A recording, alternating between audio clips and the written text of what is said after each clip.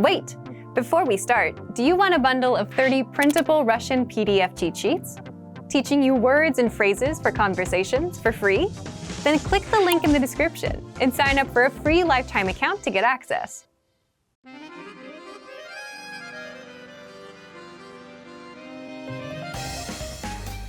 Hi! Welcome to Introduction to Russian. My name is Alicia, and I'm joined by... Hi everyone, I'm Katya. In this lesson, we'll focus on teaching you the most useful Russian words and phrases for absolute beginners. Make sure you're repeating the words out loud after I say the examples. Are you ready? Let's get started. Do you remember how to greet someone in Russian? We taught you this phrase in the very first lesson of the series. Can you recall what it was? Здравствуйте.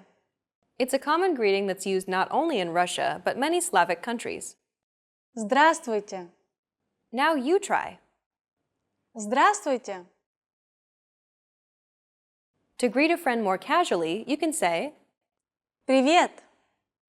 Привет. Try it. Привет. To greet someone more specifically, you can say, Доброе утро, which means good morning. Доброе утро. Добрый день, meaning good day. Добрый день. Добрый вечер, meaning good evening. Добрый вечер. One of the most useful phrases to learn is one that expresses gratitude. Let's learn how to say thank you in Russian. Спасибо. Спасибо. Try it. Спасибо. This expression is derived from two words. Спаси, meaning save, and Bog, meaning God. It literally means save God, but this expression no longer has any religious connotations and is used to simply express gratitude. Спасибо. Repeat it one more time. Спасибо. The next phrase we'll teach you is perhaps the second most useful phrase of all. It's to apologize or excuse yourself.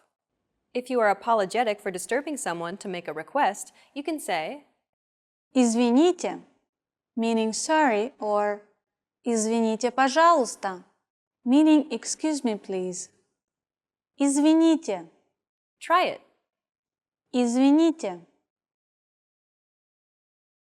Извините, пожалуйста. Извините, пожалуйста. If you want to apologize for something you've done, such as stepping on someone's toes or bumping into someone, you can excuse yourself by saying, Простите, meaning forgive me, or прошу прощения, meaning I'm sorry. Простите. Try it. Простите. Простите. Прошу прощения.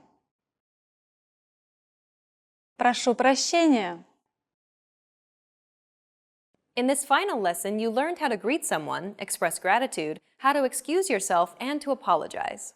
And in this series, we introduced you to the basics of Russian pronunciation, grammar, writing, and more. Let's conclude with some parting advice from Katya, and listen to some of her tips on how to learn Russian from a native Russian perspective. The sounds and pronunciation of a new language are always a huge stumbling block for new learners. I suggest getting familiar and practicing these sounds aloud from the very beginning so that you get used to Russian pronunciation. The key is to repeat them aloud. It's not enough to just sit idly expecting to improve when it comes to pronunciation. Check out our ultimate guide to Russian pronunciation to start perfecting your Russian as soon as possible. Another tip I recommend is to immerse yourself in Russian pop culture. Russians are funny people, and there are thousands and thousands of entertaining videos for you to watch online. Be entertained while familiarizing yourself with Russian mannerism, speech patterns, and intonation. Watching contemporary Russian videos, like our videos here at RussianPod101.com, will ensure that you're learning real, everyday Russian in the fastest and most effective way. You've reached the end of this Introduction to Russian course, but it's only the beginning of your journey to Russian fluency. Where do you go from here? Try our Ultimate Guide to Russian Pronunciation series to start familiarizing yourself with Russian sounds and perfect your Russian pronunciation. Or check out any of our other video series. We have many different categories for you to choose from. Good luck as you continue learning Russian, and I'll see you in another video. Bye! Bye!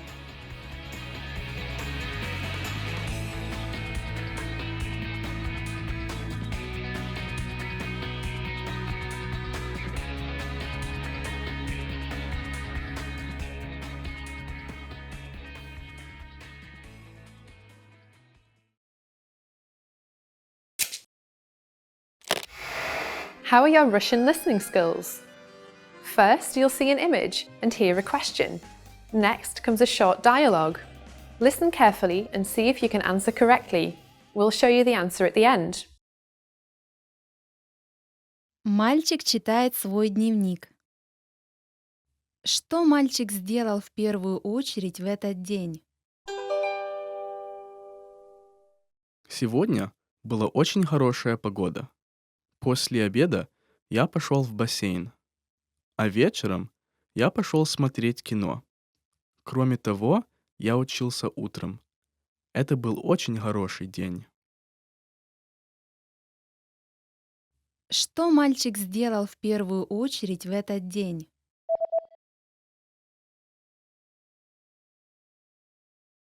Мальчик читает свой дневник. Что мальчик сделал в первую очередь в этот день? Сегодня была очень хорошая погода. После обеда я пошел в бассейн, а вечером я пошел смотреть кино. Кроме того, я учился утром. Это был очень хороший день. Did you get it right? I hope you learned something from this quiz. Let us know if you have any questions. See you next time!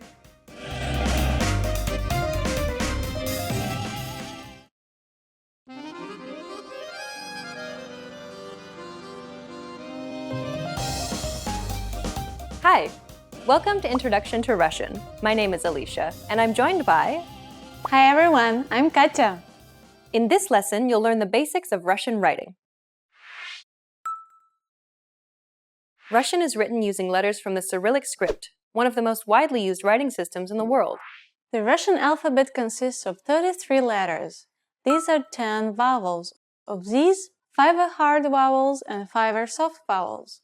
There are 21 consonants and 2 special letters which aid in designating hardness and softness. These letters do not produce sounds on their own. They merely augment the sound of a preceding letter. Like English, Russian has upper and lowercase letters. Most letters look identical to each other, and the only difference is their size. You can learn about each individual letter and get some insights into each letter and how to properly write it in our Learn Russian Writing video series.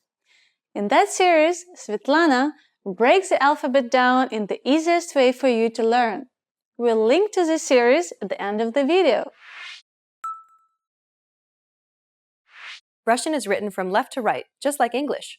Also similar to English, Russian is written in cursive letters when handwritten. It's called rapid or running script in Russian because the links between cursive letters significantly increase the writing speed. Unfortunately, this increase in speed and convenience often results in the omission of the stress marks on the letter yo. It's continuously being omitted in modern-day Russian, making it look like the letter ye instead. This is convenient for those who are fluent in Russian, because words can still be understood based on context, but this can be problematic for new learners of Russian. Every sentence begins with a capital letter in Russian. Сегодня хорошая погода. Proper nouns also begin with a capital letter. Ломоносов, Москва, Днестр. Proper names are also capitalized, but only on the first letter. Индийское море, Багамские острова. If all words in a proper name are proper nouns themselves, then they'll all be capitalized. Северная Америка. Unlike English, the pronoun for you is capitalized in Russian. It's done so as a sign of respect. Вы не подскажете? The days of the week are not capitalized in Russian.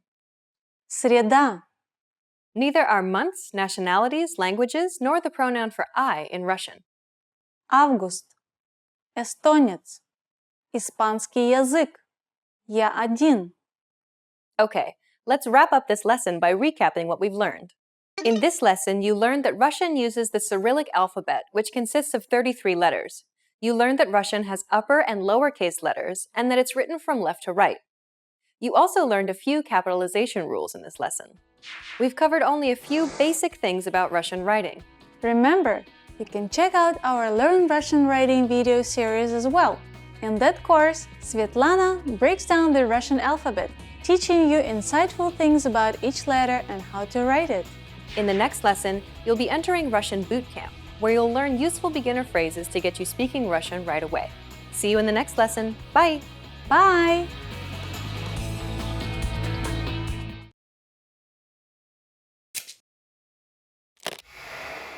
Hi everyone, I'm Gabriella. How are your Russian listening skills? In this video, you'll have a chance to test them out with a quiz. First, you'll see an image and hear a question. Next comes a short dialogue. Listen carefully and see if you can answer correctly. We'll show you the answer at the end. Are you ready? Муж и жена рассматривают планы некоторых квартир.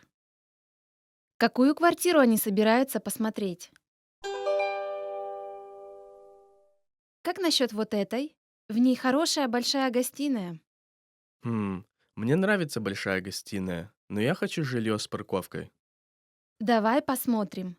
Как насчет этой? О, это ничего. Может, пойдем посмотрим ее? Подожди секунду. Тебе не кажется, что гардероб немного маловат? Хороший вопрос. Похоже, тут нет идеальной квартиры. Подожди, а как насчет этой? Похоже, в ней есть все, что нужно. И гардероб тоже довольно большой. Пойдем посмотрим эту. Хорошо.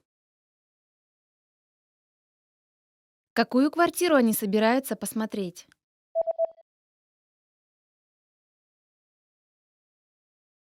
Муж и жена рассматривают планы некоторых квартир. Какую квартиру они собираются посмотреть?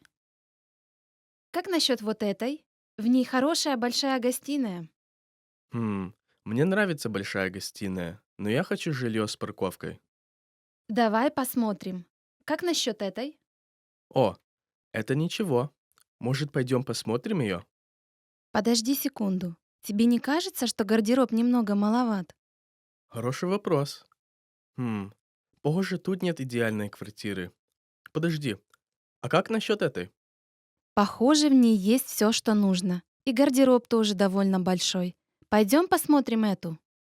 Хорошо. Did you get it right?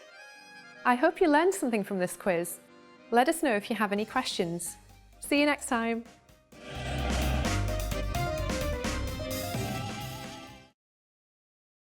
In this video, you learned 20 of the most common words and phrases in Russian. Hi everybody, my name is Katya. Welcome to the 800 Core Russian Words and Phrases video series. This series will teach you the 800 most common words and phrases in Russian. But there is a twist. With each new lesson in this series, we'll include the previous lessons at the end. So after you've learned the new words and phrases, stick around and review what you've learned in previous lessons. Reviewing is one of the most important parts of learning a language. You can also get the full list right now at RussianPod101.com. Click the link in the description to access more example sentences, create your own flashcard deck, and finally master Russian. Okay, let's get started. First is часы. Watch. Часы. Часы. Watch. У меня есть часы. I have a wristwatch. У меня есть часы. Очки. Glasses. Очки. Очки. Glasses. Мне нужно купить новые очки. I need to buy new glasses. Мне нужно купить новые очки. Пиджак. Jacket. Пиджак. Пиджак. Jacket. Этот пиджак слишком маленький. This jacket is too small. Этот пиджак слишком маленький. Получать. Receive. Получать. Получать. Receive.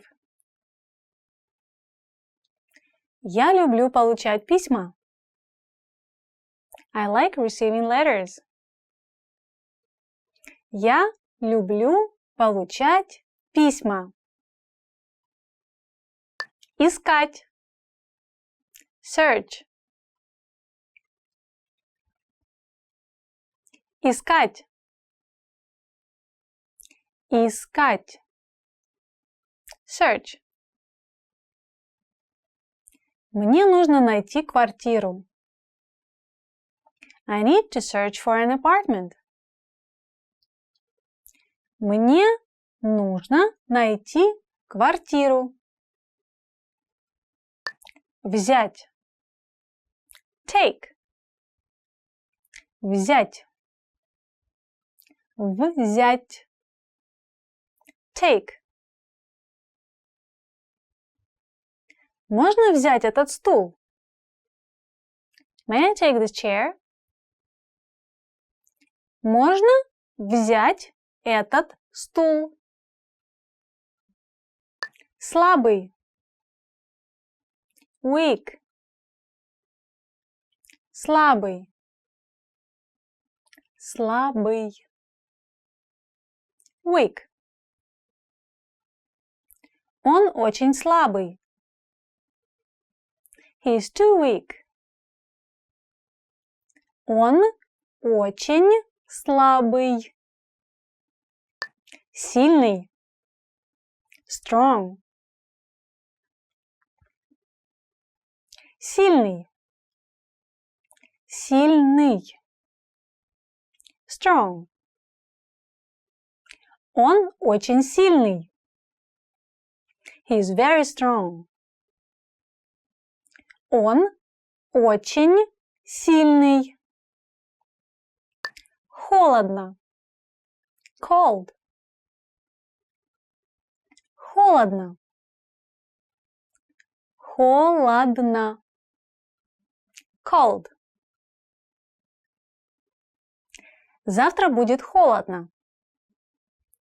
Tomorrow will be cold. Завтра будет холодно. Горячий. Hot. Горячий. Горячий. Hot. Кофе слишком горячий. The coffee is too hot. Кофе слишком горячий. Потешный. Funny. Потешный. Потешный. Funny.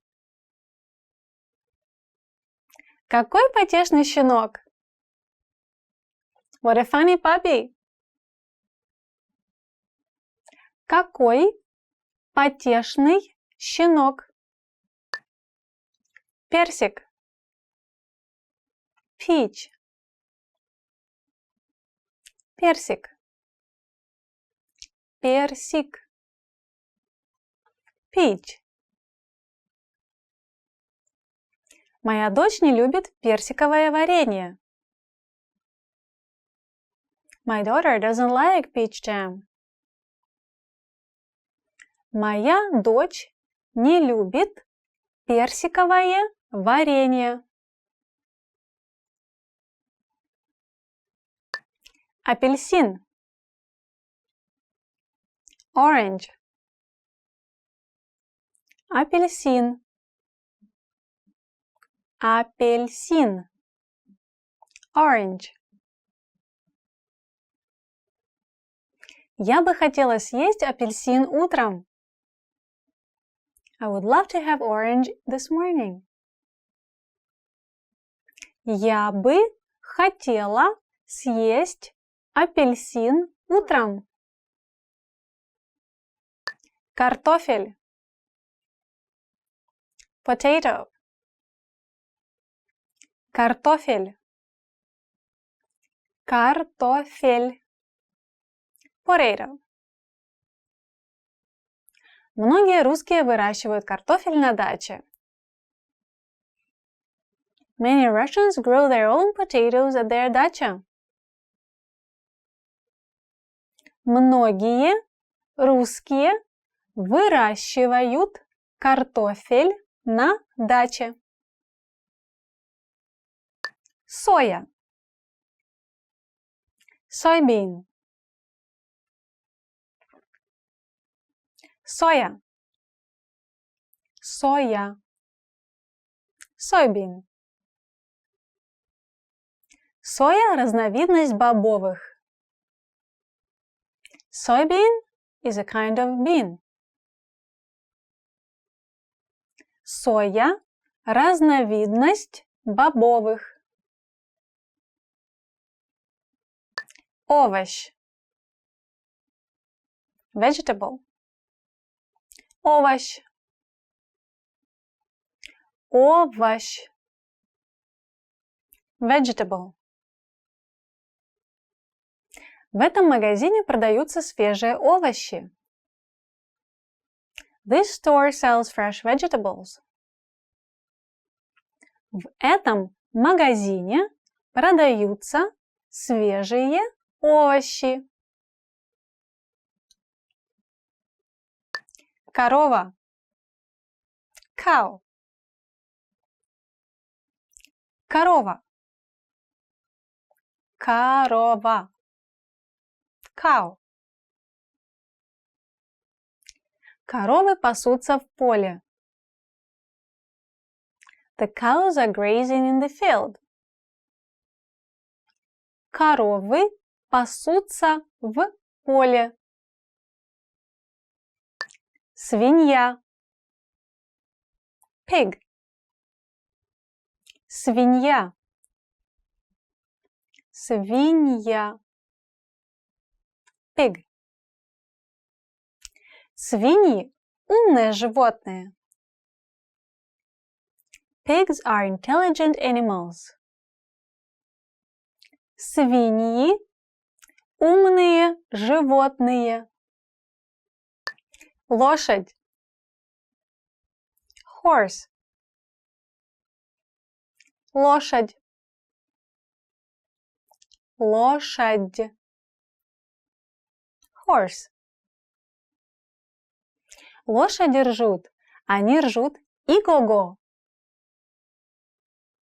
Horses whinny. They go neigh. Лошади ржут. Они ржут и-го-го. Снег. Snow. Снег. Снег. Snow. В лесу падает снег. The snow is falling in the woods. В лесу падает снег.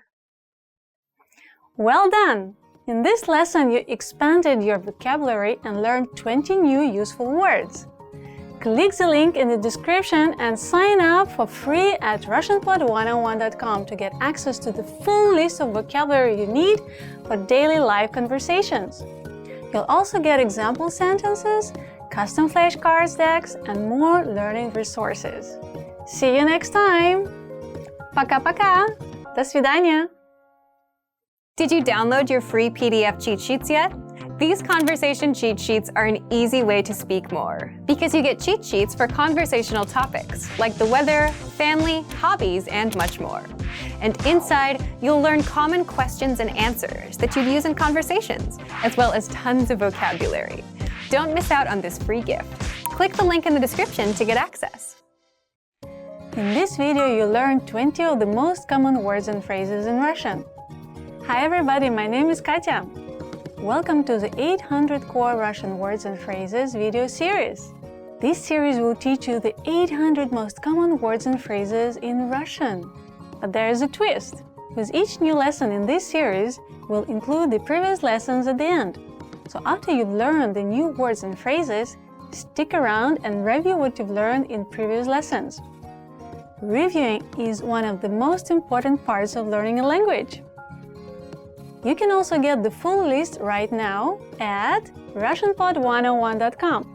Click the link in the description to access more example sentences, create your own flashcard deck, and finally master Russian. Okay, let's get started. First is...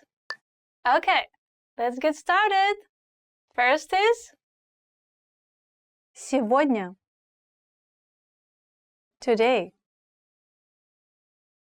Сегодня. Сегодня. Today. Сегодняшнее домашнее задание. Today's homework. Сегодняшнее домашнее задание. Вчера. Yesterday. Вчера. Вчера. Yesterday. Вчера утром. Yesterday morning. Вчера утром. Завтра. Tomorrow. Завтра. Завтра. Tomorrow. Завтра вечером. Tomorrow night. Завтра вечером. Неделя. Week. Неделя. Неделя. Week. В одной неделе 7 дней. One week has 7 days. В одной неделе 7 дней. Год. Year. Год. Год. Year. 1 год. 1 year. 1 год. Секунда. Second. Секунда.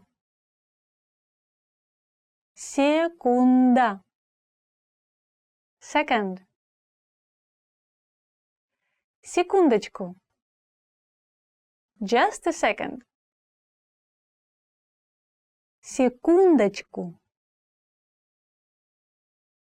Минута. Minute. Минута. Минута. Minute. 3 минуты. 3 minutes. 3 минуты. Час. Hour. час. Час. Hour. 1 час. 1 hour. 1 час. Часы. Clock. Часы. Часы. Clock. Настенные часы висят на стене. The wall clock is hanging on the wall. Настенные часы висят на стене. Часы. O'clock. Часы. Часы. O'clock. В 3 часа. At 3 o'clock. В 3 часа. Календарь. Calendar. Календарь. Календарь. Calendar. 1 календарный год. 1 calendar year. 1 календарный год. Понедельник. Monday. Понедельник. Понедельник. Monday. Рабочая неделя начинается с понедельника. The work week starts on Monday. Рабочая неделя начинается с понедельника. Вторник. Tuesday. Вторник. Вторник. Tuesday. Вторник, 1 января. Tuesday, January 1st. Вторник, 1 января. Среда. Wednesday. Среда. Среда. Wednesday. Среда, 18. Wednesday, the 18th. Среда, 18. Четверг. Thursday. Четверг. Четверг. Thursday. Четверг, 3 января. Thursday, January 3rd.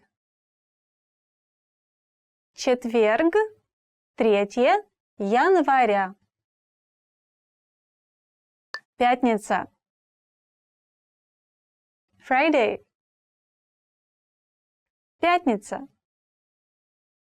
Пятница. Friday. Пятница, 8 декабря. Friday, December 8th. Пятница, 8 декабря. Суббота. Saturday. Суббота. Суббота. Saturday. Субботний вечер. Saturday night. Субботний вечер. Воскресенье. Sunday. Воскресенье. Воскресенье. Sunday. Воскресенье 17. Sunday the 17th. Воскресенье 17. Делать. Do. Делать. Делать. Do. Делать все. To do it all. Делать все. Идти. Go. Идти. Идти. Go. Идти в парк. Go to the park. Идти в парк. Well done! In this lesson, you expanded your vocabulary and learned 20 new useful words. Click the link in the description and sign up for free at RussianPod101.com to get access to the full list of vocabulary you need for daily live conversations. You'll also get example sentences, custom flashcards decks, and more learning resources. See you next time! Пока-пока! До свидания! Want to speak real Russian from your first lesson? Sign up for your free lifetime account at RussianPod101.com. Hi everybody, I'm Katya from RussianPod101.com. Do you know how to say bye in Russian? In this lesson, you'll learn 3 parting expressions in Russian.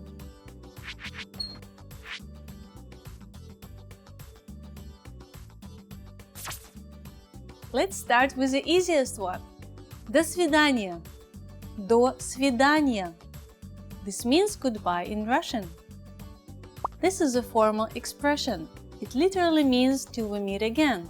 But this doesn't necessarily mean that you're going to meet again anytime soon.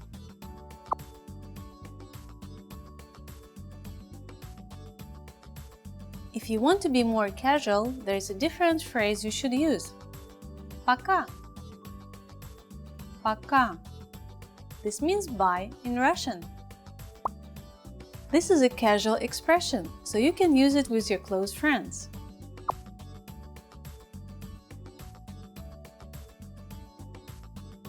If you know that you're going to see the person again, here's a phrase for you. До встречи. До встречи. This means see you soon in Russian. До встречи literally means till the next meeting. This phrase implies that you're going to see this person again.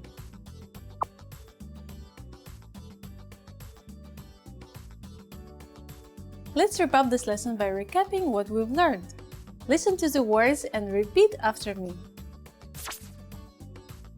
Goodbye. До свидания.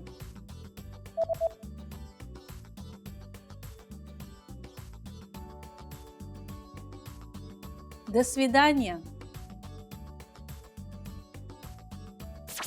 The casual way to say goodbye. Пока.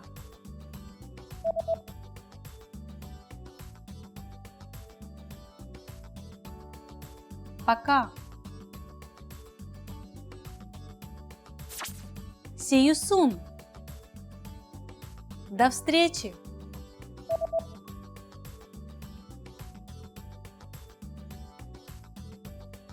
До встречи.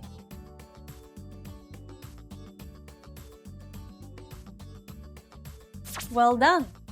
Here's a fun fact. In Russia, it is customary for the host to serve you one final shot of alcohol before your trip home.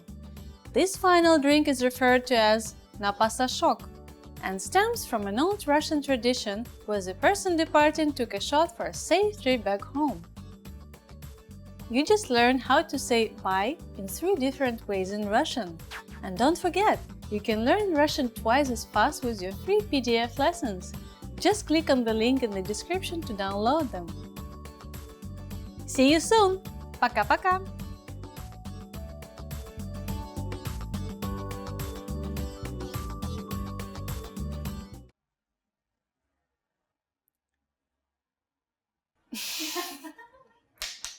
But this doesn't necessarily mean that you're going to meet again anytime soon. I'm sorry, it sounded very sad, like, is it really what's written there? In this video, you learned 20 of the most common words and phrases in Russian. Hi everybody, my name is Katya. Welcome to the 800 Core Russian Words and Phrases video series. This series will teach you the 800 most common words and phrases in Russian. But there is a twist. With each new lesson in this series, we'll include the previous lessons at the end. So after you've learned the new words and phrases, stick around and review what you learned in previous lessons. Reviewing is one of the most important parts of learning a language. You can also get the full list right now at RussianPod101.com. Click the link in the description to access more example sentences, create your own flashcard deck, and finally, master Russian. Okay, let's get started. First is надеяться. Be hopeful. Надеяться. Надеяться. Be hopeful. Я надеюсь, что следующий мой летний отпуск будет отличным. I'm hopeful that my next summer vacation will be very good. Я надеюсь, что следующий мой летний отпуск будет отличным. Глубокий. Deep. Глубокий. Глубокий. Deep. Море глубокое. The sea is deep. Море глубокое. Мелкий. Shallow. Мелкий. Мелкий. Shallow. Не бойся, здесь очень мелко. Don't worry, the water is very shallow here. Не бойся, здесь очень мелко.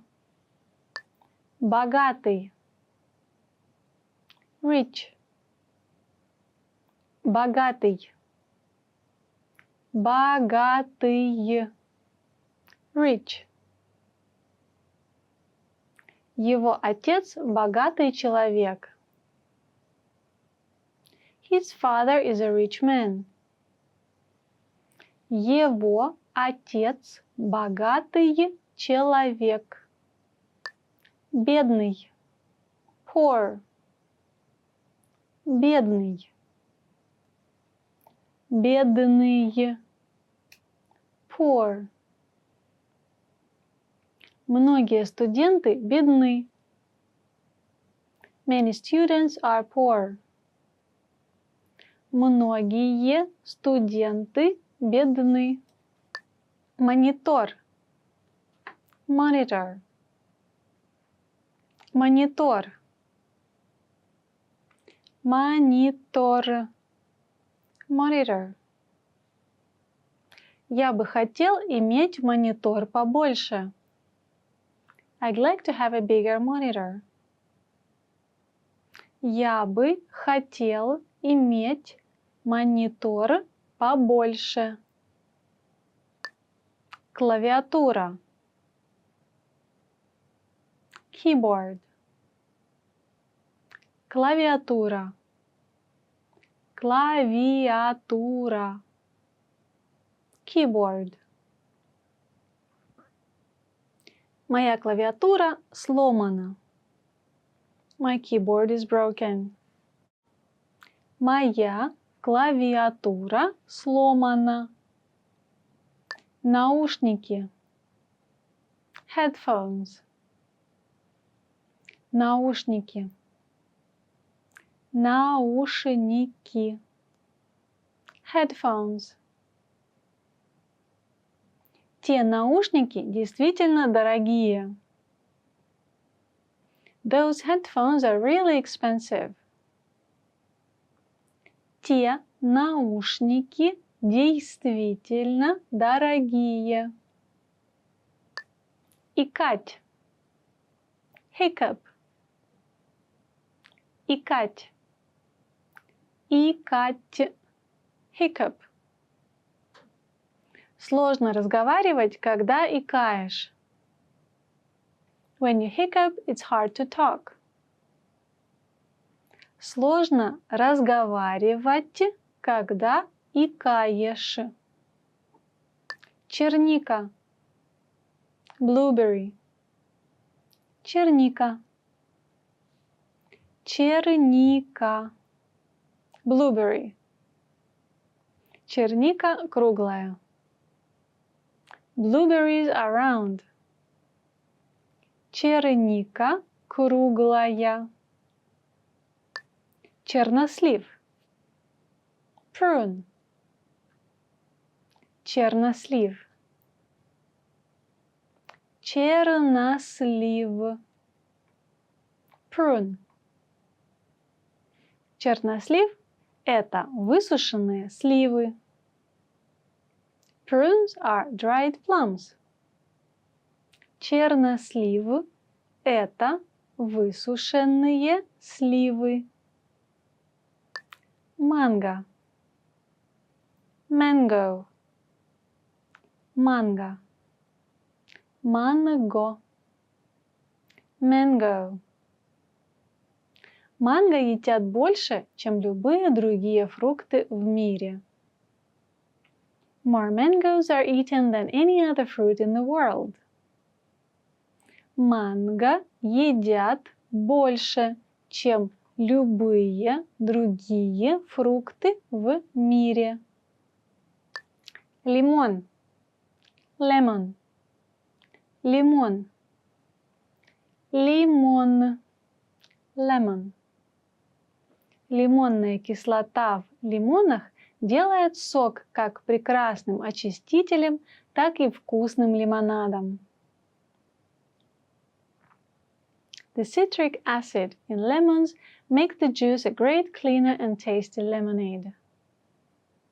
Лимонная кислота в лимонах делает сок как прекрасным очистителем, так и вкусным лимонадом. Ягодицы. Buttocks. Ягодицы. Ягодицы. Buttocks. Она упала назад, жестко приземлившись на ягодицы. She fell backwards, landing hard on her buttocks. Она упала назад, жестко приземлившись на ягодицы. Плечо. Shoulder. Плечо. Плечо. Shoulder. У меня болит правое плечо. My right shoulder hurts. У меня болит правое плечо. Мускул. Muscle. Мускул. Мускул. Muscle. Если вы поднимаете тяжести, вы сможете накачать мускулы. If you lift weights, you can build your muscles. Если вы поднимаете тяжести, вы сможете накачать мускулы. Кость. Bone. Кость. Кость. bone. Ваши кости находятся под кожей. Your bones are beneath your skin. Ваши кости находятся под кожей. Борода. Beard. Борода. Борода. Beard. У мужчины пышная борода, но мало волос на макушке. The man has a full beard, but little hair on the top of his head. У мужчины пышная борода, но мало волос на макушке. Сладкий картофель. Sweet potato. Сладкий картофель. Сладкий картофель. Sweet potato. Сладкий картофель хорошо печь или жарить. The sweet potato is great baked or fried. Сладкий картофель хорошо печь или жарить. Гриб. Mushroom. Гриб. Гриб. Mushroom. Я люблю грибы. I like mushrooms.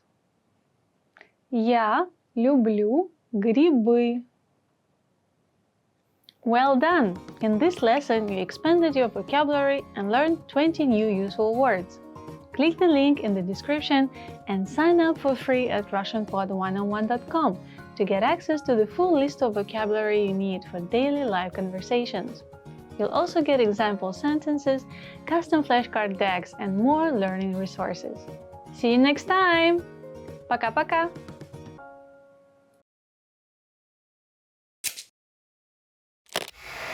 How are your Russian listening skills? First, you'll see an image and hear a question. Next comes a short dialogue.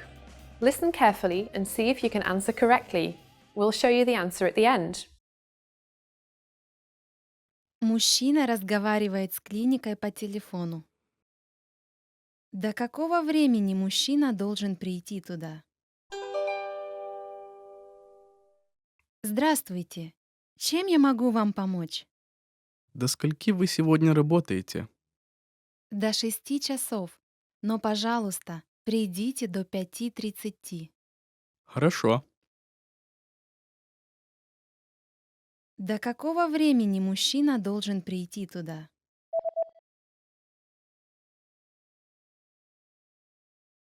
Мужчина разговаривает с клиникой по телефону.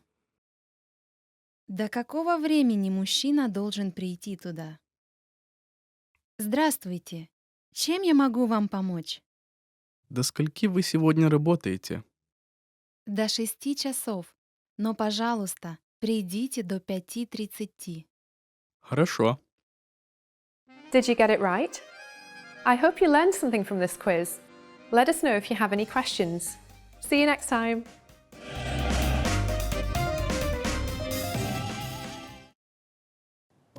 In this video, you learned 20 of the most common words and phrases in Russian. Hi everybody, my name is Katya. Welcome to the 800 Core Russian Words and Phrases video series. This series will teach you the 800 most common words and phrases in Russian. But there is a twist. With each new lesson in this series, we'll include the previous lessons at the end. So after you learn the new words and phrases, stick around and review what you learned in previous lessons. Reviewing is one of the most important parts of learning a language. You can also get the full list right now at RussianPod101.com. Click the link in the description to access more example sentences, create your own flashcard deck, and finally master Russian. Okay, let's get started. First is чайник, kettle, чайник, чайник, kettle.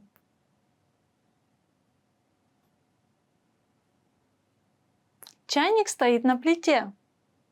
The kettle is on the stove. Чайник стоит на плите. Кастрюля. Pot. Кастрюля. Кастрюля. Pot. Шоколад растаял в кастрюле.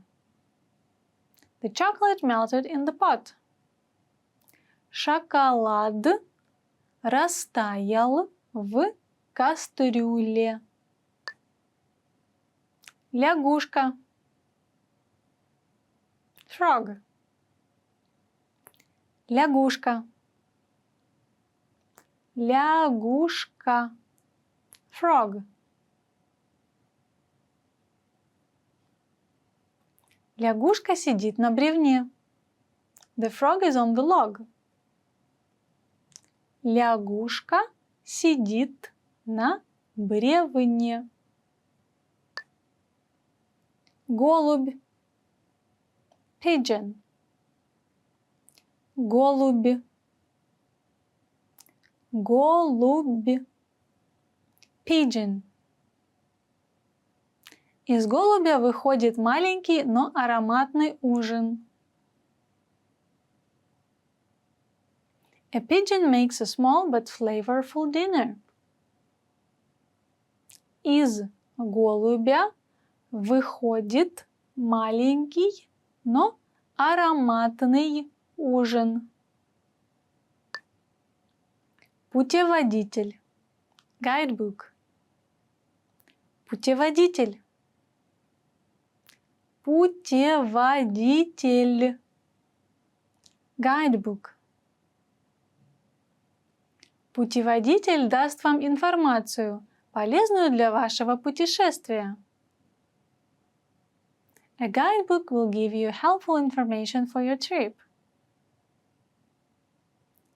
Путеводитель даст вам информацию, полезную для вашего путешествия.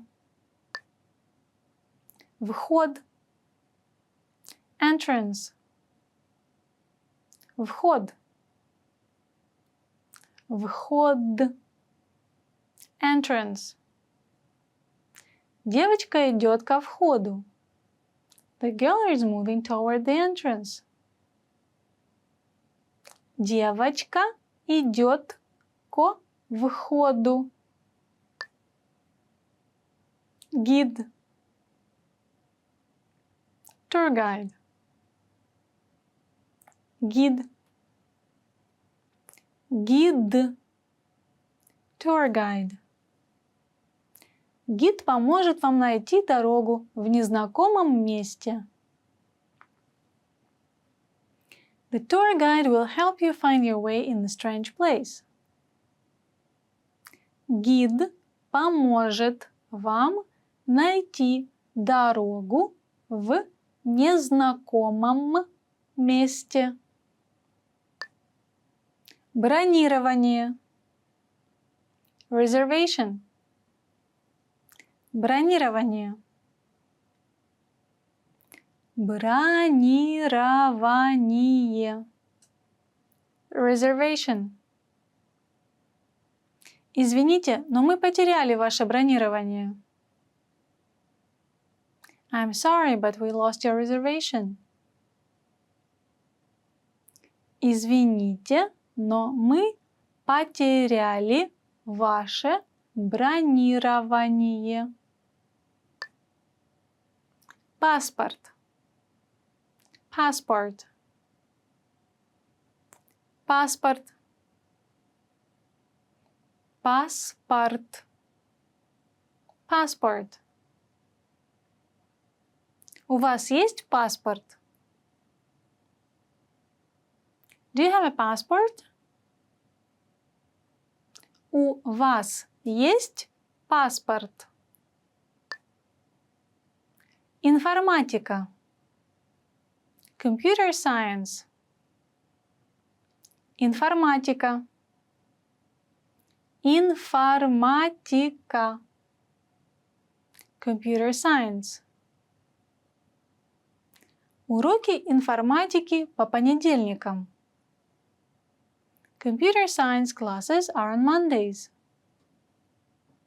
Уроки информатики по понедельникам. Математика. Math. Математика. Математика. Math. Мой любимый школьный предмет – математика. My favorite subject in school is math. Мой любимый школьный предмет – математика. Чувствовать. Feel. Чувствовать. Чувствовать. Feel. Любить значит чувствовать себя живым. To feel love is to feel alive. Любить значит чувствовать себя живым. Рисовать. Draw. Рисовать. Рисовать. Draw.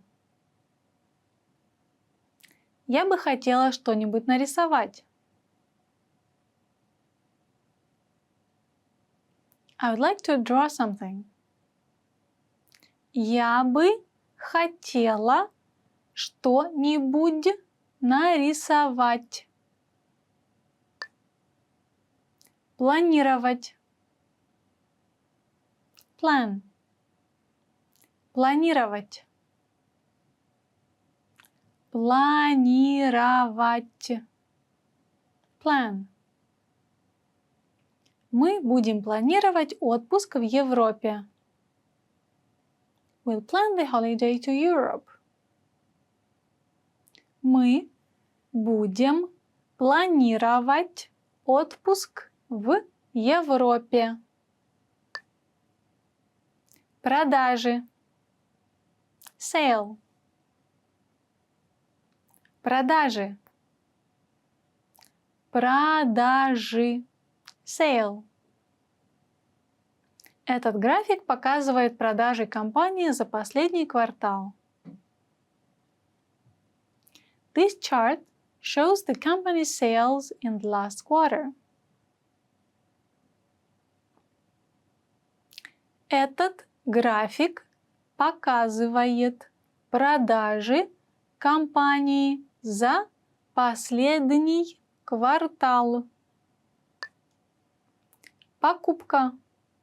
Shopping. Покупка. Покупка. Shopping. Вчера я ходила за покупками с моими подругами. Yesterday I went shopping with my girlfriends. Вчера я ходила за покупками с моими подругами. Четвертый.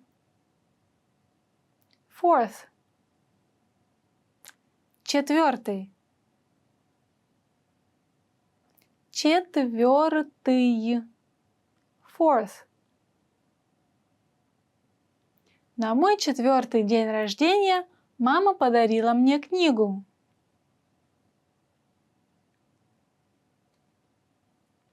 On my 4th birthday, my mother gave me a book. На мой 4-й день рождения мама подарила мне книгу. 5. Fifth. 5. 5. Fifth. Он купил 5-й дом. He bought his 5th house. Он купил 5-й дом.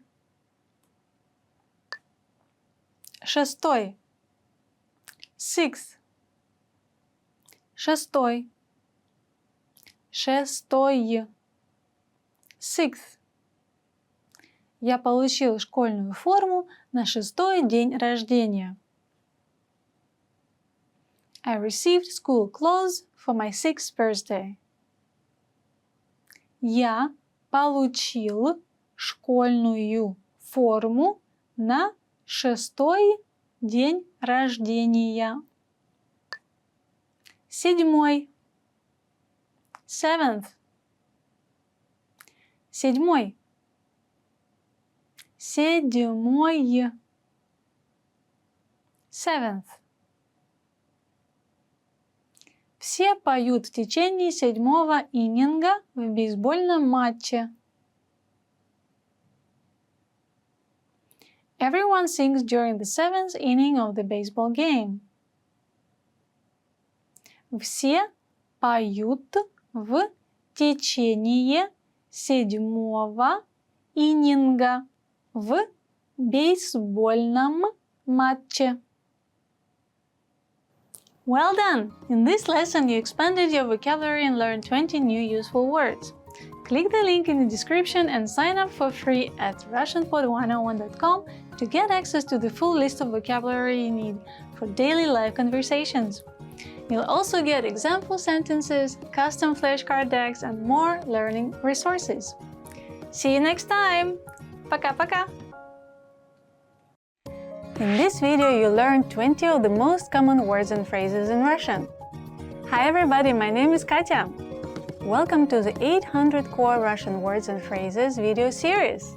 This series will teach you the 800 most common words and phrases in Russian. But there is a twist. With each new lesson in this series, we'll include the previous lessons at the end. So after you've learned the new words and phrases, stick around and review what you've learned in previous lessons. Reviewing is one of the most important parts of learning a language. You can also get the full list right now at RussianPod101.com. Click the link in the description to access more example sentences, create your own flashcard deck, and finally master Russian. Okay, let's get started. First is... Okay, let's get started. First is... Сегодня. Today. Сегодня. Сегодня. Today. Сегодняшнее домашнее задание. Today's homework. Сегодняшнее домашнее задание. Вчера. Yesterday. Вчера. Вчера. Yesterday. Вчера утром. Yesterday morning. Вчера утром. Завтра. Tomorrow. Завтра. Завтра. Tomorrow. Завтра вечером. Tomorrow night. Завтра вечером. Неделя. Week. Неделя. Неделя. Week. В одной неделе 7 дней. One week has 7 days. В одной неделе 7 дней. Год. Year. Год. Год.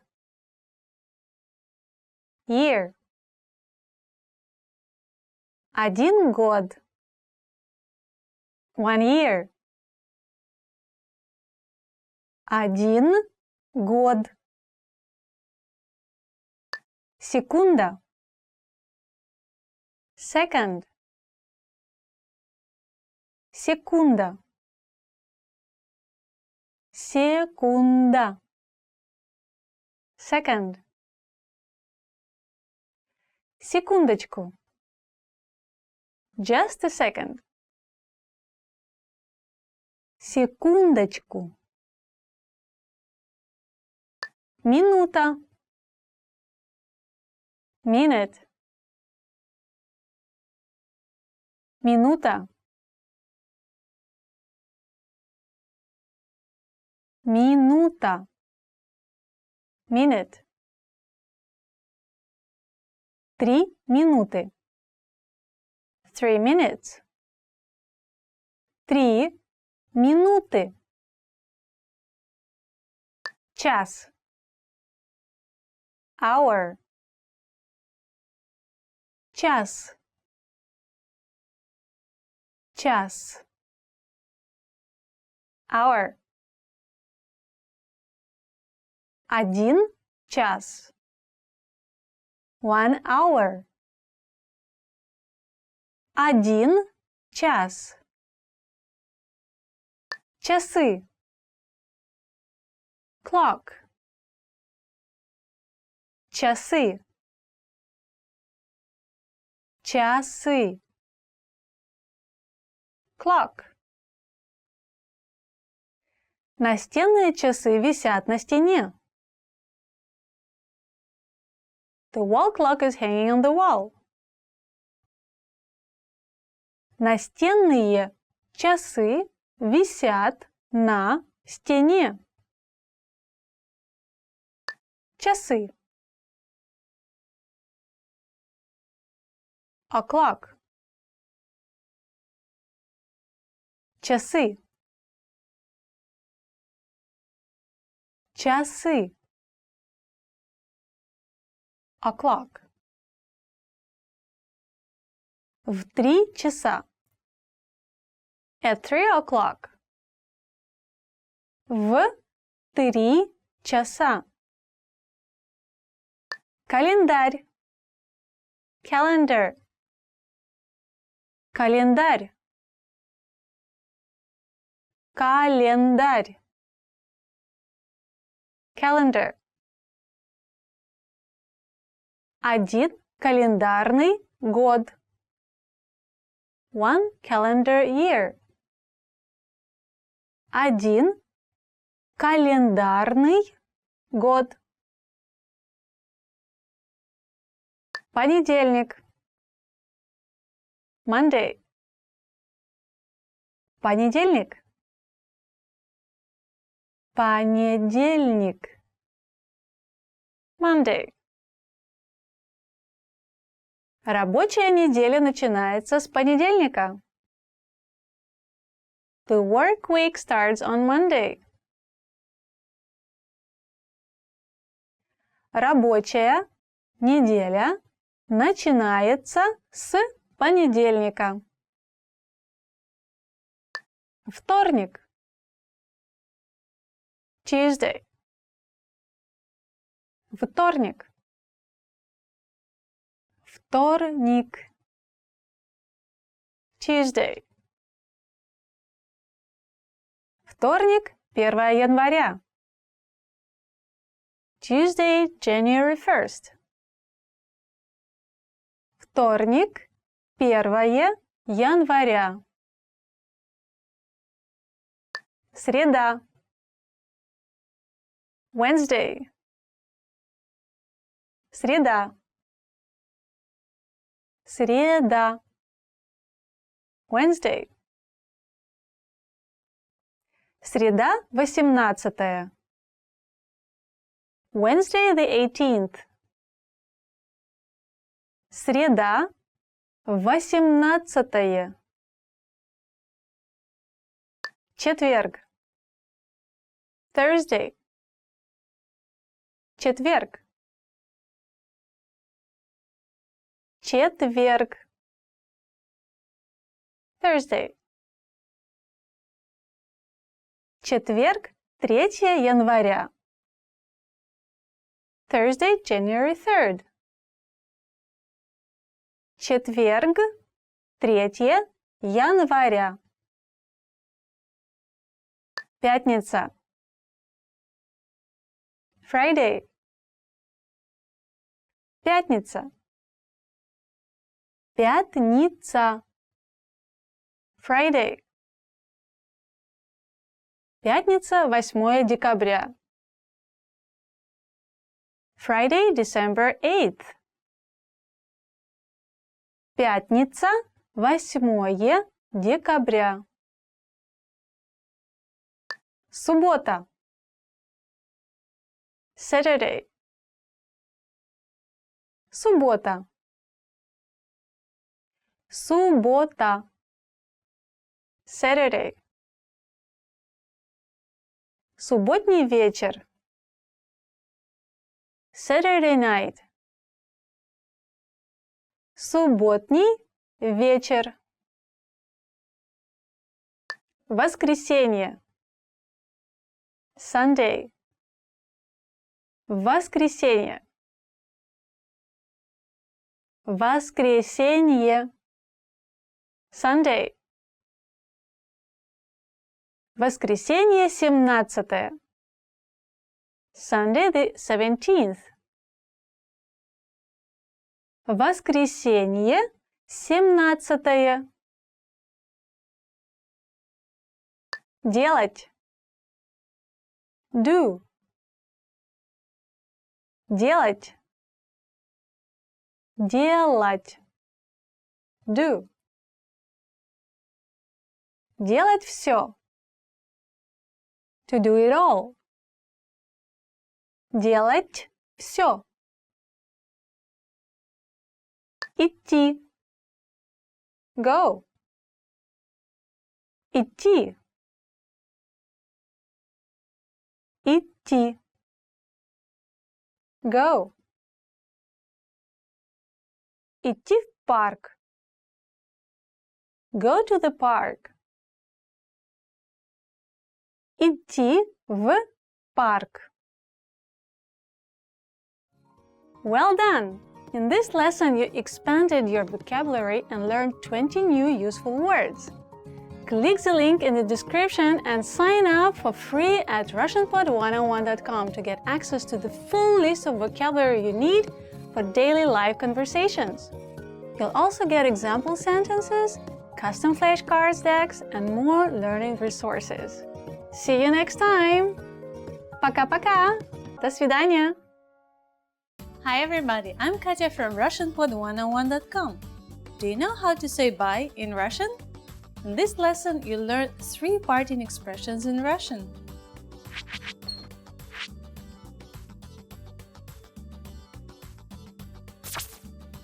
Let's start with the easiest one. До свидания. До свидания. This means goodbye in Russian. This is a formal expression. It literally means till we meet again. But this doesn't necessarily mean that you're going to meet again anytime soon.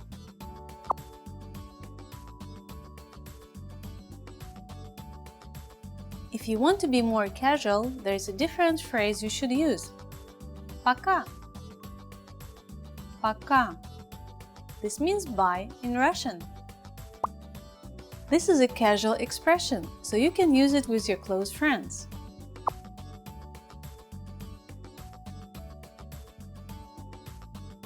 If you know that you're going to see the person again, here's a phrase for you. До встречи. До встречи. This means see you soon in Russian. До встречи literally means till the next meeting. This phrase implies that you're going to see this person again.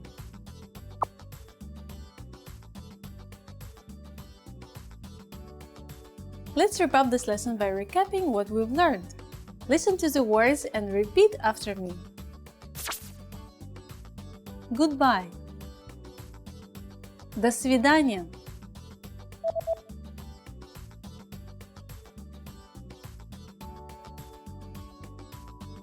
До свидания. The casual way to say goodbye. Пока.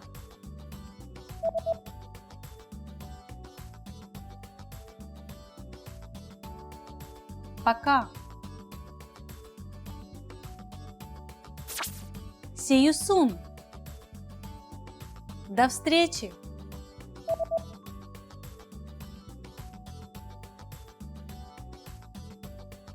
До встречи.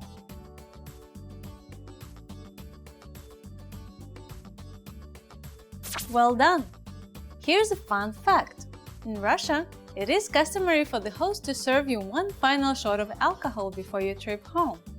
This final drink is referred to as napasashok and stems from an old Russian tradition where the person departing took a shot for a safe trip back home. You just learned how to say bye in 3 different ways in Russian. See you soon! Пока-пока!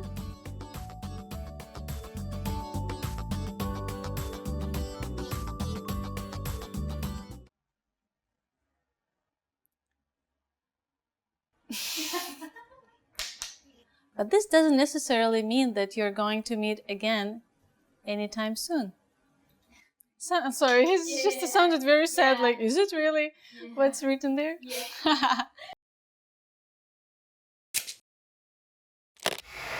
How are your Russian listening skills? First, you'll see an image and hear a question. Next comes a short dialogue. Listen carefully and see if you can answer correctly. We'll show you the answer at the end. Мужчина разговаривает с клиникой по телефону. До какого времени мужчина должен прийти туда? Здравствуйте. Чем я могу вам помочь? До скольки вы сегодня работаете? До 6 часов. Но, пожалуйста, придите до 5:30. Хорошо. До какого времени мужчина должен прийти туда?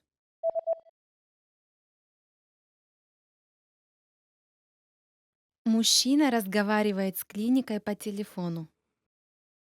До какого времени мужчина должен прийти туда? Здравствуйте. Чем я могу вам помочь? До скольки вы сегодня работаете? До 6 часов. Но, пожалуйста, придите до 5:30. Хорошо. Did you get it right? I hope you learned something from this quiz. Let us know if you have any questions. See you next time!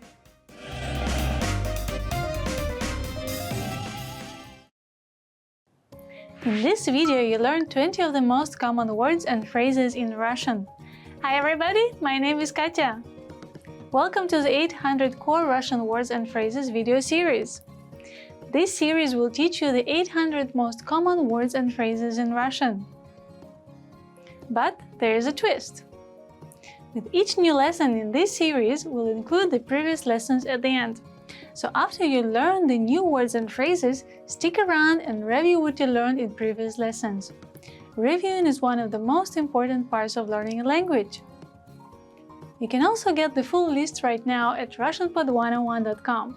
Click the link in the description to access more example sentences, create your own flashcard tag, and finally master Russian. Okay, let's get started. First is чайник, kettle, чайник, чайник, kettle.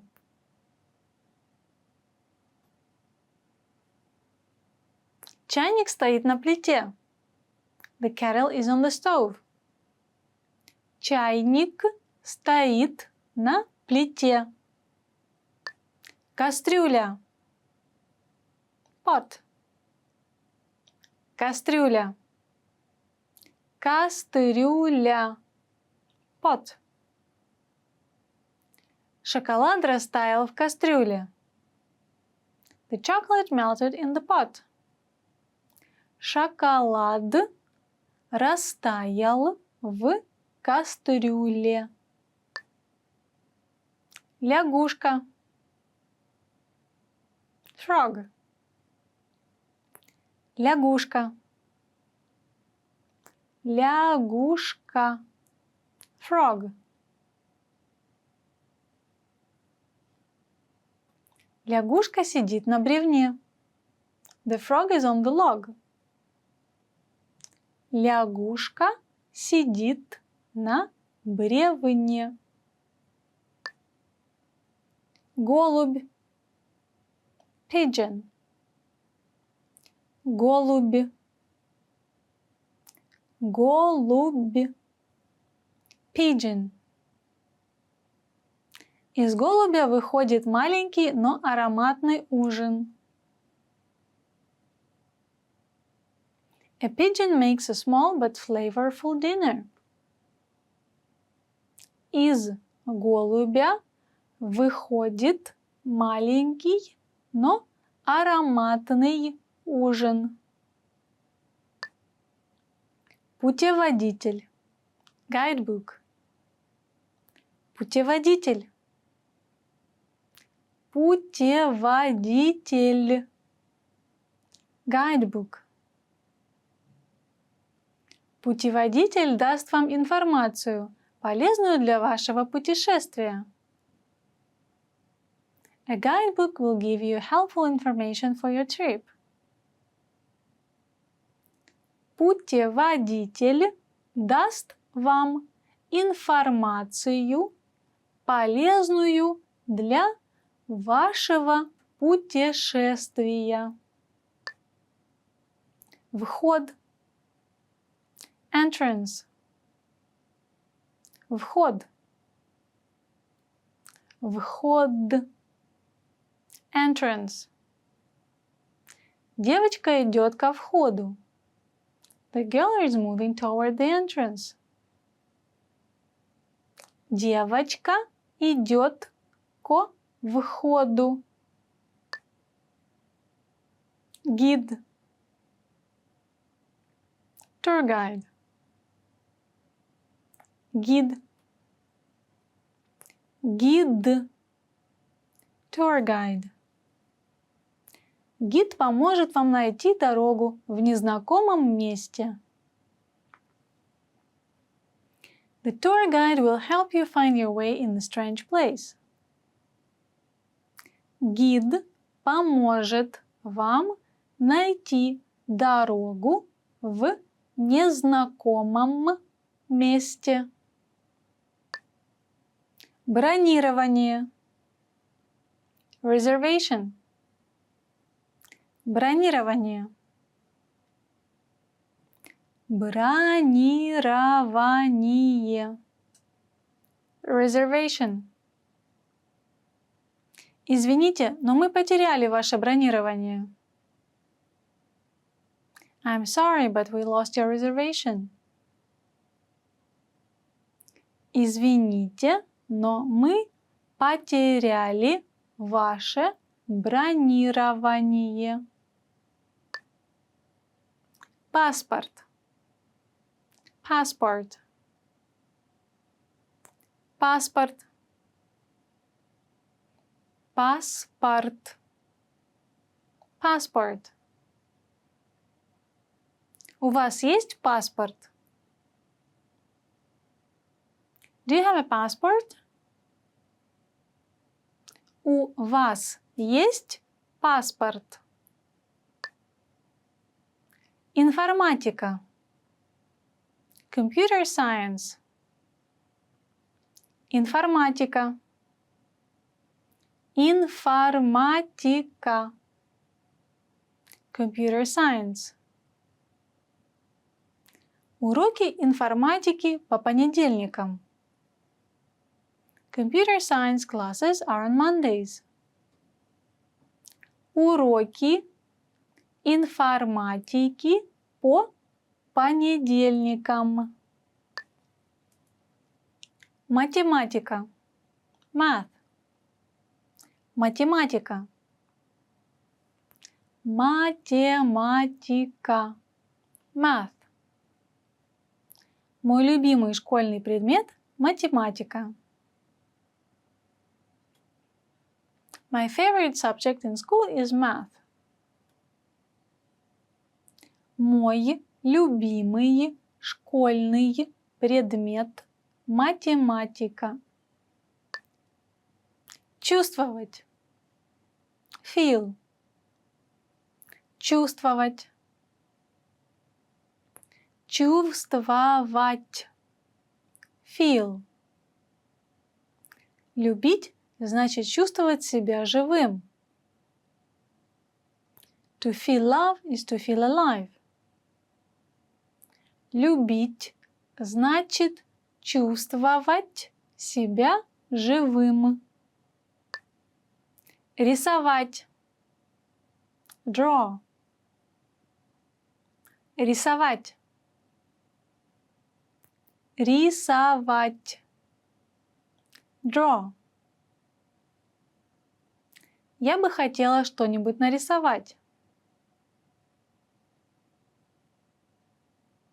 I would like to draw something.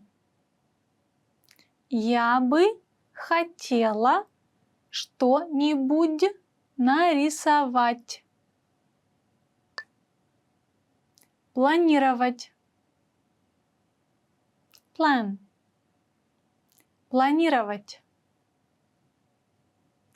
Планировать. Plan. Мы будем планировать отпуск в Европе. We'll plan the holiday to Europe. Мы будем планировать отпуск в Европе. Продажи.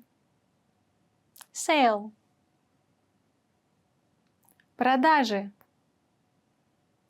Продажи. Sale.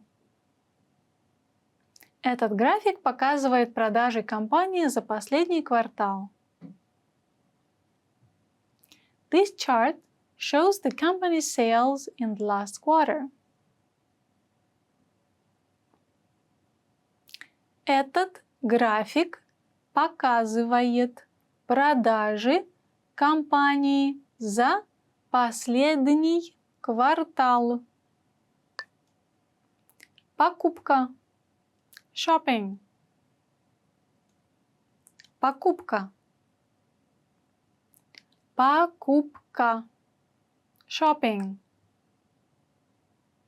Вчера я ходила за покупками с моими подругами.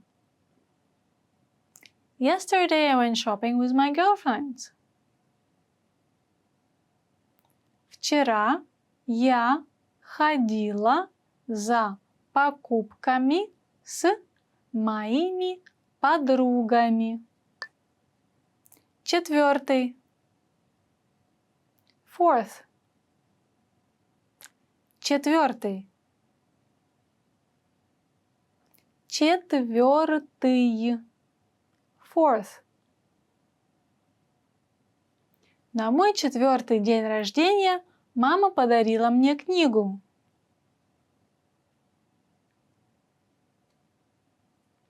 On my 4th birthday, my mother gave me a book. На мой 4-й день рождения мама подарила мне книгу. 5. Fifth. 5. 5. Fifth. Он купил 5-й дом. He bought his 5th house. Он купил 5-й дом. 6. Sixth. 6. 6. Sixth. Я получил школьную форму на 6-й день рождения. I received school clothes for my 6th birthday. Я получил школьную форму на 6-й день рождения. 7. Seventh. Седьмой. Седьмой. Seventh. Все поют в течение седьмого иннинга в бейсбольном матче. Everyone sings during the seventh inning of the baseball game. Все поют в течение седьмого иннинга в бейсбольном матче. Well done! In this lesson, you expanded your vocabulary and learned 20 new useful words. Click the link in the description and sign up for free at RussianPod101.com to get access to the full list of vocabulary you need for daily live conversations. You'll also get example sentences, custom flashcard decks, and more learning resources. See you next time! Пока-пока! Hello again, and it's me, Katusha, with you in Russian language. So today we're gonna be talking about 10 phrases to amaze native speakers. Wow, what's gonna be? You're gonna try amaze me. Now let's begin. Кроме русского, я также могу говорить на нескольких других языках. Apart from knowing Russian, I can also speak a few other languages as well. Кроме русского, я также могу говорить на нескольких других языках. Apart from knowing Russian, I can speak a few other languages as well. That will be very impressive if you can tell me that in Russian. Wow. Русский весело и легко учить. Russian is fun and easy to learn. Русский весело и легко изучать.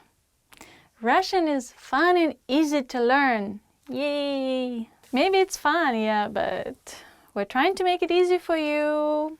Спасибо, но на самом деле я не носитель языка. Thank you, but I'm not a native speaker actually. Спасибо, но на самом деле я не носитель языка. Thank you, but I'm not a native speaker actually. Your Russian is so good that you have to say this. У меня заняло всего год, чтобы заговорить свободно. It took me only 1 year to become fluent. У меня заняло всего год, чтобы заговорить свободно. It took me only 1 year to become fluent. Impressive! Я буду говорить по-русски как носитель языка через 3 года. I'll speak Russian as a native speaker in 3 years. Я буду говорить по-русски как носитель языка через 3 года. I'll speak Russian like a native speaker in 3 years. Well, yeah, 3 years is not bad. You can speak fluent like a native speaker. You never know. Я изучаю русский в течение 10 лет. I've been learning Russian for 10 years. Я изучаю русский язык в течение 10 лет. I've been learning Russian for 10 years. That's crazy. Я изучаю русский самостоятельно. I'm learning Russian by myself. Я изучаю русский самостоятельно. I'm learning Russian by myself. I'm sure it's about you. You're learning it by yourself, right? Good job. Молодец. Я могу запомнить около 50 новых русских слов в день. I can memorize around 50 new Russian words a day. Я могу запомнить около 50 новых русских слов в день. I can memorize about 50 new Russian words a day. That's me. I can do that. Я могу смотреть русские фильмы без субтитров. I can watch Russian movies without subtitles.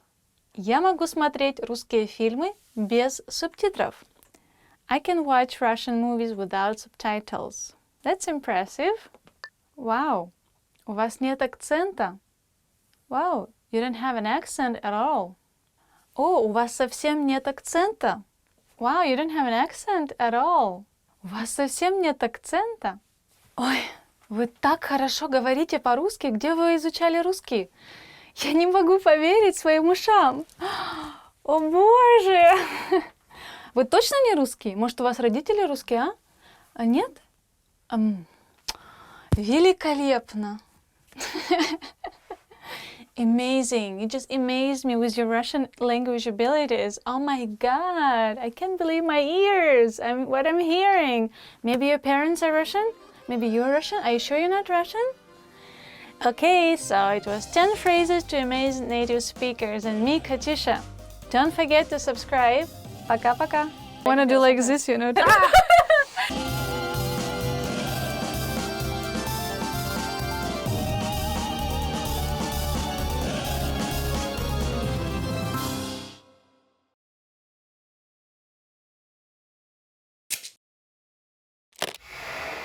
Hi everyone, I'm Gabriella. How are your Russian listening skills? In this video, you'll have a chance to test them out with a quiz. First, you'll see an image and hear a question.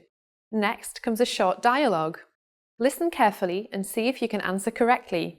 We'll show you the answer at the end. Are you ready? Мужчина ищет подарок на день рождения своей жены в ювелирном магазине. Какое ожерелье он собирается купить? Могу я вам помочь? Я ищу подарок на день рождения своей жены. Что бы вы посоветовали? Так, как насчет этого ожерелья? Оно выглядит немного длинным. А что насчет вон тех? У нас есть одно с подвеской в виде цветка и другое с сердцем. Я ищу что-нибудь более изысканное. Сколько стоит вот это жемчужное ожерелье? Оно стоит 300 тысяч рублей. Это слишком дорого. Хорошо, я возьму первое. Конечно. Вот, пожалуйста. Какое ожерелье он собирается купить?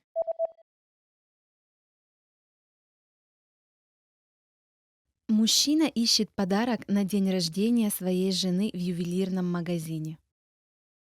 Какое ожерелье он собирается купить? Могу я вам помочь?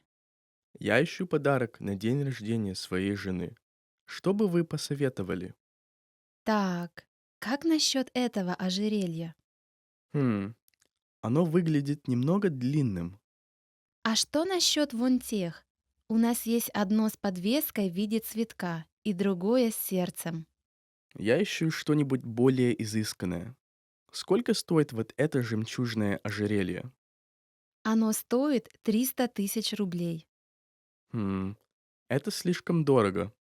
Хорошо, я возьму первое. Конечно. Вот, пожалуйста. Did you get it right? I hope you learned something from this quiz. Let us know if you have any questions. See you next time.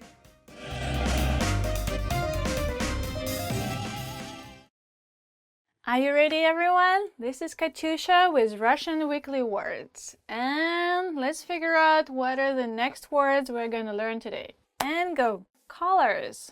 I love this theme. Very nice theme. Colors in Russian is цвета. Be careful because flowers in Russian is цветы, but colors is цвета. So the first color is белый. Белый. I don't have it right now, but maybe you do.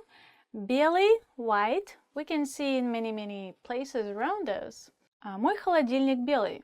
My fridge is white. Here we go, next color. Ta-da! Зеленый. Green. When you go to the nature, everything is green, right? Лес такой зеленый. The forest is so green. In Russian, it sounds very strange. Red. Красный. Красный – это мой любимый цвет. Red is my favorite color. As you can see, some red boots, red socks, red hat. The colors that suits everyone. Черный. Black. Man in black. Черный. So, if you want to look cool, you can always wear black. Я люблю одеваться в черное. I like to wear black. Я люблю одеваться в черное. I like to wear black. Oh, that's a cute one. The favorite girl's color. Розовый. Pink. Pink. We all see the world through the pink glasses. Мы смотрим на мир в розовых очках. I mean, we want to be optimistic, so pink is a good color, but don't overdo it, I guess. The end. Oh no, well, I hope you mix your colors, цвета, very well, and you look great. Just choose your own style and go with it. And I'll see you next time in my lessons, okay? See you, bye!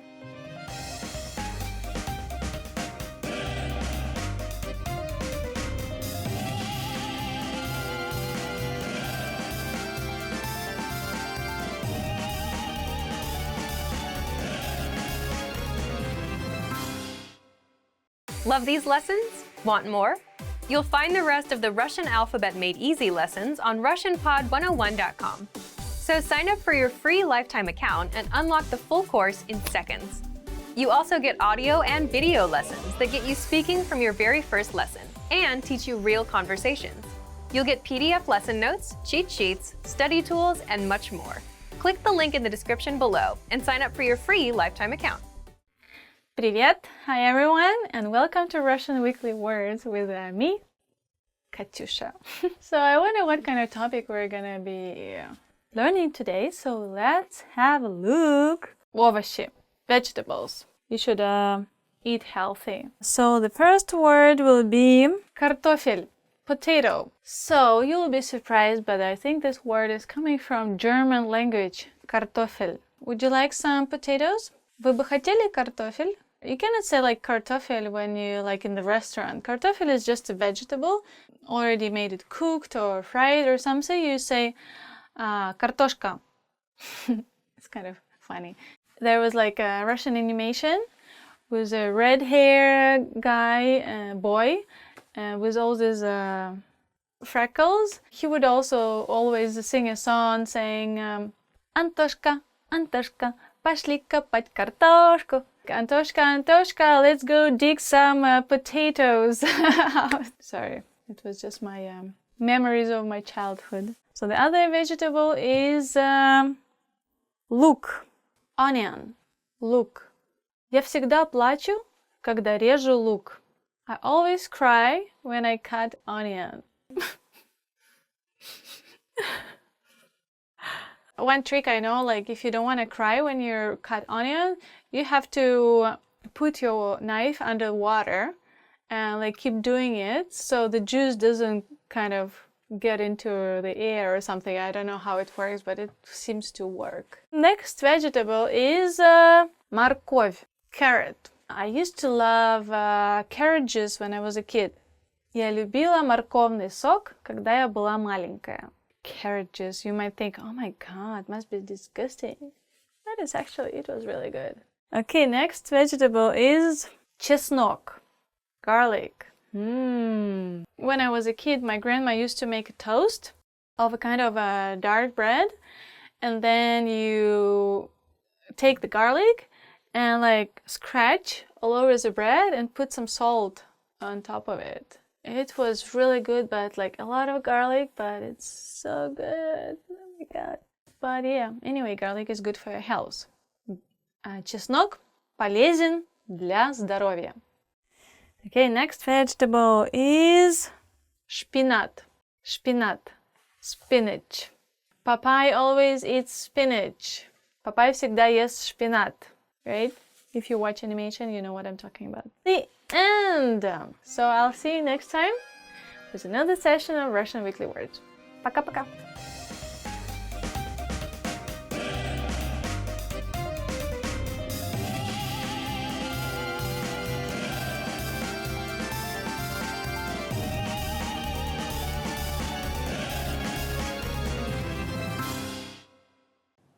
In this video, you learned 20 of the most common words and phrases in Russian.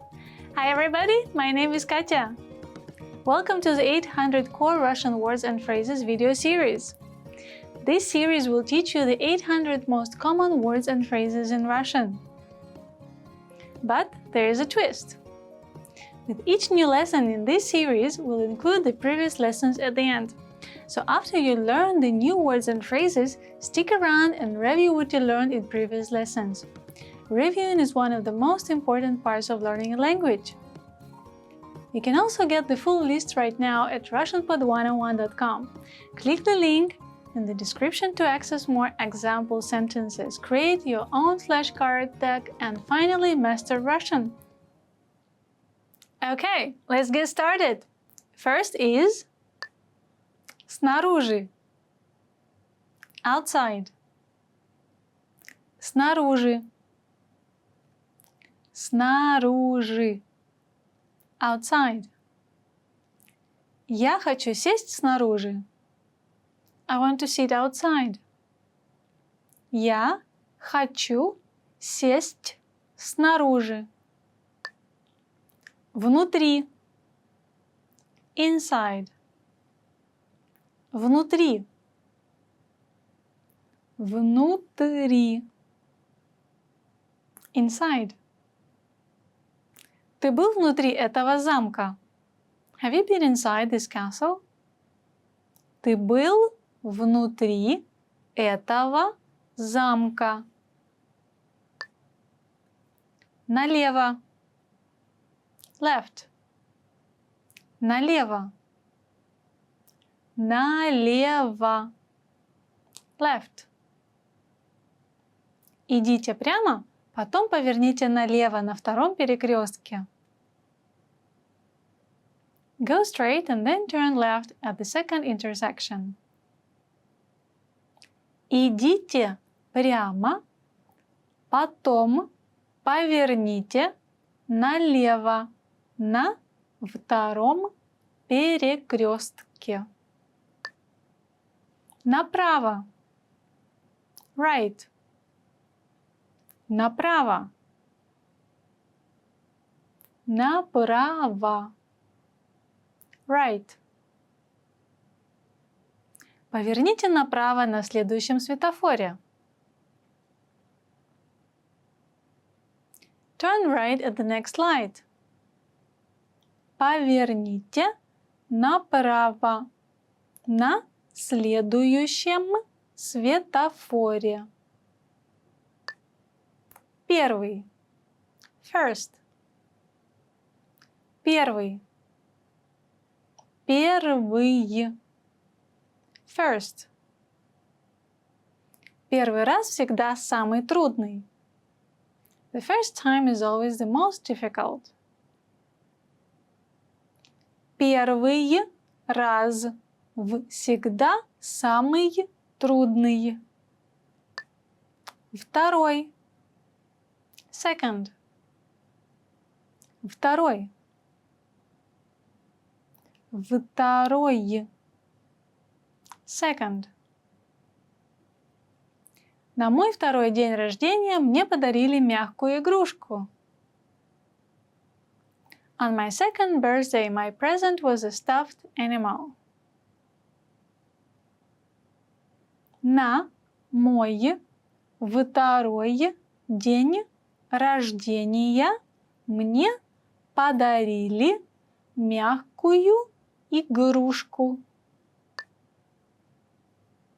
Третий. Third. Третий. Третий. Third. Новосибирск – третий по населенности город в России. Novosibirsk is the third most populated city in Russia. Новосибирск – третий по населенности город в России. Мыло. Soap. Мыло. Мыло. Soap. Принимайте ванну с мылом каждый день. Bathe with soap and water every day. Принимайте ванну с мылом каждый день. Зубная щетка. Toothbrush. Зубная щетка. Зубная щетка. Toothbrush. Я забыл свою зубную щетку. I forgot my toothbrush. Я забыл свою зубную щетку. Зубная паста. Toothpaste. Зубная паста. Зубная паста. Toothpaste. У нас кончилась зубная паста. We're out of toothpaste. У нас кончилась зубная паста. Шампунь. Shampoo. Шампунь. Шампунь. Shampoo. Этот шампунь мне не подходит.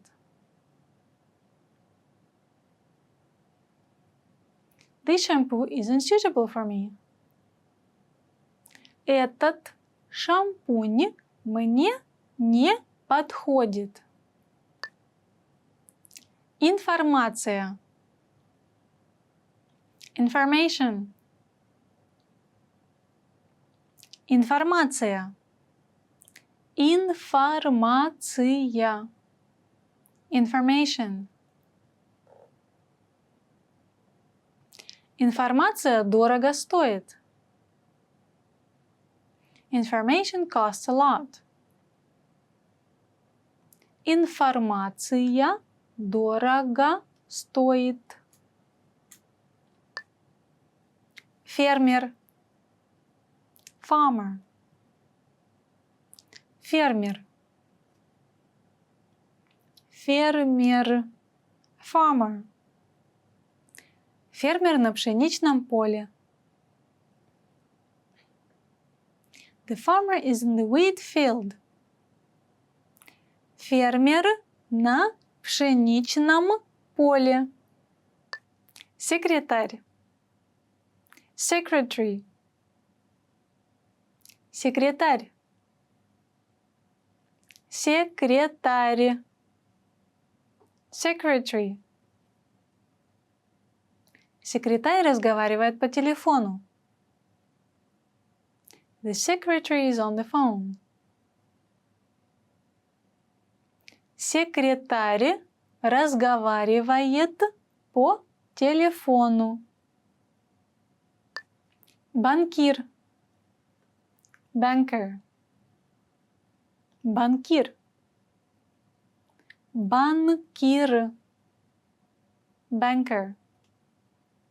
Я встретилась с 10 банкирами, прежде чем получила кредит на покупку дома.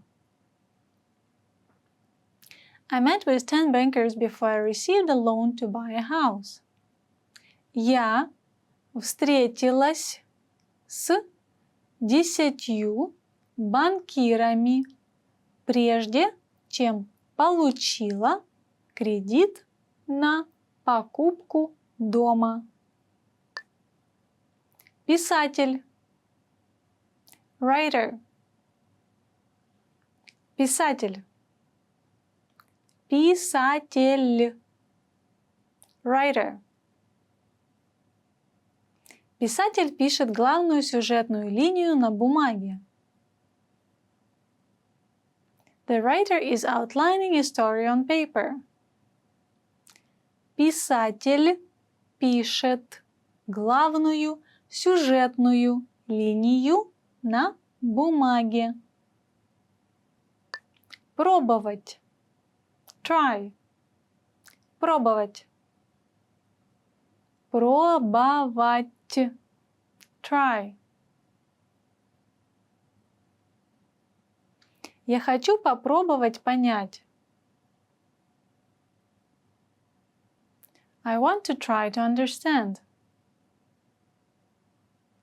Я хочу попробовать понять. Измерить. Measure.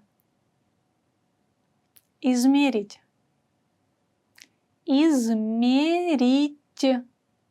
Measure. Можно приблизительно. Не нужно измерять до миллиметра. More or less is fine. You don't have to measure every millimeter. Можно приблизительно. Не нужно измерять до миллиметра. Держать. Keep. Держать. Держать. Keep. Я держу документы в папке. I keep the documents in the file. Я держу документы в папке. Ждать. Wait. Ждать. Ждать. Wait. Вам придется подождать полчаса. You will have to wait for half an hour.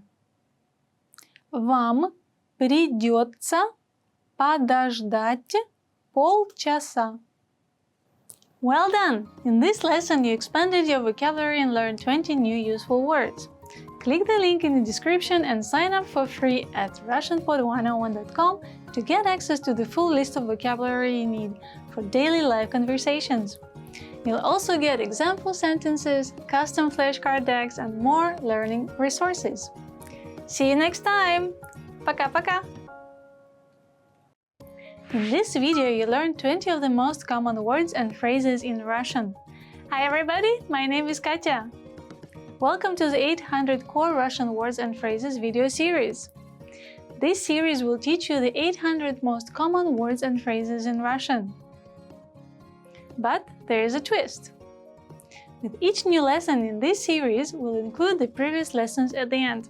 So after you learn the new words and phrases, stick around and review what you learned in previous lessons.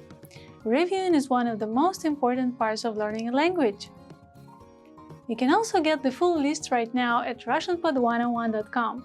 Click the link in the description to access more example sentences, create your own flashcard deck, and finally master Russian. Okay, let's get started. First is чистить. Brush. Чистить. Чистить. Brush.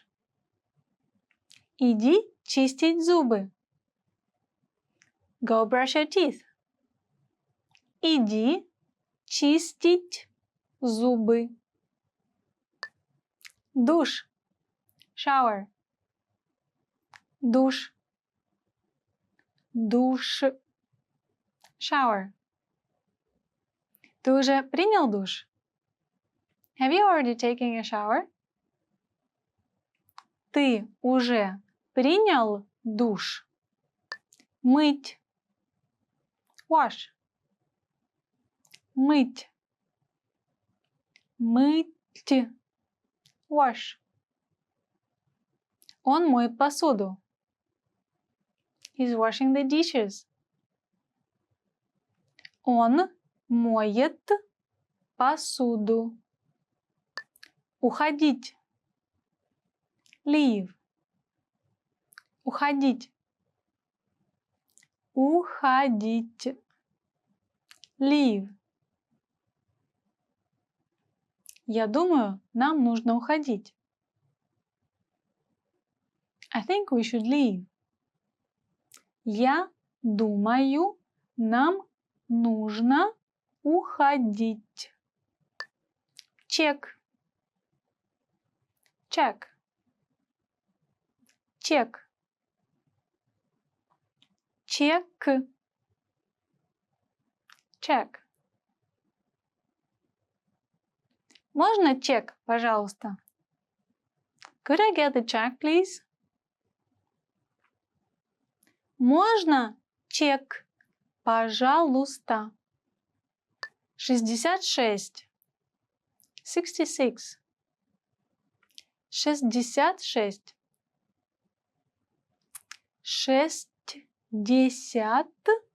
66. 66. Я бежал 66 минут. I ran for 66 minutes. Я бежал 66 минут. 77. 77. 77. 77. 77. Его номер квартиры 77. His door number is 77. Его номер квартиры 77.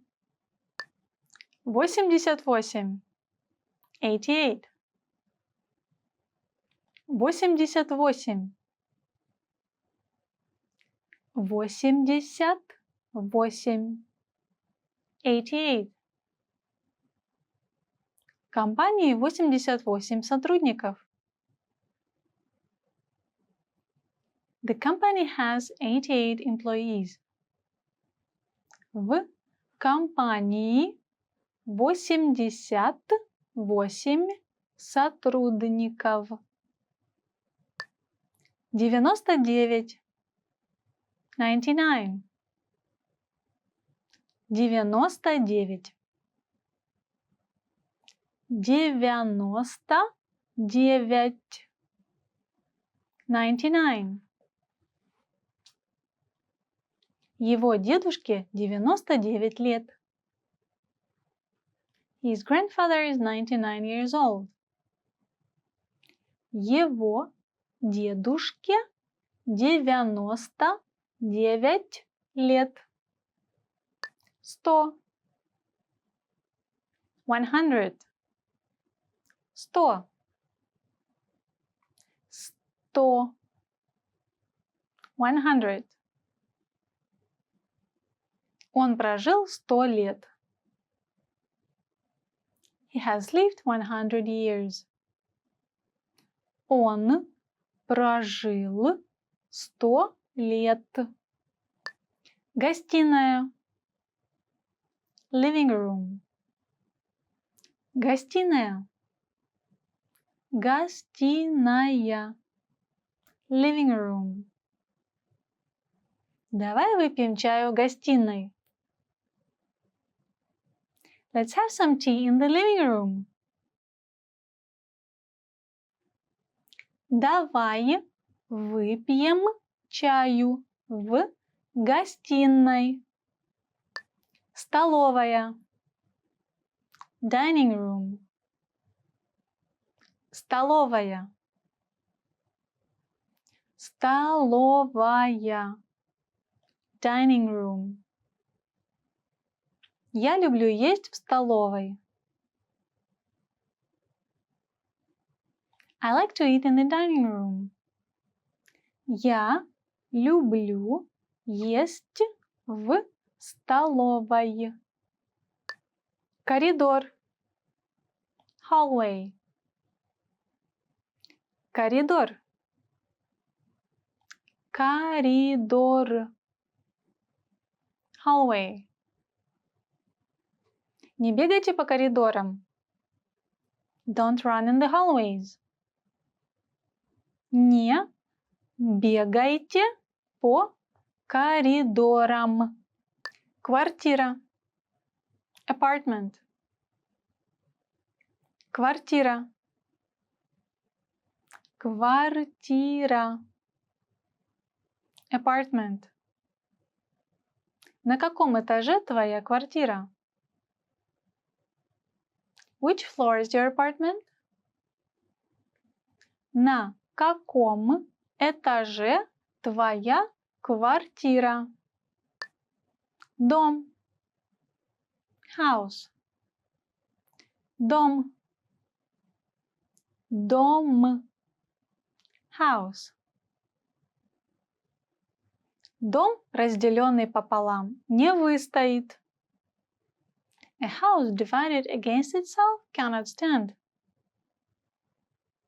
Дом, разделенный пополам, не выстоит.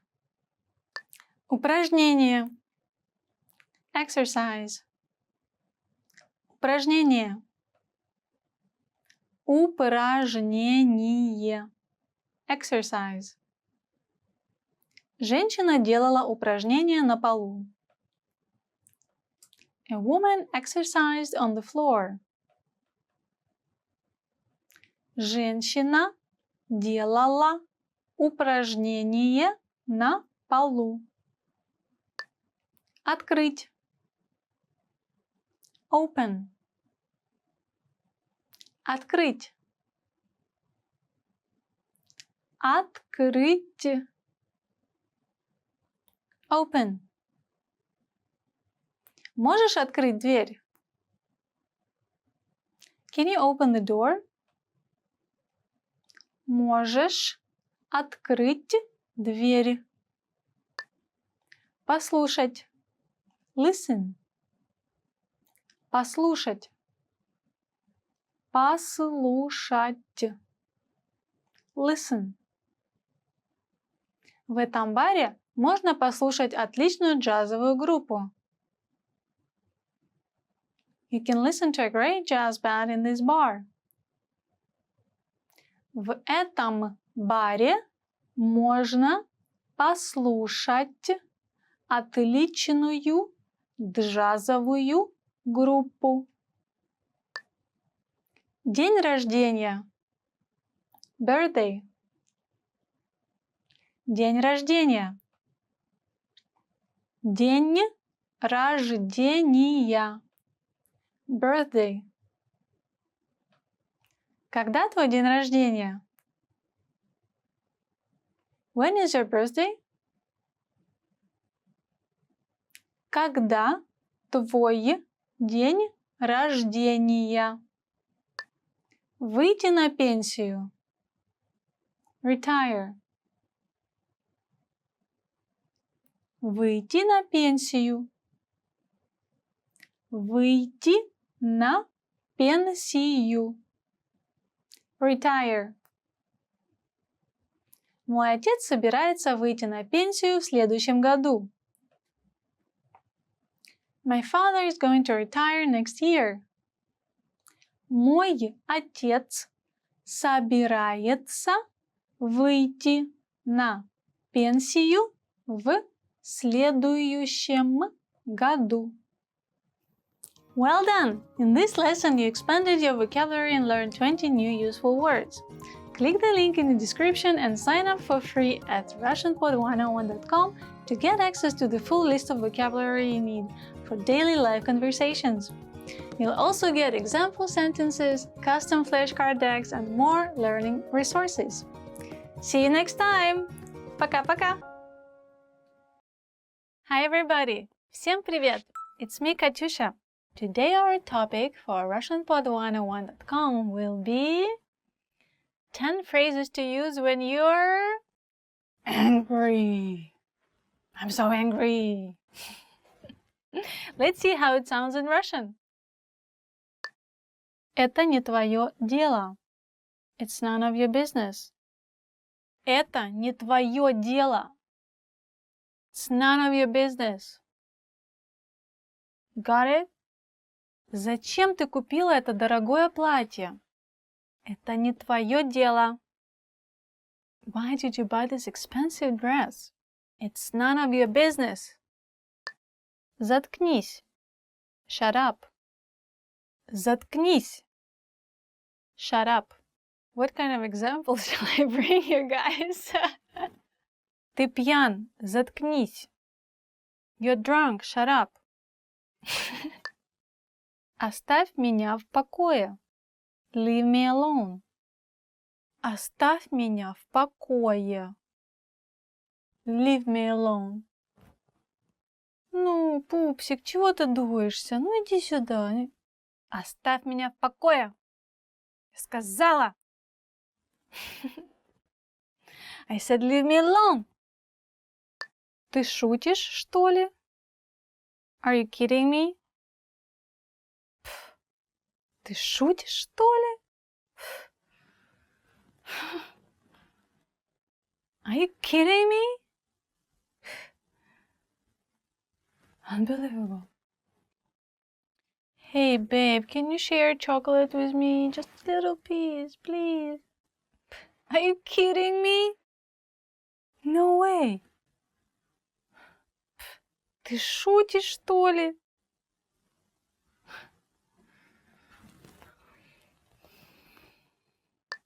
Мне все равно. Whatever. Мне все равно. Whatever. Извините, который час? Мне все равно. Excuse me, what time is it? Whatever. Хватит уже. Cut it out. Хватит уже. Хватит. Cut it out. Cut it out.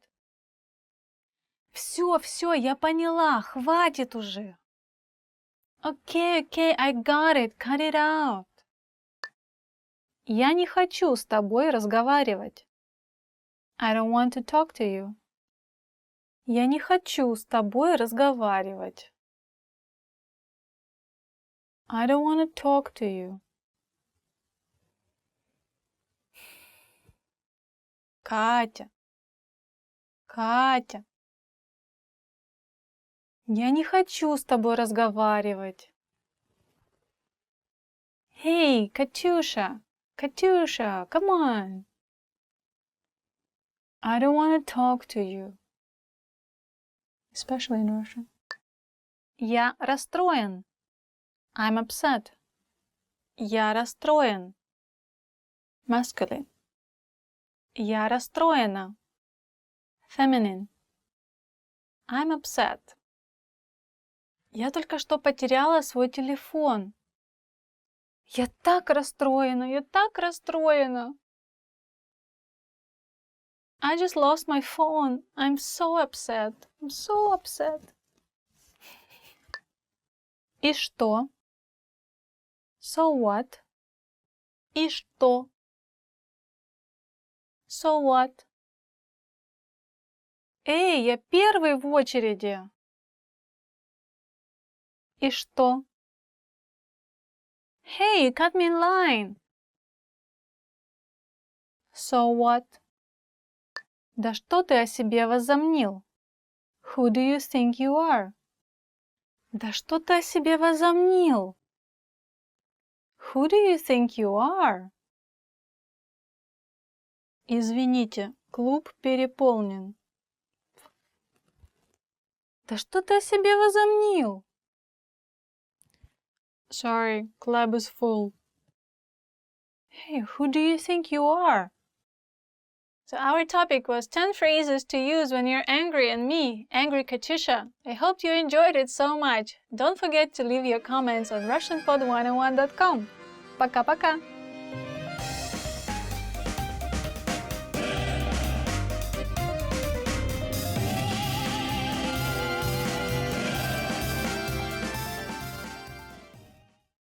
Hi everyone, this is me, Katyusha, with you and RussianPod101.com. So today we're going to be talking about 10 ways how to remember words.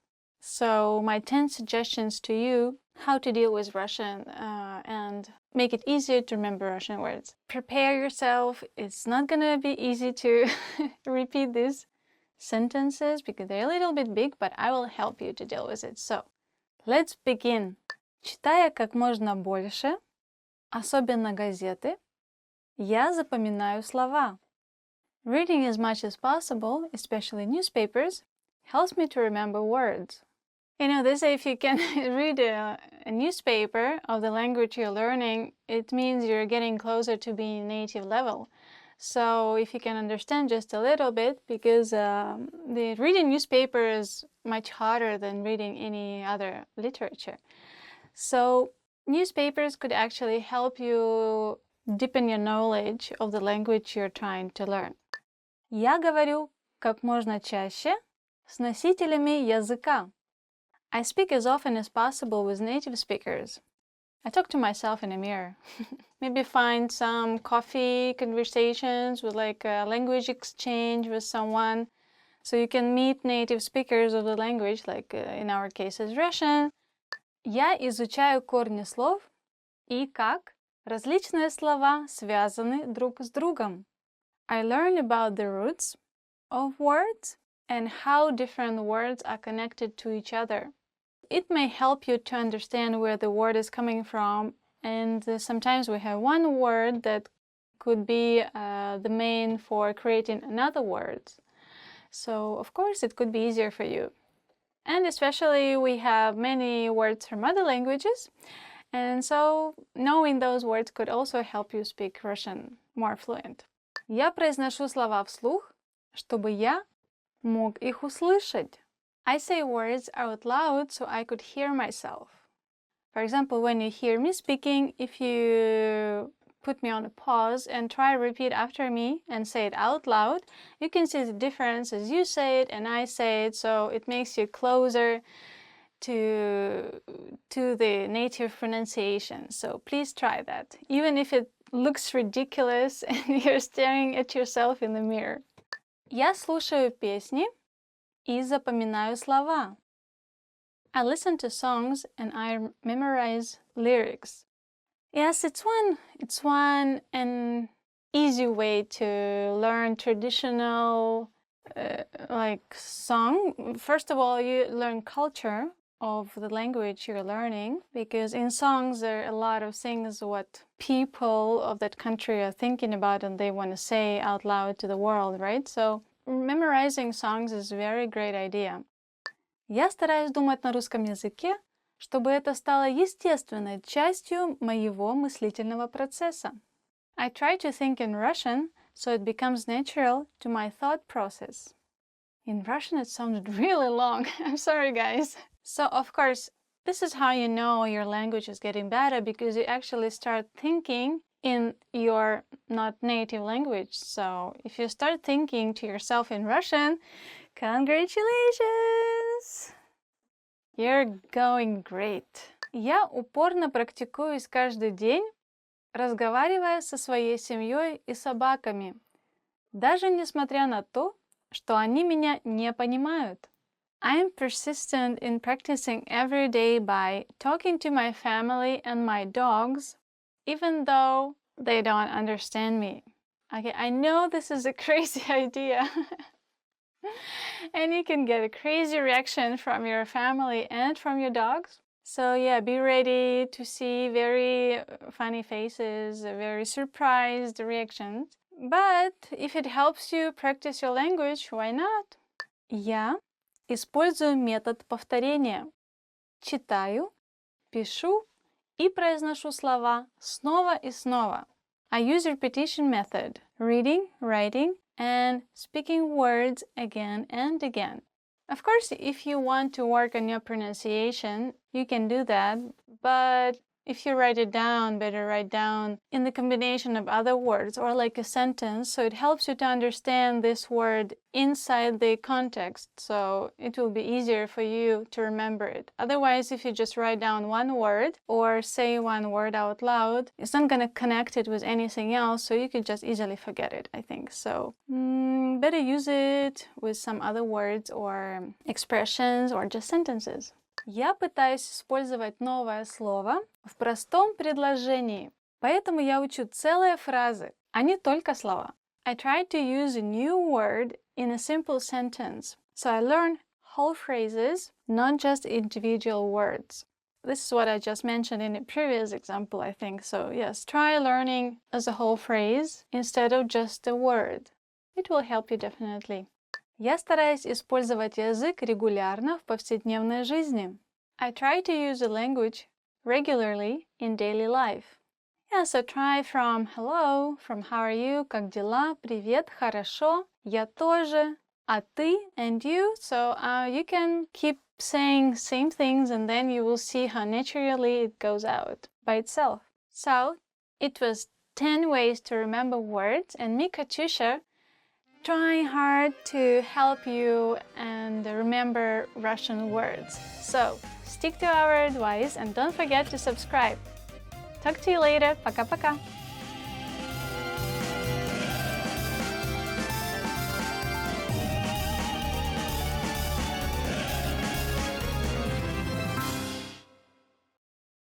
Woohoo! Hi everyone! Today, me, Katyusha, and you are gonna be discussing 15 happy words. Let's check it out. Счастливый, happy. Счастливый, happy. Счастливый.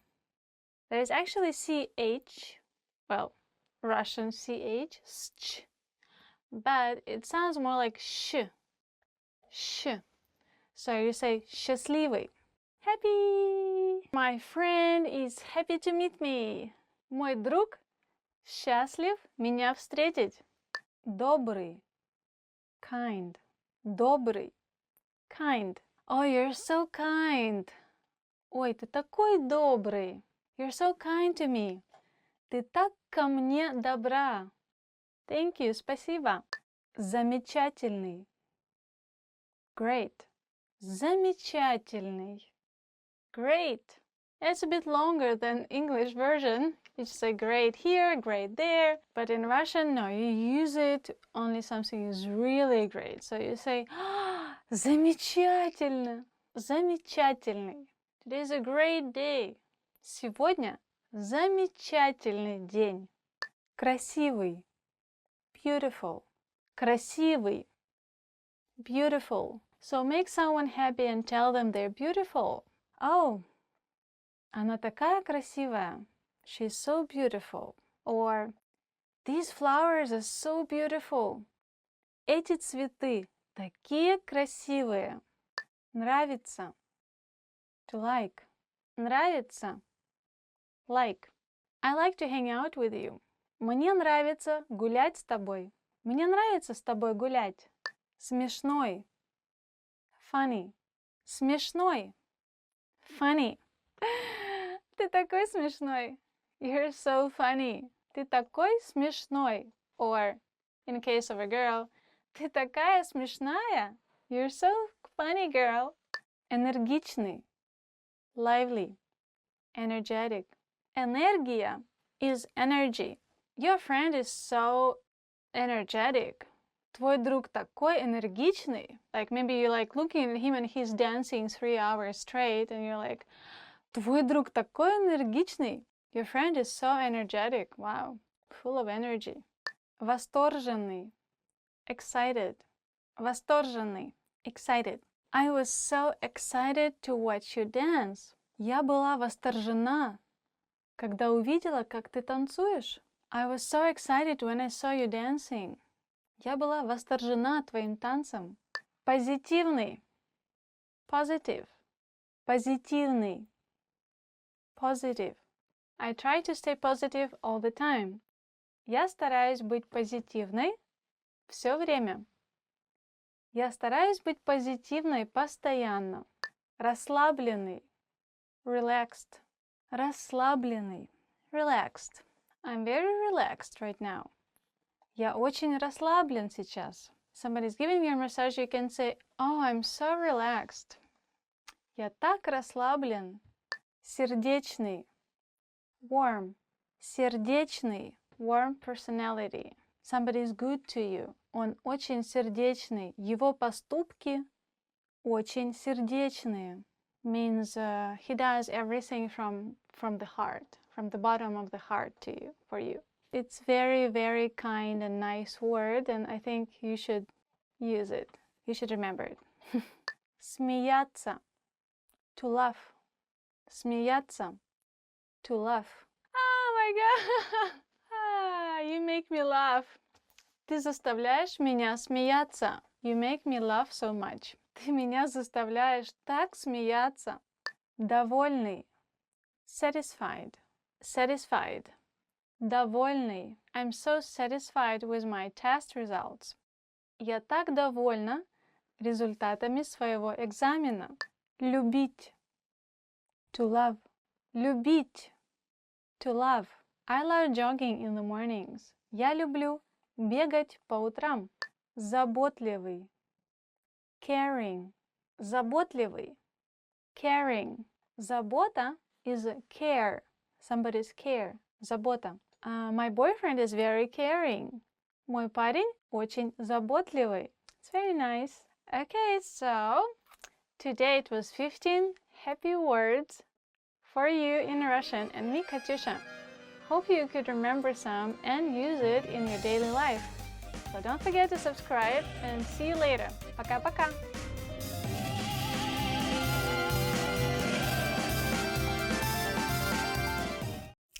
In this video, you learned 20 of the most common words and phrases in Russian. Hi everybody, my name is Katya. Welcome to the 800 Core Russian Words and Phrases video series. This series will teach you the 800 most common words and phrases in Russian. But there is a twist. With each new lesson in this series, we'll include the previous lessons at the end. So after you've learned the new words and phrases, stick around and review what you've learned in previous lessons. Reviewing is one of the most important parts of learning a language. You can also get the full list right now at RussianPod101.com. Click the link in the description to access more example sentences, create your own flashcard deck, and finally master Russian. Okay, let's get started. First is счастливый, happy. Счастливый. Счастливый. Happy.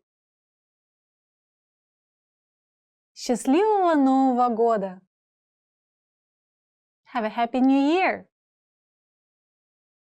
Счастливого Нового года. Грустно. Sad. Грустно. Грустно. Sad. На улице дождь, и мне очень грустно. It's raining outside, and I'm very sad. На улице дождь, и мне очень грустно. Сердитый. Angry. Сердитый. Сердитый. Angry. Мой отец сердит на меня. My father is angry with me. Мой отец сердит на меня. Одежда. Clothing. Одежда. Одежда. Clothing. Слои одежды. Layers of clothing. Слои одежды. Туфля. Shoe. Туфля. Туфля. Shoe. Мы померили туфли. We have tried on the shoes. Мы померили туфли. Носок. Sock. Носок. Носок. Sock. Сушить носки. Dry your socks. Сушить носки. Нижнее белье. Underwear. Нижнее белье. Нижнее белье. Underwear. Носки и нижнее белье лежат в верхнем ящике моего шкафа. My socks and underwear are in the top drawer of my dresser. Носки и нижнее белье лежат в верхнем ящике моего шкафа. Поговорить. Talk. Поговорить. Поговорить. Talk.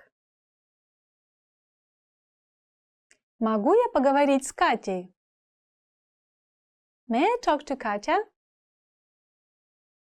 Могу я поговорить с Катей? Давать. Give. Давать. Давать. Give. Дайте мне, пожалуйста. Give me, please. Дайте мне, пожалуйста. Низкий. Low.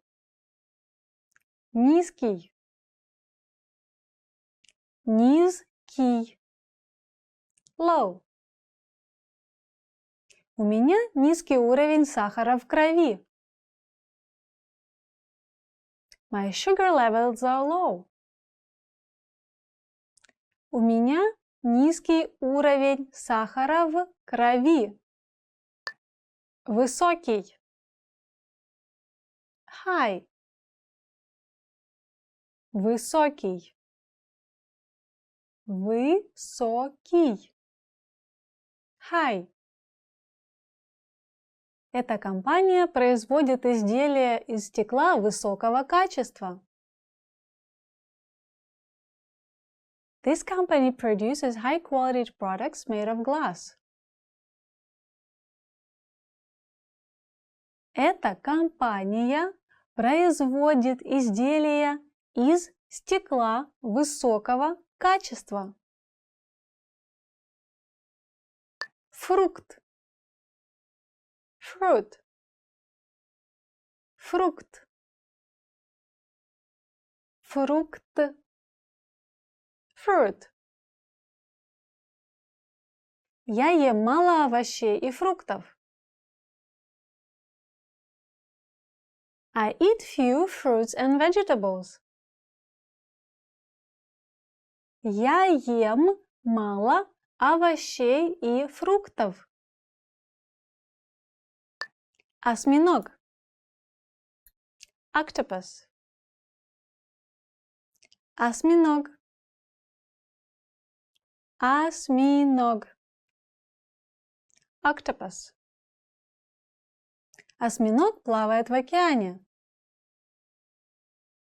The octopus is swimming in the ocean. Осьминог плавает в океане. Акула. Shark. Акула. Акула. Shark. Большая белая акула. Great white shark. Большая белая акула. Кит. Whale. Кит. Кит. Whale. Раз в жизни я бы хотела увидеть кита своими собственными глазами. Once in my lifetime, I would love to see a whale with my own eyes. Раз в жизни я бы хотела увидеть кита своими собственными глазами. Облачно. Cloudy. Облачно. Облачно. Cloudy. Сегодня облачно. Today is cloudy. Сегодня облачно. Прохладный. Cool. Прохладный. Прохладный. Cool. С моря дул прохладный бриз. A cool breeze was blowing from the sea. С моря дул прохладный бриз. Огурец. Cucumber. Огурец. Огурец. Cucumber. Она знает много рецептов заготовки огурцов и помидоров на зиму. She knows a lot of recipes for conservation of cucumber and tomatoes for winter.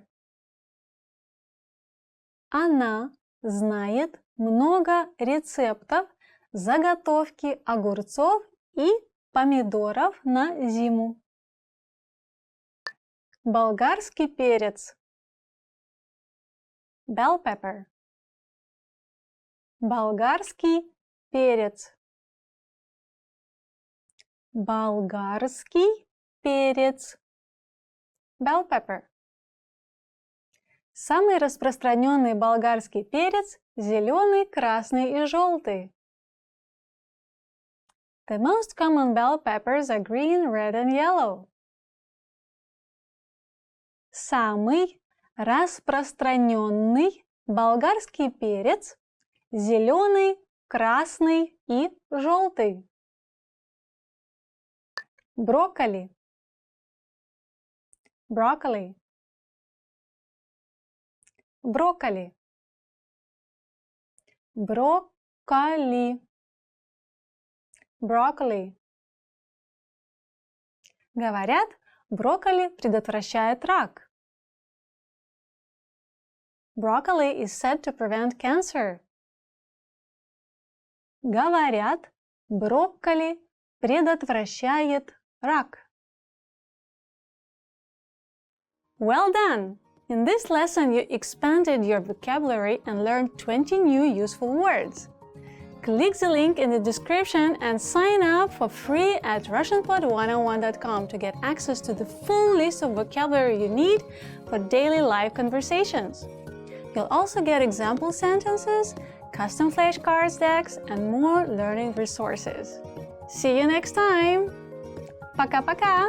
До свидания! Hello everyone! My name is Katyusha. I will be with you today for Russian Weekly Words. We're gonna start together our first lesson, and it's very exciting! I don't know what's gonna be there, and I don't know any words I'm gonna teach you from now on, but let's have a look. Let me check. Takes a bit long time. Hobbies. Увлечение. Играть на музыкальном инструменте. Play a musical instrument. Oh, my childhood, I was dreaming to play piano. I always wanted to play a musical instrument. Я всегда хотела сыграть на музыкальном инструменте. We're good? Okay. Something about the play again. No, we're moving to sports right now. I like watching sports. Olympic Games, I'm waiting for it. Катание на коньках. Ice skating. Recently Japan is getting very strong in it, but of course Russia. To glide on skates, I would say, if we translate it like from word to word, we're ice skating. Мы катаемся на коньках. Let's go ice skating tonight on our sleepy iPad. Рисовать. Draw. Can you draw? I can draw a little bit on the napkin when I'm in a cafe or something like that, in a very artistic way of drawing. I would like to draw something. Я бы хотела что-нибудь нарисовать. Я бы хотела что-нибудь нарисовать. Would you like to draw something? Next one, maybe guys will be interested in. Рыбачить. Fishing, right? Why not? It's summer, the weather is great. We can just go outside, pull a tent out and just stay and go to the river and do fishing and fish, fish, fish. We can cook the fish later. Рыбачить is a verb and the noun is рыба, fish. I go fishing from now on. Прямо сейчас я иду рыбачить. You got it?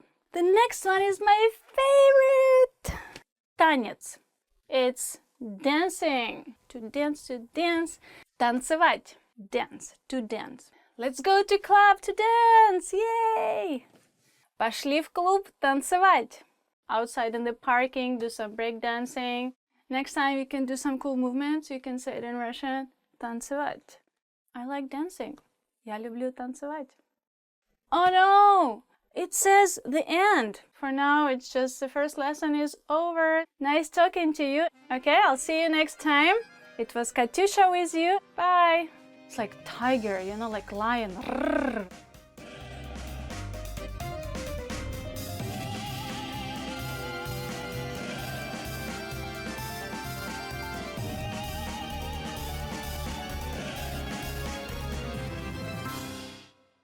Hey, hello, it's me Katyusha again with you, and are you ready for the 10 hardest words to pronounce?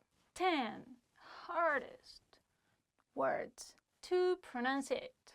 Russian pronunciation is not easy, so are you ready for the challenge? Now let's begin.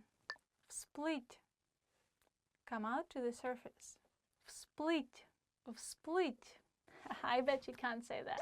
I guess what's difficult about this sound is that V and S come together, one after the other. Split. Because split is swimming or floating. So something comes out from inside the water to the top, to the surface. So split. Split. Okay? Now you can say this word. Днем. In the afternoon. Well, here you have a hard D changing with the soft yo, so it sounds like днем. I prefer having my breakfast in the early afternoon. Я предпочитаю завтракать рано днем. Достопримечательность. Attraction. Достопримечательность. For example, when you're going to Paris or somewhere, you can see many different tourist attractions. Let's make a sentence. Eiffel Tower is one of the tourist attractions. Эйфелевая башня – одна из туристических достопримечательностей. Кремль – главная туристическая достопримечательность Москвы. Kreml is the main tourist attractions in Moscow.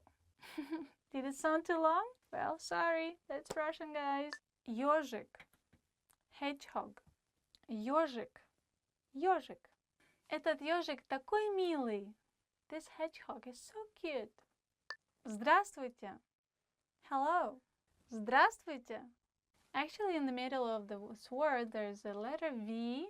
You can see in the writing form, but when you say it, it disappears. So instead of здравствуйте, we just say здравствуйте. When you see someone for the first time or someone you don't know, you can say здравствуйте. Меня зовут Катя. Hello, my name is Katya. Пожалуйста. Please. Пожалуйста. This word is usually used in the beginning or in the end of the sentence. So if you want to ask for something, you can say, give me the receipt, please. Дайте мне чек, пожалуйста. Преподаватель. Teacher. Преподаватель. Well, basically teaching is преподавание. Or to teach someone is преподавать. Basically to bring your knowledge to someone. My teacher was late to the class today. Сегодня мой преподаватель опоздал на урок. 5.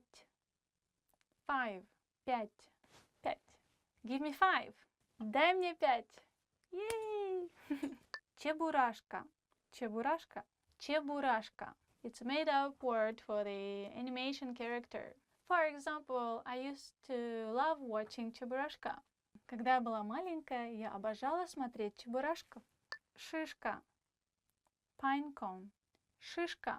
Well, how shall I explain this? It's like when you're trying whistling but you can't, so you say shh, you know? And then you just put another sh after, so shishka. Maybe it helps you. Shishka. There were many pine cones in the forest. В лесу было много шишек. Well, I'm happy you stayed with me, Katyusha, and with 10 hardest words to pronounce it in Russian. Hope you could manage the challenge, and I'll see you again next time. Stick to us, and don't forget to subscribe. Пока-пока. Yeah!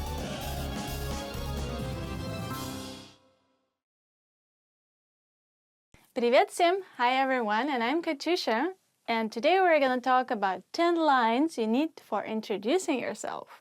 Ta-da-da-dun-ta-dan! Let's begin! Меня зовут Катюша. My name is Katyusha. Меня зовут. My name is. So when you meet someone for the first time, as we probably talked about it before, you say your name. We can practice. Hi, my name is Katyusha. What's your name? Oh, nice to meet you. Мне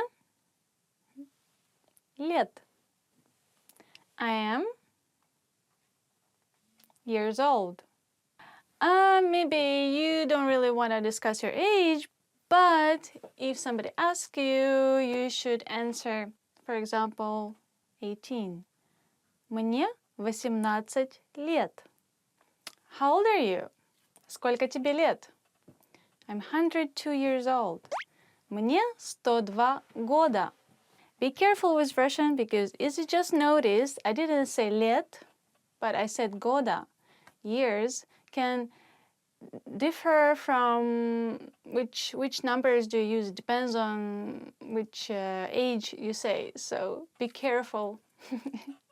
Tricky Russian, yay! Мне очень нравится слушать музыку. I like listening to music. So I enjoy or I like is мне нравится. And then you can say what you like. I enjoy playing computer. Мне нравится играть на компьютере. I like going out. Мне нравится ходить по клубам. I like shopping. Мне нравится ходить по магазинам. Or I like you. Ты мне нравишься. Одно из моих хобби чтение. One of my hobbies is reading. Or you can say my hobby is. Мое хобби рисовать. My hobby is to draw. My hobby икебана. Привет! Приятно познакомиться. Hi, nice to meet you. Привет, я Катюша. Приятно познакомиться. So you should try saying, you say hello, привет, and then you say your name, and then nice to meet you. Приятно познакомиться. The friendly you will be ты, and the polite you will be вы. So when you want to emphasize on someone being friendly, and you just met, you say приятно с тобой познакомиться. Nice to meet you as friendly. And nice to meet you as polite will be приятно с вами познакомиться. Okay, so just a small little touch for you. Hope it's gonna be useful. Я из Москвы. I'm from Moscow. Я из Америки. I'm from America. Я из России. I am from Russia. Я изучаю русский в течение года. I've been learning Russian for a year. Я изучаю русский в течение года. Okay, how long have you been studying Russian, huh? I hope you're progressing with me. Я учитель. I'm a teacher. Я твой учитель. Or you can say a feminine way. Я твоя учительница. Я учительница. Я учу русский на RussianPod101.com. I'm learning Russian on RussianPod101.com.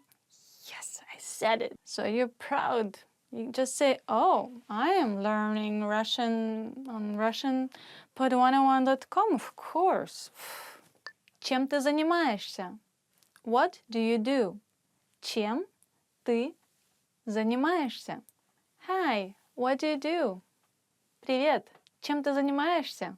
What do you do can mean what are you doing now, right now? Like you come back home and say, oh, what are you doing kind of thing. Or you can just say like you're asking someone what kind of job, work they're doing in their life. So it can be useful. Okay, so it was 10 lines. You'll need to introduce yourself. So I hope you liked it and please leave me your comments. Nice meeting you and don't forget to subscribe. Пока-пока. What are we doing today? Stick it to my skin. I feel like I'm in a sauna.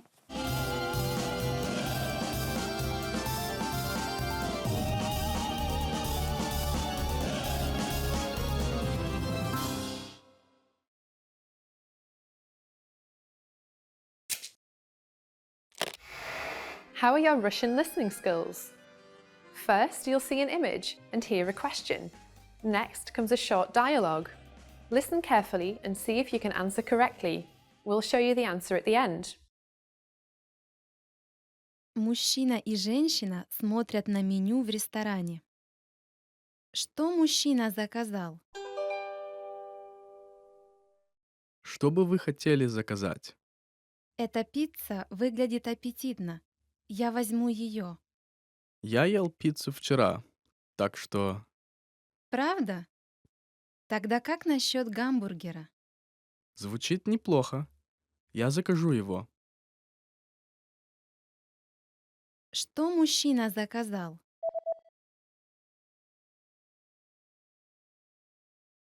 Мужчина и женщина смотрят на меню в ресторане. Что мужчина заказал? Что бы вы хотели заказать? Эта пицца выглядит аппетитно. Я возьму ее. Я ел пиццу вчера, так что... Правда? Тогда как насчет гамбургера? Звучит неплохо. Я закажу его. Did you get it right? I hope you learned something from this quiz. Let us know if you have any questions.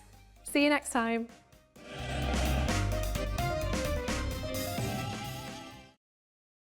Hi everybody, this is Katyusha from RussianPod101.com.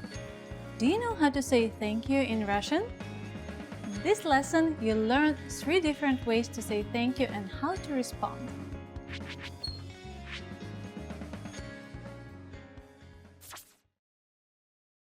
Let's start with the easiest one. Спасибо. Спасибо. It means thank you. If you want to show you really appreciate something, you just add большое. Большое спасибо. Большое спасибо. It means thank you so much. The word большое means big, so большое спасибо literally means big thanks. To sound like a pro, you can also add why you're thankful. For example, большое спасибо за помощь. Thank you very much for your help. What if you want to show your appreciation for something in a more formal way? Here's how you can say it. Спасибо за вашу заботу. Спасибо за вашу заботу. It means thank you for your kindness.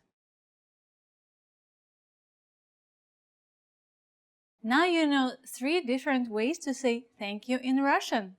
But how do you respond if someone thanks you? If someone thanks you in Russian, simply say пожалуйста. It means you're welcome. Let's wrap up this lesson by recapping what we've learned. Listen to the expressions and repeat after me. Thank you. Спасибо.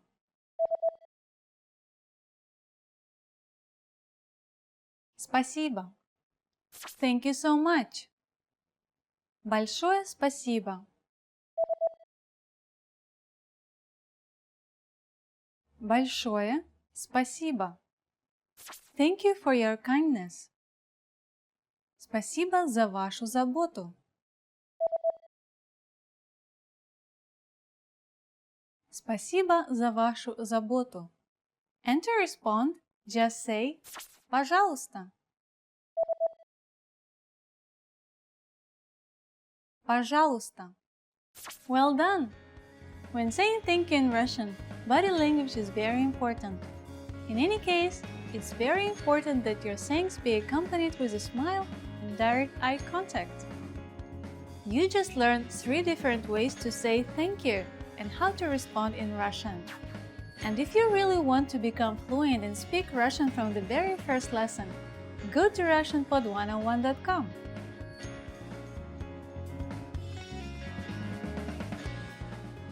I'll see you next time. Пока-пока.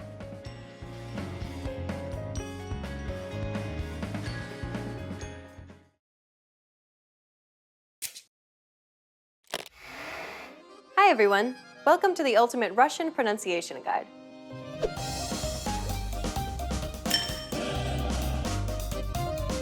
In this lesson, you'll learn all 13 Russian vowel sounds. By learning all of these sounds, you'll be able to pronounce any vowel that could possibly appear in Russian. Are you ready? Then let's get started. There are a total of 13 vowel sounds in Russian, all of which can be broken down into 3 categories: hard indicating, soft indicating, and unstressed vowel sounds. First, let's take a look at all 5 hard indicating vowel sounds. The first vowel is А, да, атом, трава. This vowel sound is identical to the A in far. Be sure to lower your jaw and allow the mouth to open completely. А, а.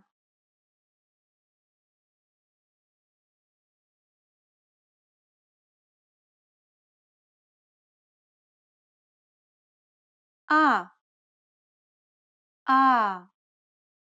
The next vowel is Это, экран, жест. This vowel sound is identical to the E in education.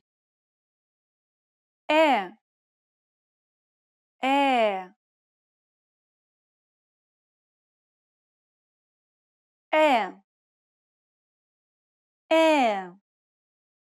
The next vowel is Ты,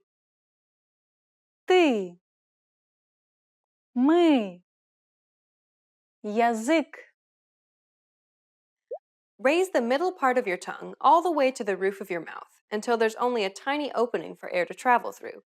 The back of the tongue should be flat against the back roof of the mouth so that the tongue is tense.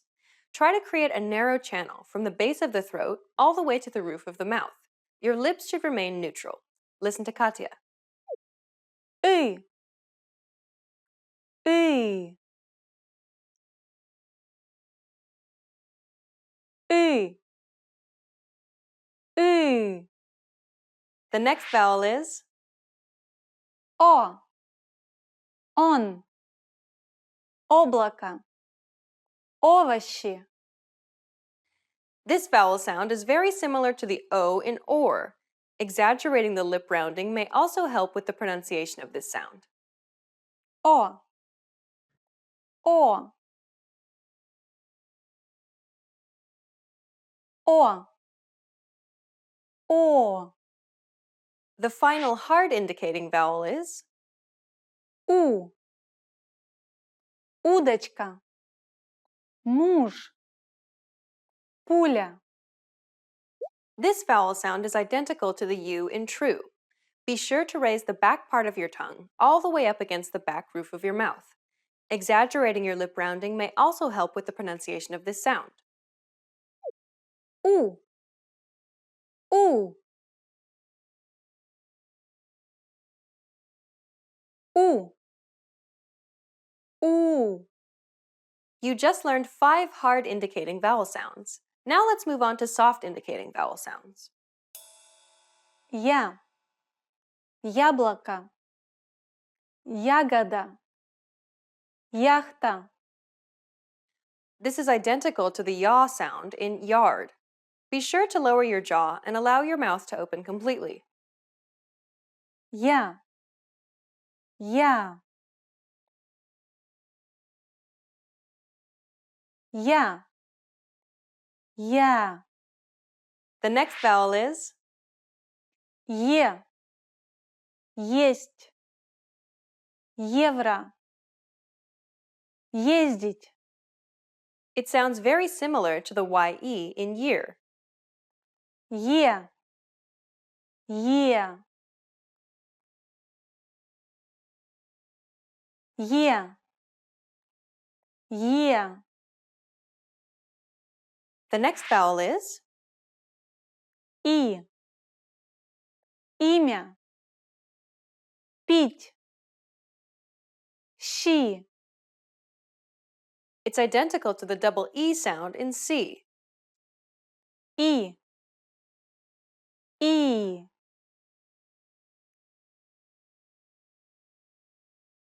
и, и.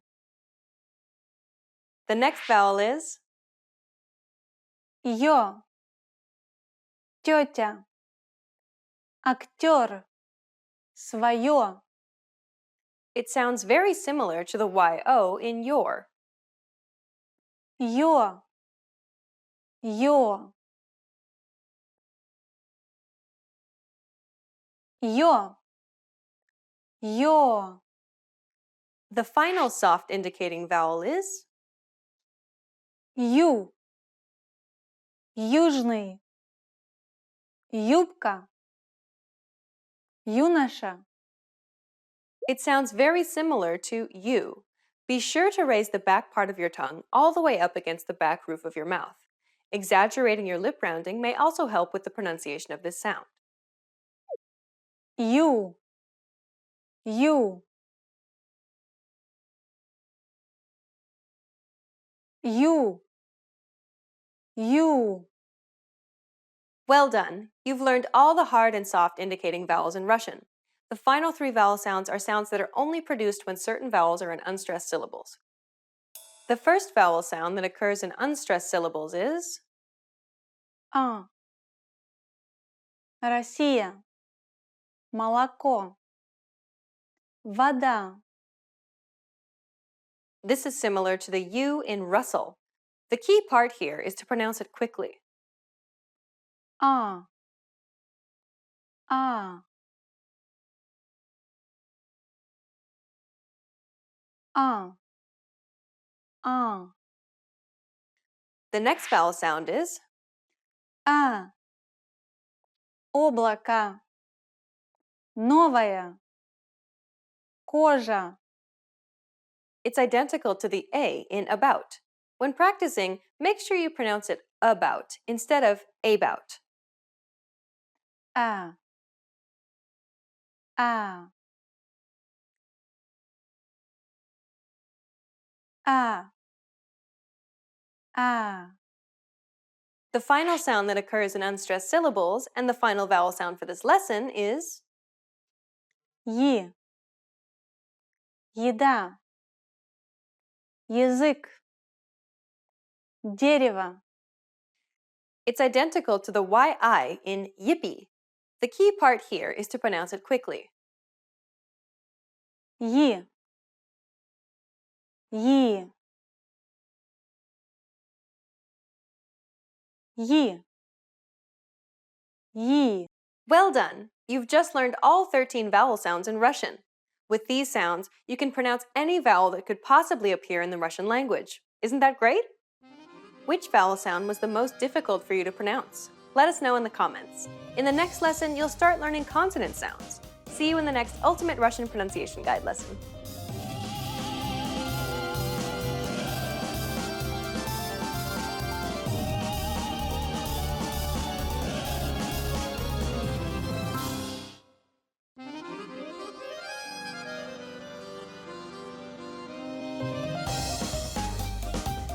Hi!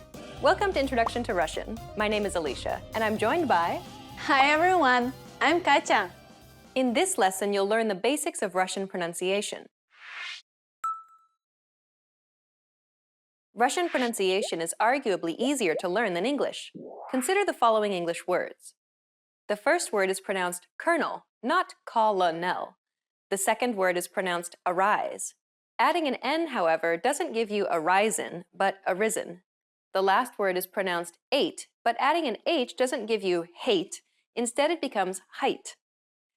English is notorious for being a difficult language to learn, and it can be very frustrating for learners due to the fact that its pronunciation rules often don't make a lot of sense.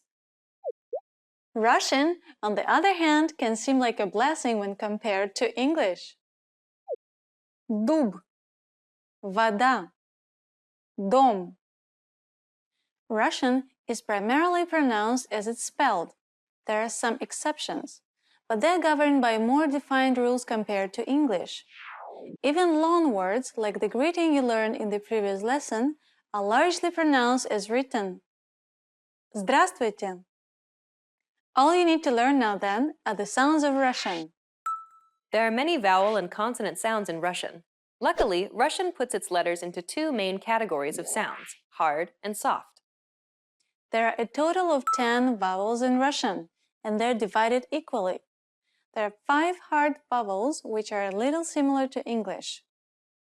A, E, U, O, U. And 5 soft vowels. These are vowels that have a netted glide or Y-like quality, making them sound softer. Я, Е, И, Yo, You. Please note, though, that the number of vowel sounds do not equal the number of vowel letters. There are actually more vowel sounds than represented by letters.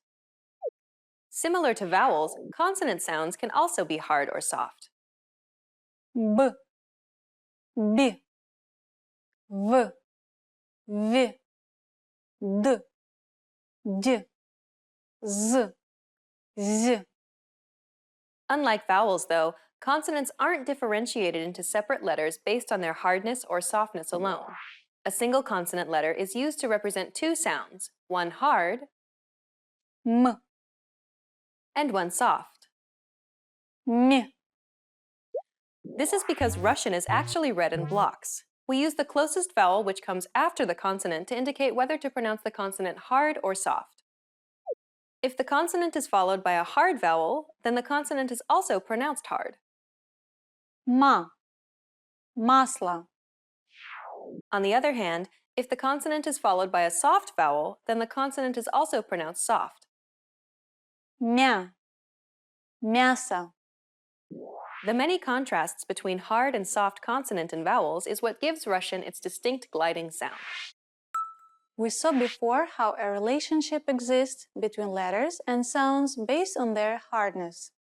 Voicing is another quality that's important to be aware of when learning Russian pronunciation. Voicing simply refers to whether or not your vocal cords are vibrating or not vibrating. English has voiced pairs as well. Consider the following letters. P, B, T, D, K, G. Do you notice the relationship between these letters? The letters in each pair are pronounced exactly the same, the only difference being that one requires your vocal cords to vibrate and the other to not vibrate. Sounds that do not require vibration of the vocal cords, like all the ones on the left-hand side, are considered voiceless, while sounds that do require vibration of the vocal cords, like all the ones on the right-hand side, are considered voiced. Consider the following example in Russian. This letter is pronounced G. But this word here isn't pronounced Bog, but Bog. Notice how the letter G is written, which is a voiced letter, but is actually pronounced as the letter K, a voiceless letter. So what ended up happening? The final consonant is a voiced consonant, but when the word is being pronounced, the letter is actually read using the voiceless counterpart instead. This occurs to all words that end in the final consonant in Russian. Final consonants are pronounced voiceless. So despite what's written, always pronounce the final consonant in Russian using the voiceless version. B, zub, z, без. The key to perfecting Russian pronunciation is to master hard and soft pairs and voiced pairs. Unlike many other languages, Russian pronunciation is heavily affected by sounds that are adjacent to each other, often adopting the sound qualities of the letters that surround them. Once you understand the concept and the relationship between hard and soft pairs and voiced pairs, Russian pronunciation actually becomes quite logical and easy to learn. Okay, let's wrap up this lesson by recapping what we've learned. In this lesson, we introduced you to some important concepts for learning Russian pronunciation. You learned that there are hard and soft pairs in Russian, about voiced pairs in Russian, and that letters can adopt these sound qualities.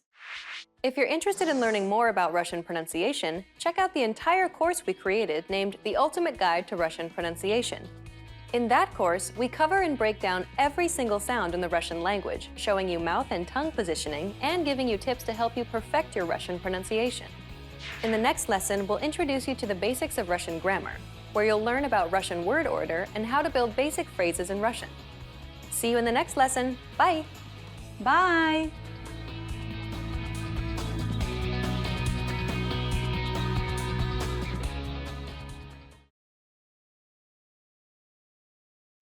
In this video, you learned 20 of the most common words and phrases in Russian. Hi everybody, my name is Katya. Welcome to the 800 Core Russian Words and Phrases video series. This series will teach you the 800 most common words and phrases in Russian. But there is a twist. With each new lesson in this series, we'll include the previous lessons at the end. So after you've learned the new words and phrases, stick around and review what you've learned in previous lessons.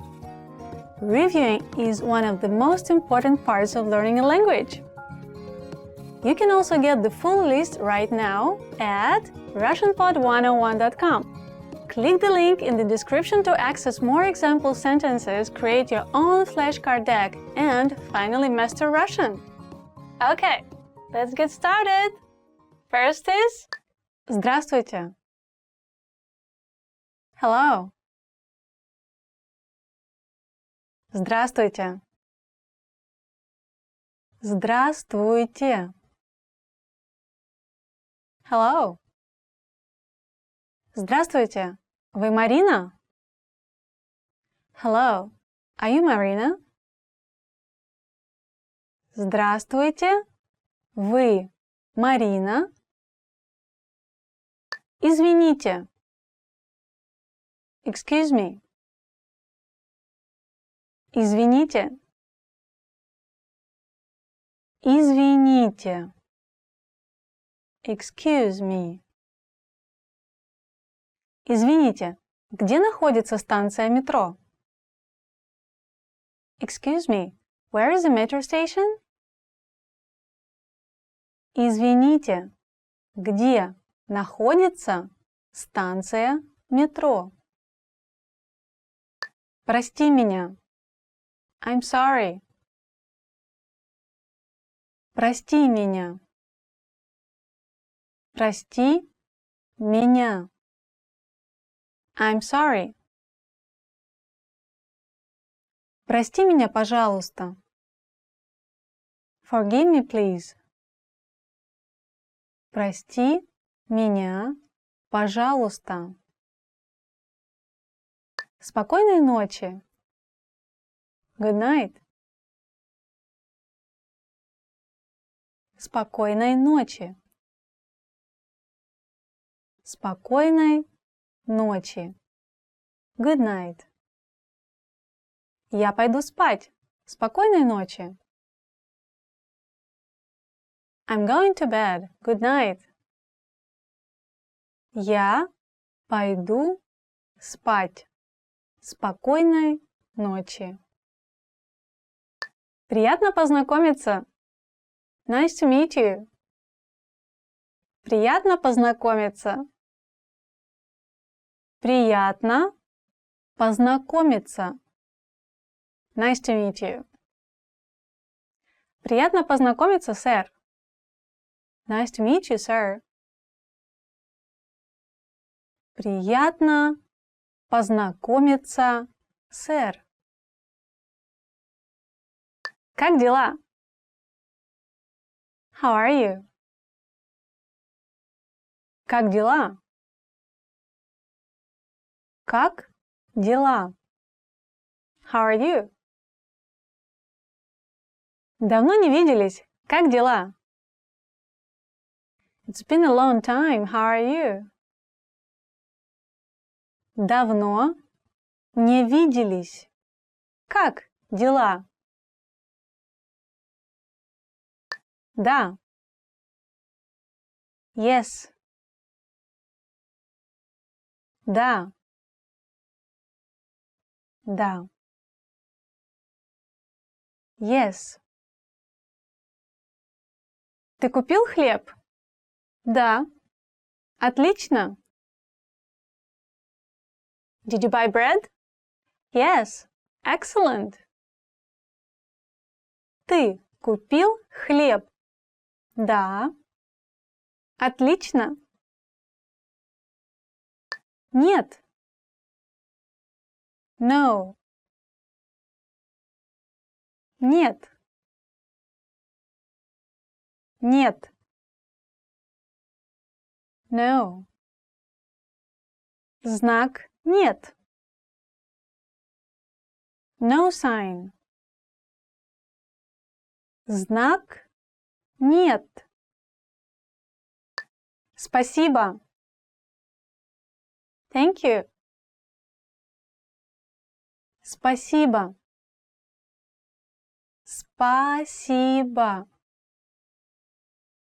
Thank you. Спасибо, но... Thank you, but... Спасибо, но... Меня зовут...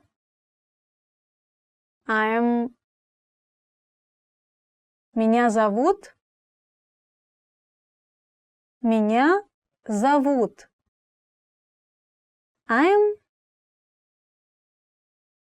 Меня зовут Катя. I'm Катя.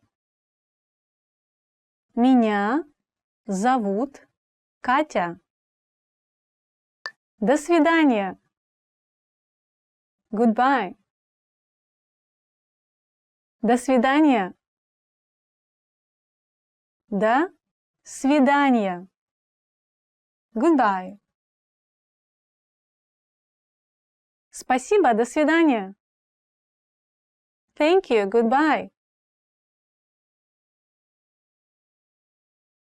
Спасибо, до свидания. Плохой. Bad. Плохой. Плохой. Bad. Этот человек плохой. This man is bad. Этот человек плохой. Хороший. Good. Хороший. Хороший. Good. Хорошо для тела. Good for one's body.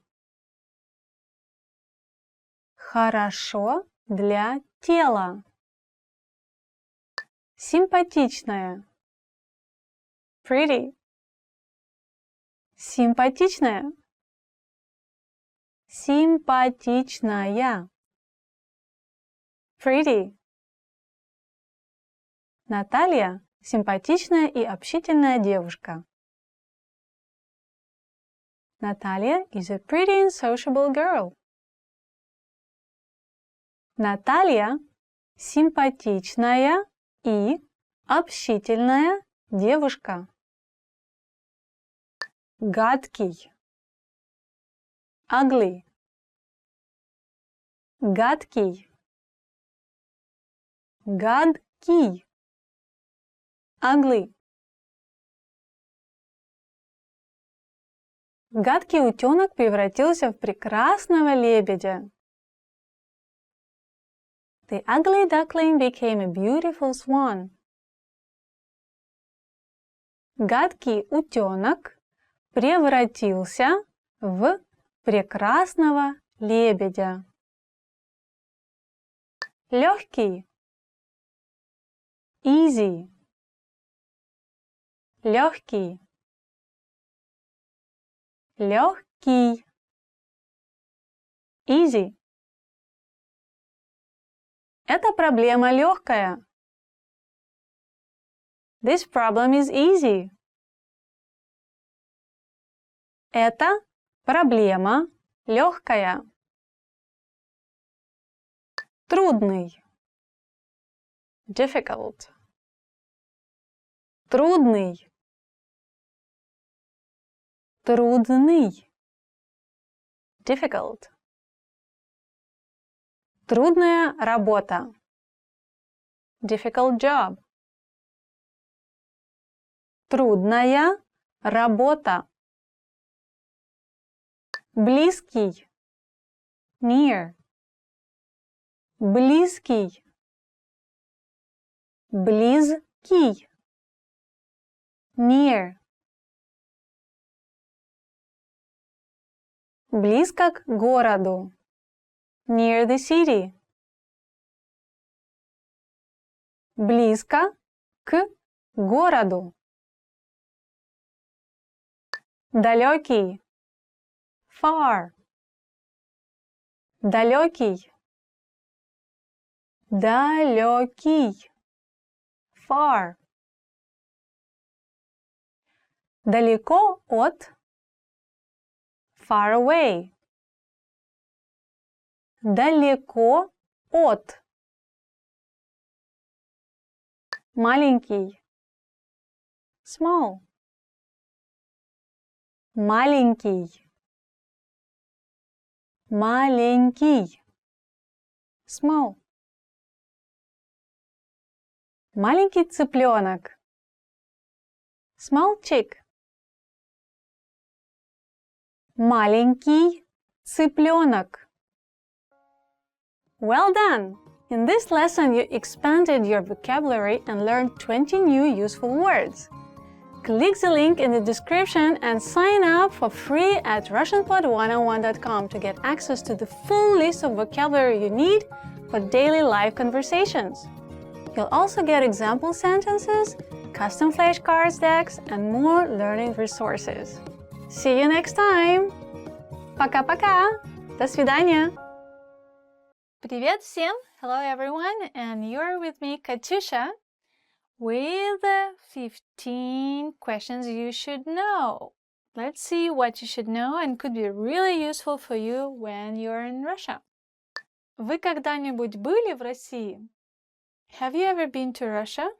Вы когда-нибудь были в России? Have you ever been to Russia? Где вы живете? Where do you live? Где вы живете? Where do you live? Где вы живете? Где? Where? Вы. Do you? Live. Живете. Где вы работаете? Where do you work? Где вы работаете? Where do you work? If you lost your direction, you can ask, for example, where is the station? Где станция? Где вы учили русский язык? Where did you learn Russian? Где вы учили русский язык? Where did you learn Russian? Где вы учили? Where did you learn? It's a lot of where questions. Где находится туалет? Where is the toilet? Где находится туалет? Where is the toilet? Идите направо. Go to the right. Как вас зовут? What's your name? Как вас зовут? What's your name? My name is Katyusha. Меня зовут Катюша. And what's your name? Как дела? How are you? Как дела? How are you? Как дела? Хорошо? И я хорошо. Спасибо. Как долго вы учите русский язык? How long have you been studying Russian? I've been studying Russian language for 3 weeks. Я учу русский язык на протяжении 3 недель. How long you been studying Russian with me, huh? Какой у вас номер телефона? What's your phone number? Какой у вас номер телефона? What's your phone number? I'm sure you can ask this question a lot. Sorry, I forgot my phone number. Извините, я забыла свой номер телефона. Когда ваш день рождения? When is your birthday? Когда ваш день рождения? When is your birthday? My birthday is soon. Мой день рождения очень скоро. Откуда вы? Where are you from? Откуда вы? Where are you from? Or you can also switch and say, вы откуда? You are from where? Откуда вы? Вы откуда? I'm from Russia. And you? Сколько вам лет? How old are you? I'm gonna be 18 soon. Мне скоро будет 18. Что-что? What? Что вы сказали? What did you say? Что-что? Like what? This you can hear really a lot. Что-что? Что-что? Что вы сказали? What? What did you say? Что это? What is it? Что это? What is it? It's a present for you. Это подарок для тебя. Вам это нравится? Do you like this? Вам это нравится? Do you like it? You're choosing flowers, so you can ask, do you like this flower? Тебе нравятся эти цветы? Do you like this movie? Тебе нравится это кино? Okay, 15 questions are done, and I hope you can use it next time you're talking to a Russian person or just a Russian tourist you see somewhere in a cafe. Try contacting and try communicating, and don't forget to subscribe, okay? Пока-пока. Bye-bye. We did learn Russian language. The word question doesn't really... Next language. Next language.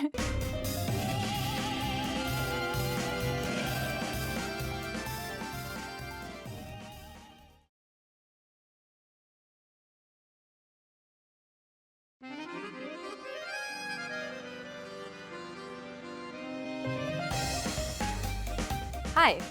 Welcome to Introduction to Russian. My name is Alicia, and I'm joined by... Hi everyone, I'm Katya. In this series, you'll learn everything you need to know to get started learning Russian. That's right, and we are here to help guide you through your journey.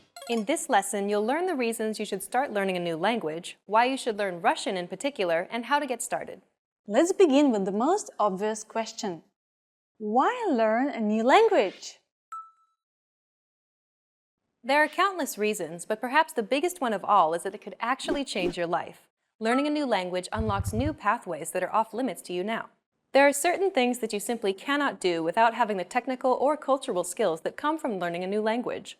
Like working or living in another country.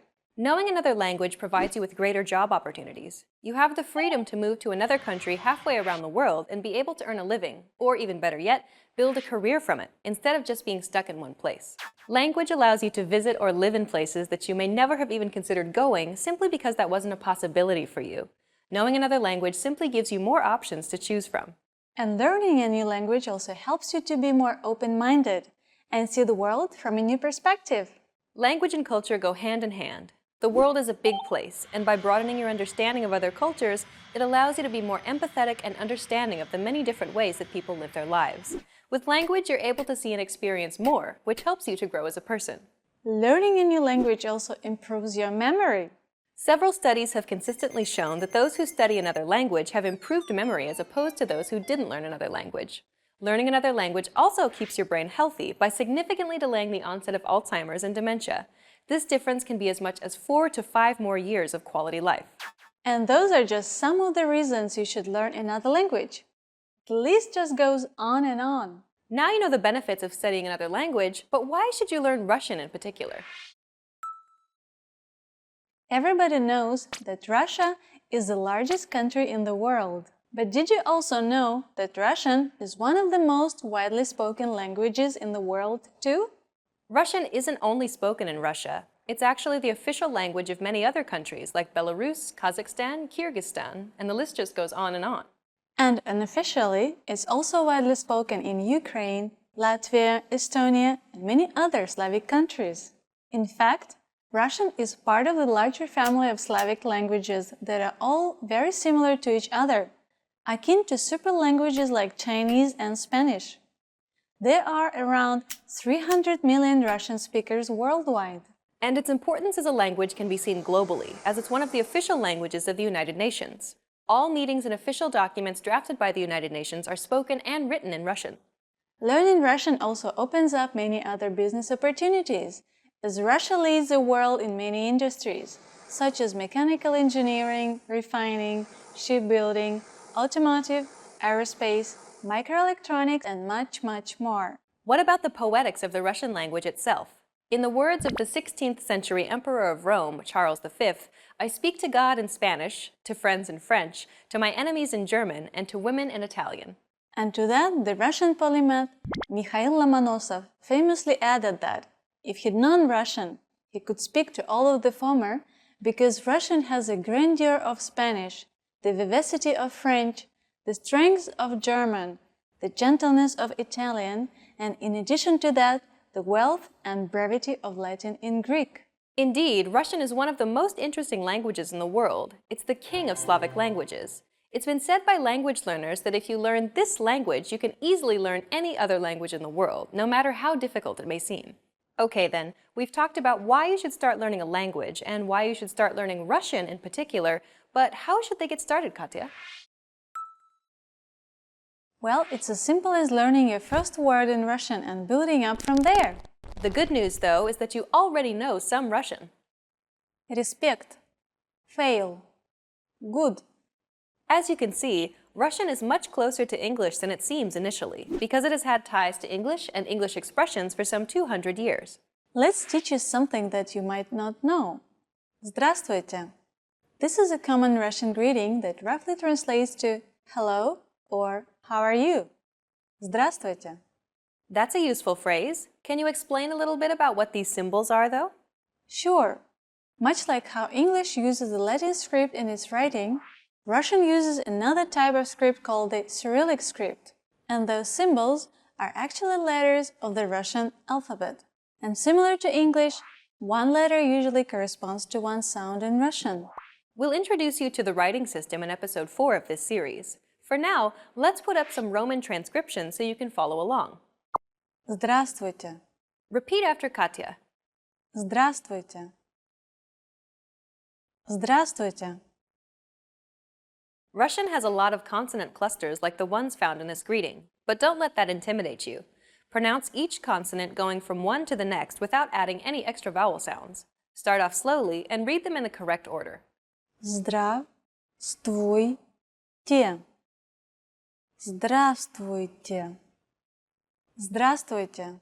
We can also abbreviate this phrase to make it more casual. Здравствуй.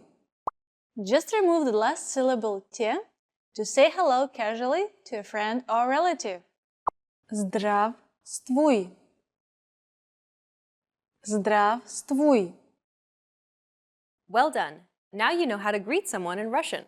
We've covered a lot of things already, so why don't we wrap up the first lesson and recap on what we've learned. In this lesson, you learned that studying another language has many benefits, such as providing new job and business opportunities. Russian is spoken by hundreds of millions of people worldwide and is one of the official languages of the United Nations. And to greet someone in Russian, it's Здравствуйте. In the next lesson, we're going to demystify Russian pronunciation by taking a look at the sounds of Russian, so be sure to watch the next video. See you in the next lesson. Bye! Bye.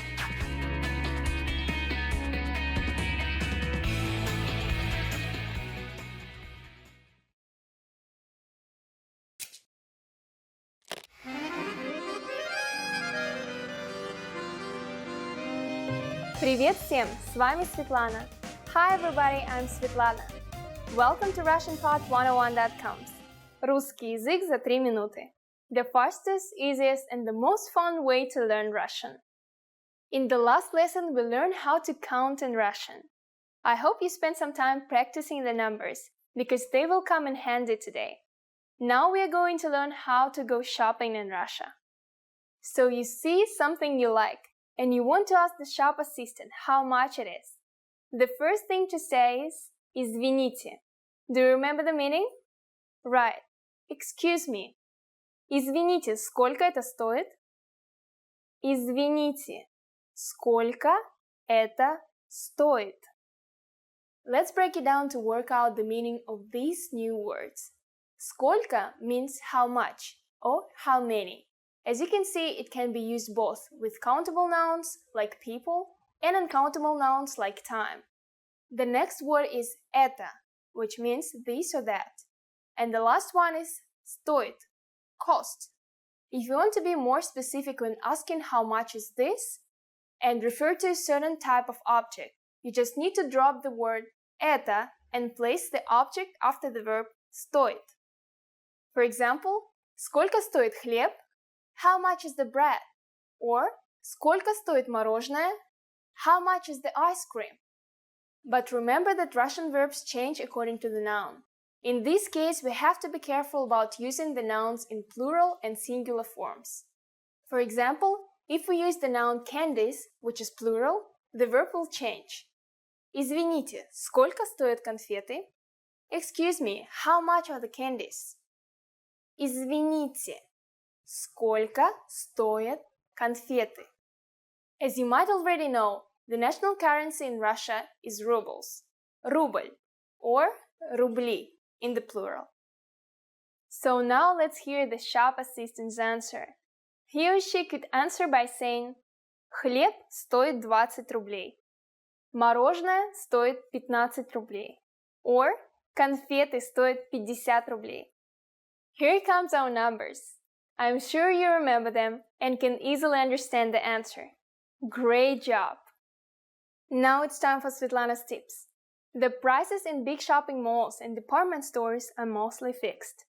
These shops may have some seasonal discounts or campaigns.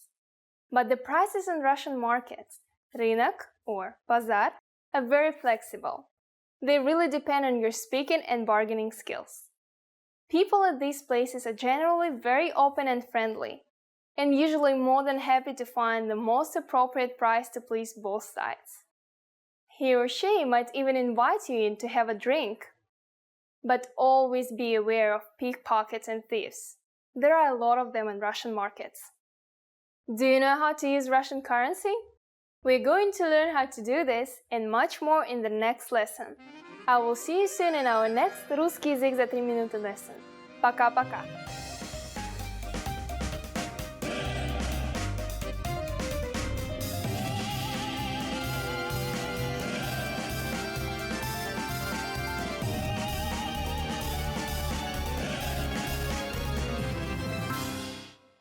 Hi everybody, my name is Katyusha and I'm here with you for top 25 Russian nouns. Now let's begin. Человек, man, человек. The tricky thing with this word is that in plural it changes completely. So one man is человек and many men is люди. Have you seen this man? Вы видели этого человека? Вы видели этого человека? Год, year. The year has passed so quickly. Год пролетел так быстро. Год пролетел так быстро. Время, time. This noun we're gonna use a lot of times. Every time you want to know what time it is now. So, excuse me, what time is it now? Извините, который сейчас час? Которое сейчас время? Again, when you ask for a time, you can use two synonym words, nouns in Russian, which is время, as we just learned, and час, literally means hour. Рука, hand. Рука, hand. One hand, two hands, руки. Give me your hand. Дай мне свою руку. Дай мне свою руку. Имя, name. What's your name? Как тебя зовут? Как тебя зовут? How people call you literally, which means by name. I hope it's not confusing for you. Раз. Time. When counted. When we're counting something, 1 time, 2 times, 3 times. Сколько раз ты ходишь в зал? How many times do you go to a gym? Деньги. Money. In Russia, we show this for money. Деньги. So if you see somebody showing you this sign, it means they want some money from you. Give me some money. Дай мне деньги. Дай мне деньги. Жизнь. Life. Life is so good. Жизнь прекрасна. You can use that when you feel good, when you feel happy. So you can say жизнь прекрасна. Life is good. День. Day. What a great day. Какой прекрасный день. What day is it today? Какой сегодня день? Голова. Head. Голова. One head is good, but 2 is better. Одна голова хорошо, а 2 лучше. Одна голова хорошо, а 2 лучше. Друг. Friend. Hello, my friend. Здравствуй, мой дорогой друг. Дом. Home. Welcome to my home. Добро пожаловать в мой дом. Добро пожаловать в мой дом. Слово. Word. Pay attention to which word you're using. Смотри за словами. Смотри за словами. Maybe it's not very literal translation, but it means watch your mouse or something like that. Место. Place. Okay, let's pick the place for meeting. Давай выберем место для встречи. Давай выберем место для встречи. That's a great place to have a cup of tea.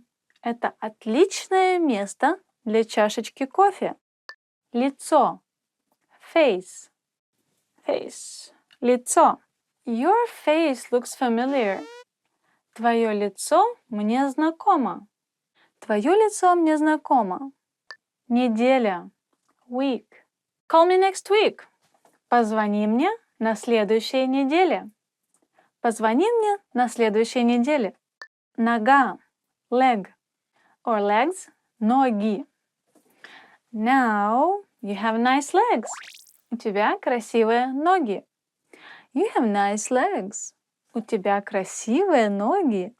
Мать. Мама. Mother. I really like talking to your mother. Мне очень нравится общаться с твоей мамой. Okay, мать is more like official way of saying it when you don't know whose mother we're talking about. But mama is more like friendly and personally if you really know your friend's mother in person. So you can say your mother, твоя мама. Отец, папа, father. Basically the same with the mother.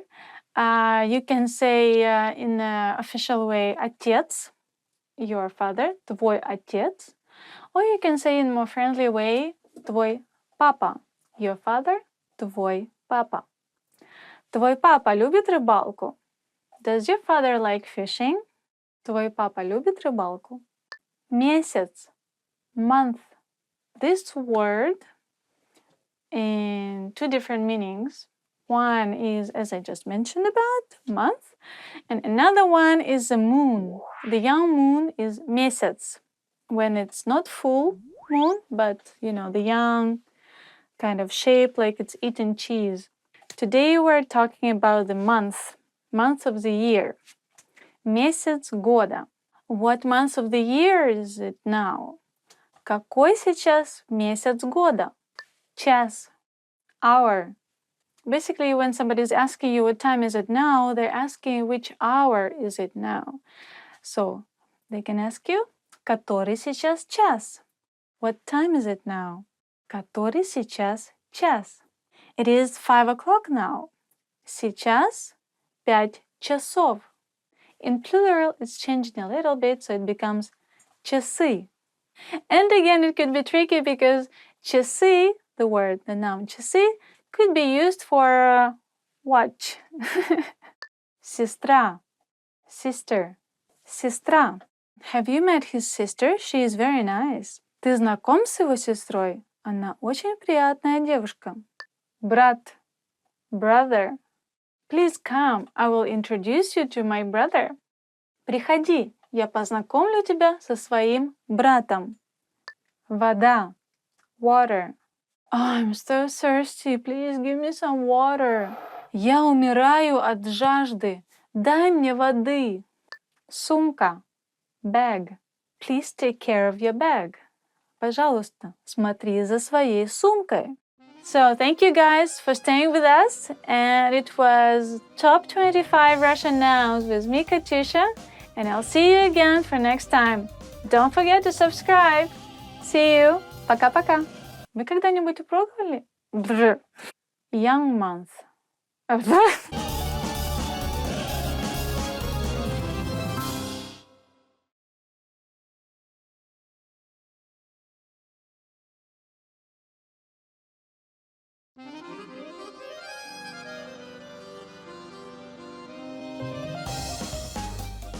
Hi! Welcome to Introduction to Russian. My name is Alicia, and I'm joined by... Hi everyone, I'm Katya. In this lesson, you'll learn the basics of Russian grammar. Word order refers to the order in which words are structured to form a sentence in a given language. Consider the English sentence, I ate an apple. But first, let's remove the article an here for simplicity, so we're just left with I ate apple. The basic word order for English is subject, verb, object, or SVO for short. If we break down the English sentence, I ate apple, we can see that the subject I is presented first, followed by the verb ate, and then finally the object apple is positioned last. This is the basic word order for sentences in English. Russian uses the same word order as English, SVO. Парень купил собаку. Парень, the subject, a guy, goes first. Купил, the verb bought, goes second. And собаку, the object dog, goes last. This means that you can create any basic sentence in Russian simply by exchanging the English words for Russian words using a dictionary and still be understood. Isn't that easy? In fact, Russian word order is much more flexible than English. Compare the following examples. Cats eat mice. If we were to swap the subject with the object, we'd get mice eat cats.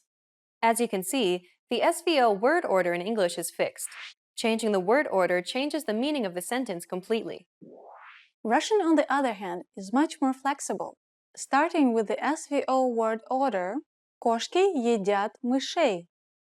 We can swap the subject with the object like we did for English, and yet, мышей едят кошки. The meaning of the sentence remains the same. In fact, we could swap the sentence any which way, and it still wouldn't change the core meaning of the sentence. Unlike English, Russian doesn't rely on the word order of the sentence to signify if a word is the subject or an object, because it uses special word endings that act as markers to indicate the role of the word in the sentence. In this example, we use the word ending "ей" in мышей to indicate that mice is the object of the sentence. And so we can move it around anywhere in the sentence and it still be the object. Now you know how to create basic sentences in Russian, but how do you make a sentence negative? Negation in Russian is easy. Just add "не", meaning no, before the verb. Он спит. Он не спит. Я знаю. Я не знаю.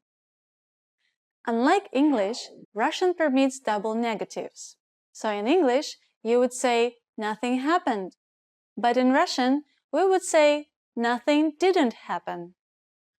Ничего не произошло. You can form many basic negative sentences in Russian by placing no before the verb. Turning a sentence into a question in Russian is even easier than turning it into a negative sentence. Simply raise your pitch at the end of the question as you would in English. Unlike English, though, you do not need to rearrange the order of any words. Simply say the sentence and raise the pitch at the end. Ты понимаешь? Ты понимаешь? To ask more than yes or no questions, you'll need to learn question words. Some common question words are Что? Как? Кто? Какой?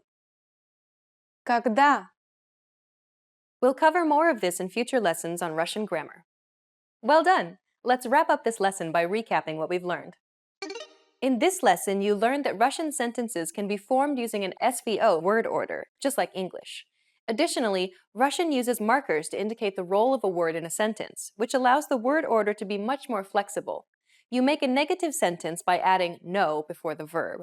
And to create basic questions in Russian, simply add a question mark and raise your pitch at the end of a sentence. We've covered only the absolute basics of Russian grammar. If you're interested in learning more, check out our Russian in 3 Minutes video series. In that course, we teach you useful phrases while covering the fundamentals of Russian grammar, and each lesson is only 3 minutes long. In the next lesson, we'll introduce you to the basics of Russian writing. See you in the next lesson. Bye! Bye!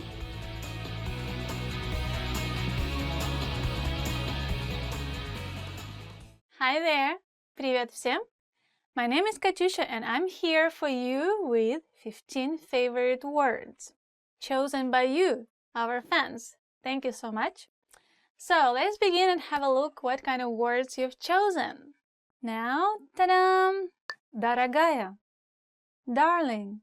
As the word darling, you can say when you're referring to someone as your girlfriend or your dearest friend who is female, your mother, your sister. One is for your girlfriend and one is just for dearest woman in your life. It doesn't mean you are dating your mother, which is awkward. I mean, darling, could you pass me the bread? So, дорогая, подай, пожалуйста, хлеб. Есть. To eat. Что у вас есть поесть? What do you have to eat? So in Russian language it could be confusing because есть, to have something, and есть, to eat something, has a similar pronunciation, so be careful. I guess our fans are worried about eating. It's very important in Russia, yes, so. Жили-были. Once upon a time. So, well, it's used only in fairy tales.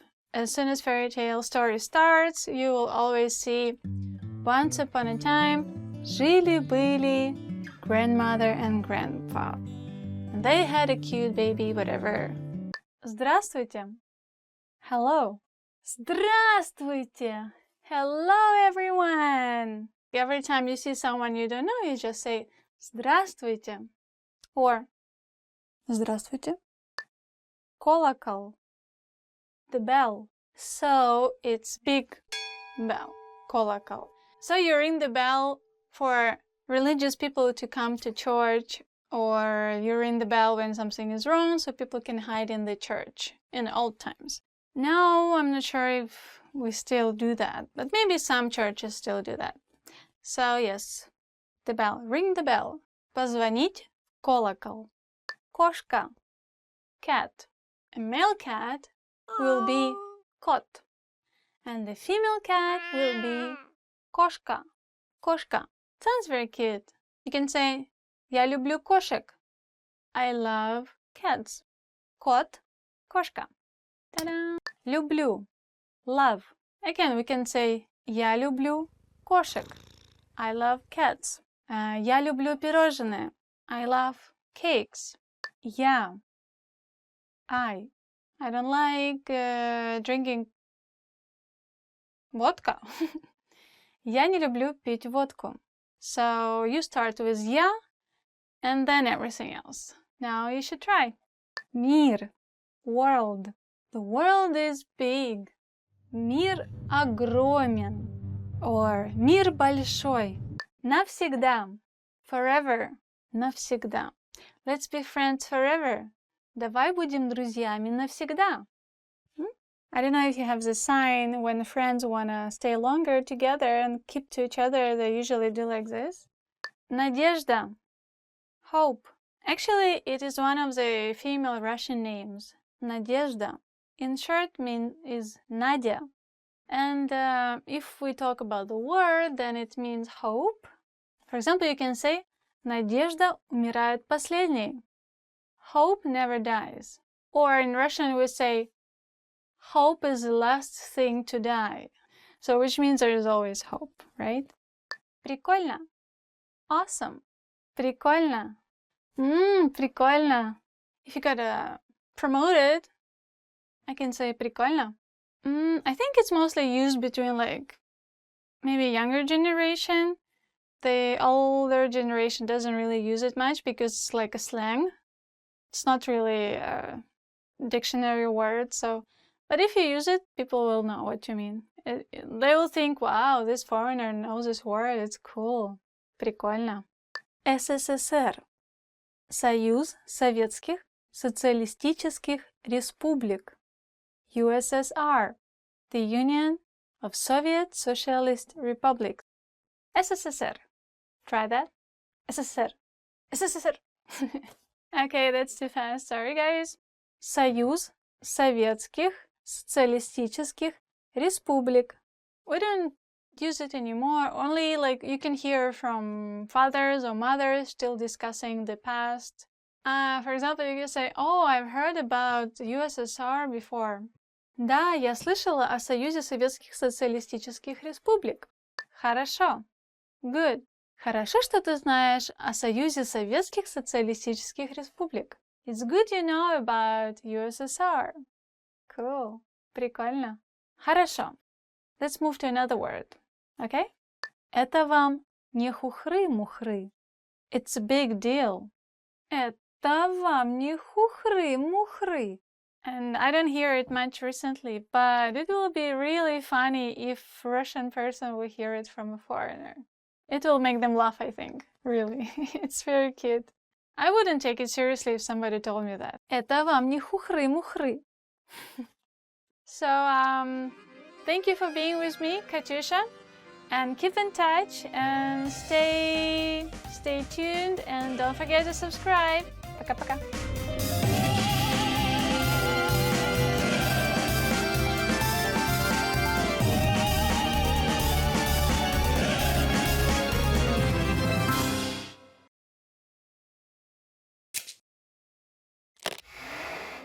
Hi everyone! Welcome to the Ultimate Russian Pronunciation Guide.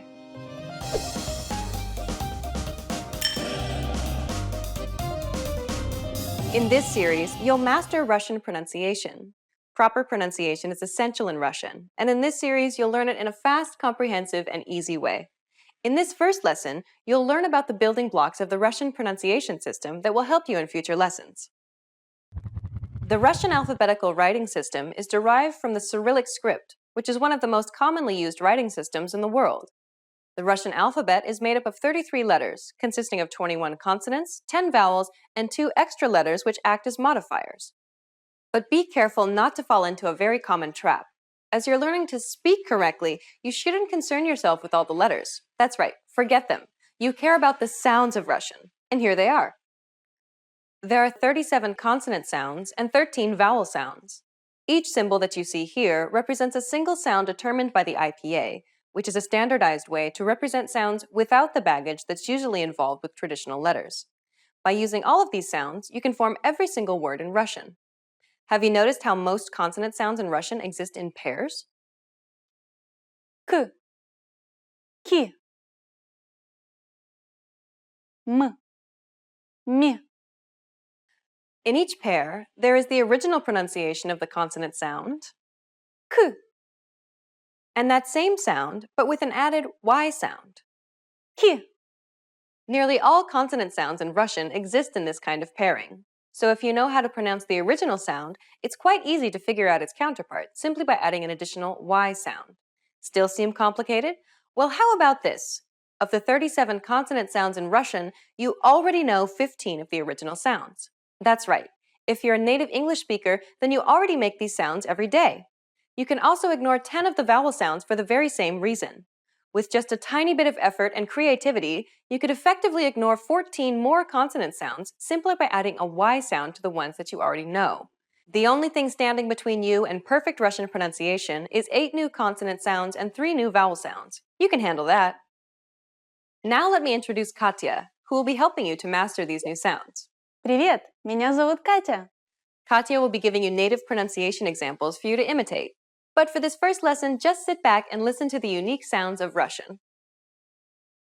Рыба, горло, река, 3, синий, есть, щетка, щель, цель, отец, чай, часы, жест, тяжелый, дрожжи, езжу, ты, мы, южный, юноша, Россия, молоко. In the next lesson, we'll look at the top 5 pronunciation mistakes Russian learners make. You'll want to make sure not to fall into these common traps. After that, we'll begin going through the vowels and consonants of Russian. This is your chance to learn how to correctly say all of the words you just heard. We'll finish up the series by covering some special topics that will really make your Russian sound natural. To close this lesson, here's a question for you. Why is it important to spend time on learning proper pronunciation, even if you're already an advanced speaker?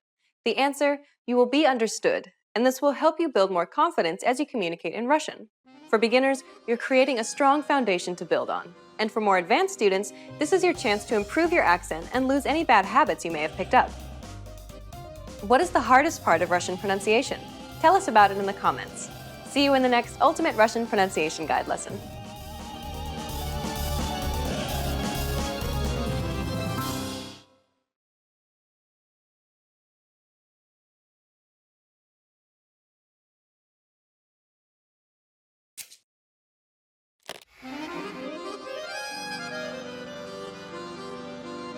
Привет всем! С вами Светлана. Hi everybody, I'm Svetlana. Welcome to RussianPod101.com's Русский язык за 3 минуты. The fastest, easiest, and the most fun way to learn Russian. In the last lesson, we learned the numbers from 1 to 10. Do you remember them? I'll remind you. 1, 2, 3, 4, 5, 6, 7, 8, 9, 10. And now let's continue from 11. 11. 11.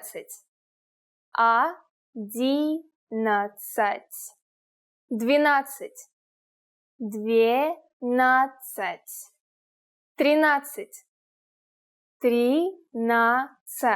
14.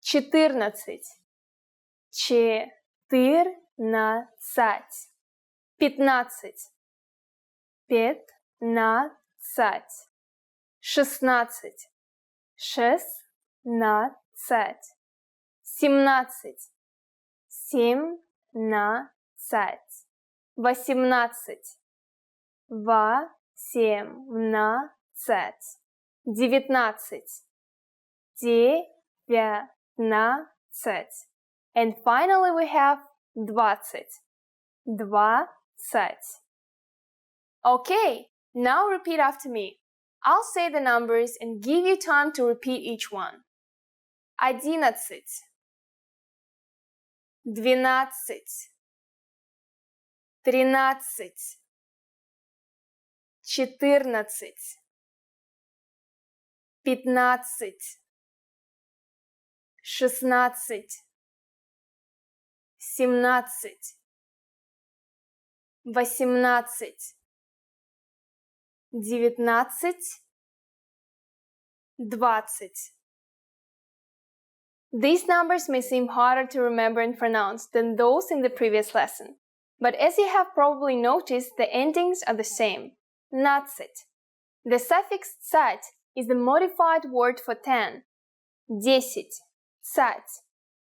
Counting from 15 till 19, you simply eliminate the last letter from the original word and add natset. In the case of 14, you eliminate the letter ye. Let's not stop at 20. Let's learn how to count up to 100. First, I'll give you the tense. 30, 30, 40, 40, 50, 50, 60, 60,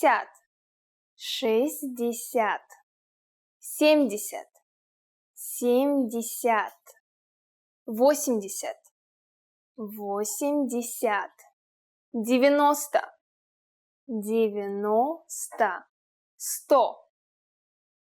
100. Remember I told you that the suffix sat means 10? Well, we have another modification for 10. It is десят. It is almost the same as the original word for 10, 10. In most cases, you simply add the number in front of it to multiply it by 10. 8, 8, plus десят, 10, is 80, 80. Easy! The word for 100 is also super easy. It's 100. I don't think you'll have any problems with this one. The last thing to learn today is how to form compound numbers above 20. Just take the tens and simply add the numbers you learned in the previous lesson. Let's try it out. How would you say 56 in Russian? Let's take it step by step. 50 is 50, and then add 6, 6, 56. It's done. Very easy, right? Let's make another number. For instance, 23. Take 20, 20, and add 3, 3. So we get 23. See? After only 2 lessons, you are now able to count to 100 in Russian. In the next lesson, we are going to put your number knowledge to use. Do you think you can go shopping in Russia now? If not, I'll be waiting for you in our next «Русский язык за 3 минуты» lesson. Пока-пока! До скорого!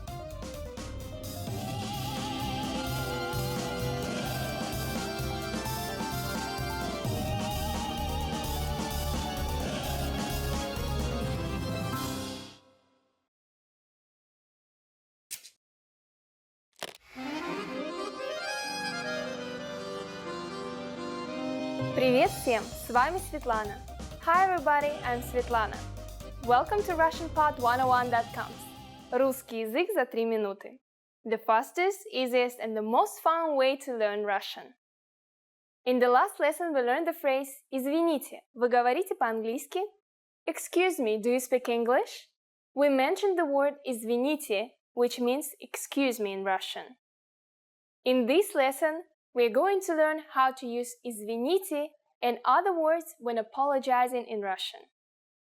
We usually use «извините» when we want to draw somebody's attention. Perhaps you want to order something in the restaurant or simply ask the time. For example, «Извините, который час?» Excuse me, what time is it? The other meaning of «извините» is to say I'm sorry for something you've done or haven't done. The word «извините» derives from the word «вина», which means guilt in English. You use it when you feel guilty for bothering somebody or causing some problem. The word «извините» is used in its formal polite form. The informal version for it is «извини». It can also be used in 2 ways as mentioned, but is mostly used in the sense of regret and apology. «Извини» refers to the informal pronoun you in its singular form. In other words, you would use it when speaking to a person you would address with the pronoun ты. Another informal word for an apology is «прости», which has almost the same meaning as «извини», but with a slightly higher level of regret. It derives from the verb «прощать», which means forgive. So literally this word is translated as «forgive me». So the formal way to say «forgive me» in Russian would be «простите» or «прошу прощения». The meaning of both phrases is almost the same. «Простите» is an imperative verb which literally means «forgive me». «Прошу прощения» means I am asking you to forgive me. This phrase is a bit more polite than «простите». As you might have guessed, the word «прошу» means I ask. You can add the word «пожалуйста», please, to your apology to make it even more polite and sincere. «Простите, пожалуйста». Извините, пожалуйста. Excuse me, please. Okay, great. Now it's time for Svetlana's tips. If you accidentally bump somebody, any of the phrases mentioned in this lesson would be fine for an apology. Just don't say nothing or ignore the other person, because you might get a very angry reaction and be yelled at in front of everybody. Russians can be very short-tempered and emotional, but will not usually harbor resentment if you admit your mistake. It is always easier to say a simple word of apology straight away rather than try to cool an angry Russian down. Okay, that's it for this lesson. Can you count in Russian? In the next lesson, we'll learn the numbers from 1 to 10. I'll be waiting for you in our next Русский язык за 3 минуты lesson. Пока-пока!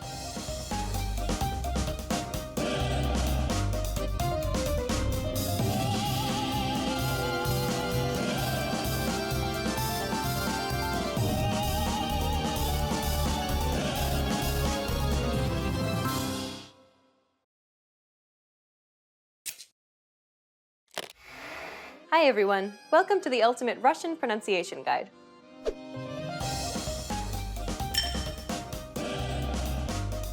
In this lesson, you'll learn the top 5 Russian pronunciation mistakes to avoid. These are common mistakes that Russian learners tend to make, so pay close attention and make sure that you don't make these same mistakes too. Are you ready? Then let's get started. This is a rare sound that doesn't exist in many languages. Many Russian learners are unable to pronounce this vowel simply because it's unfamiliar to them. When Russian learners attempt to pronounce this vowel, they tend to pronounce it as I instead of U. This is an issue because the former sound is another vowel in Russian. Consider these two words. Бить, быть. These two words sound very similar, but their meanings are completely different. It is essential that you're able to clearly distinguish between the two vowels. I, U. The inability to do so could lead to some very problematic misunderstandings. We'll cover this sound in the next lesson. Stay tuned so that you can correct this common mistake. This is another letter that's difficult for Russian learners to deal with. The soft sign is a letter that acts like a modifier. It doesn't produce any sound on its own, but is instead used to affect a preceding letter's sound quality by adding palatalization. The problem arises when speakers pronounce words without paying attention to the tiny soft sign. Compare the following examples. Listen to Katya and pay attention to the way it's pronounced in the following words. Брат, брать. Угол, уголь.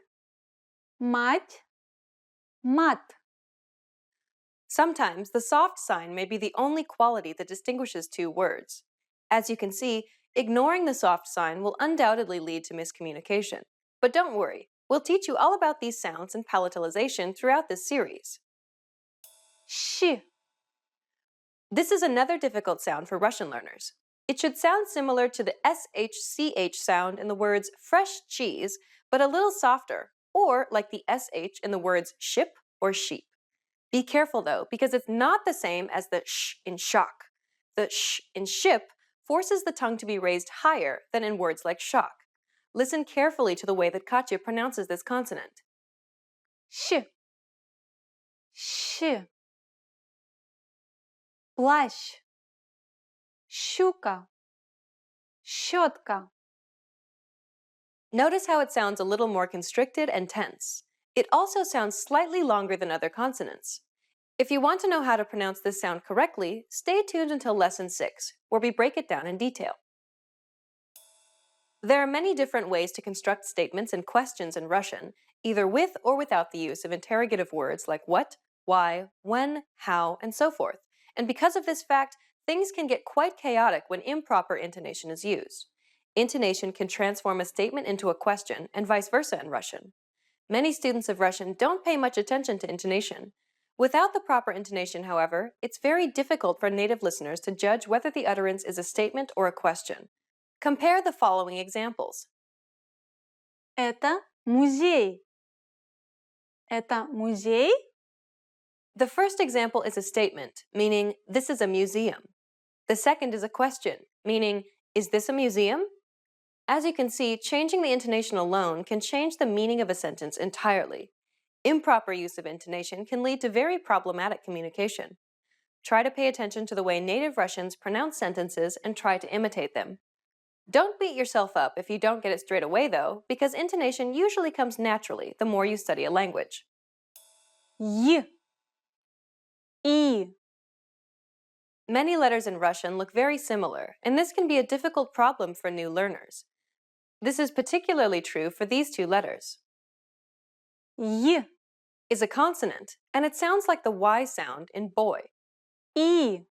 Is actually a vowel, even though it looks very similar to the previous letter. It sounds like the I sound in visa. Consider the following examples. Мой. Мои. Твой. Твои. Clearly, failing to recognize these two letters will result in the wrong pronunciation. Try to be mindful of these two letters and other letters that may look alike in Russian. Now you know the top 5 Russian pronunciation mistakes to avoid. Try to be careful so that you don't make these same mistakes. In the next lesson, we'll start learning Russian vowel sounds. What's your biggest challenge with Russian pronunciation? Is it one of these top 5 mistakes? Let us know in the comments. Stick with us and you'll overcome it quickly. See you in the next Ultimate Russian Pronunciation Guide lesson.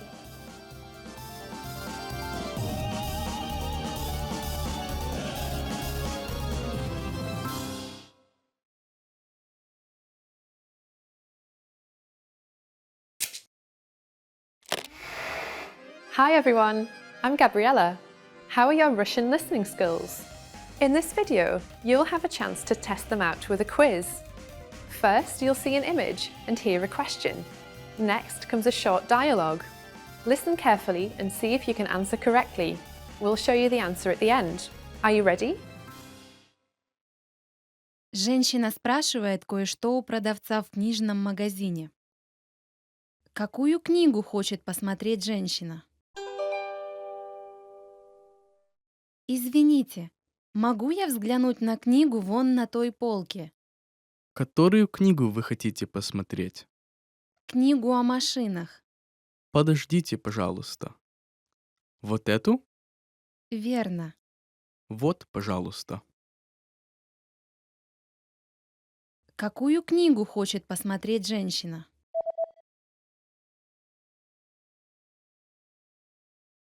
Женщина спрашивает кое-что у продавца в книжном магазине. Какую книгу хочет посмотреть женщина? Извините, могу я взглянуть на книгу вон на той полке? Которую книгу вы хотите посмотреть? Книгу о машинах. Подождите, пожалуйста. Вот эту? Верно. Вот, пожалуйста. Did you get it right? I hope you learned something from this quiz. Let us know if you have any questions. See you next time.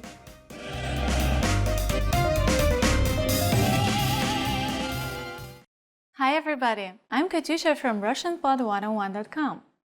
Do you know how to say I love you in Russian? In this lesson, you'll learn 3 different ways to say I love you and a special phrase for Valentine's Day.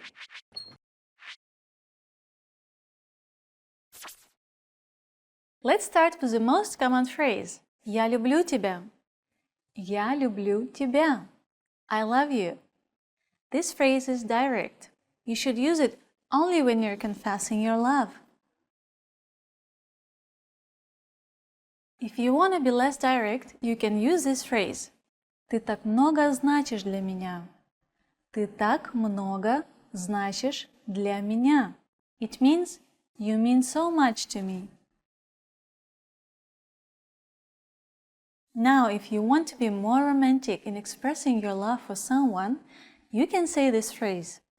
Слова не могут описать мою любовь к тебе. Слова не могут описать мою любовь к тебе. It means words can't describe my love for you.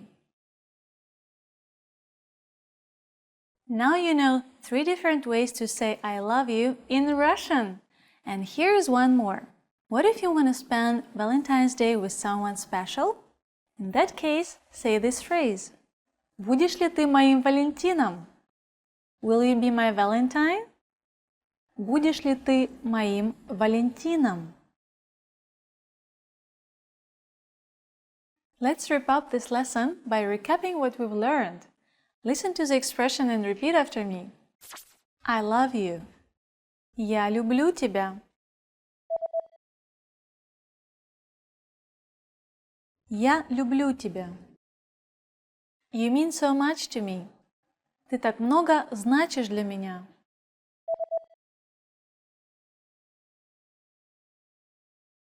Ты так много значишь для меня. Words can't describe my love for you. Слова не могут описать мою любовь к тебе.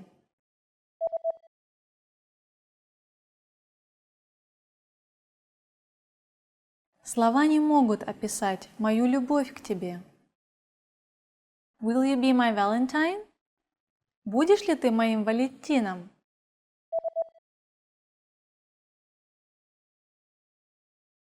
Будешь ли ты моим Валентином? Well done! Did you know that on Valentine's Day, it's common to give your love valentines, or in Russian, valentinki? These are small, heart-shaped cards that are typically red or pink. Traditionally, valentines are unsigned because it's thought that the heart will point out the sender of the love note. People in love also give each other various small gifts, chocolates, a stuffed toy, or even jewelry. You just learned 3 different ways to say I love you in Russian, and 1 special phrase for Valentine's Day. And if you're interested in learning more, don't forget to download your free Romance and Love cheat sheet, which includes romance words, compliments, and pickup lines. Check out the description below and go to russianpod101.com now. I'll see you next time! Увидимся в следующем уроке!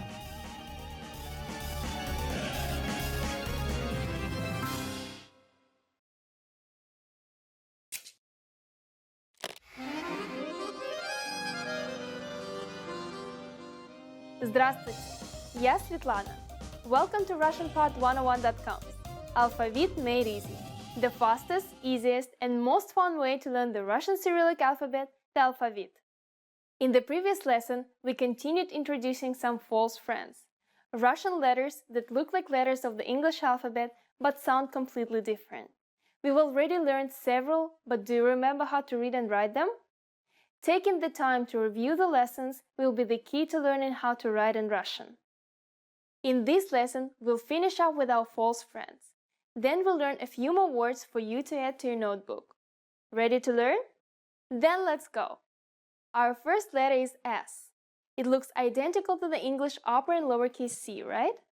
Of course, the Russian S does not sound like the English C, although I guess sometimes it does. I mean, the English C can sometimes make an S sound, so it's kind of like a mostly false friend, right? Here's the uppercase.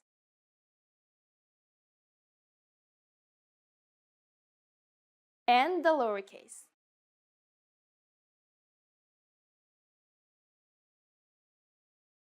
The cursive uppercase S looks like this. It's similar to the English cursive C, but thankfully it's a bit simpler than most Russian letters. Uppercase S is a single stroke which connects easily to the next letter without lifting your pen or pencil. As for the lowercase s, it's identical to the uppercase except for its size. Now we'll write them.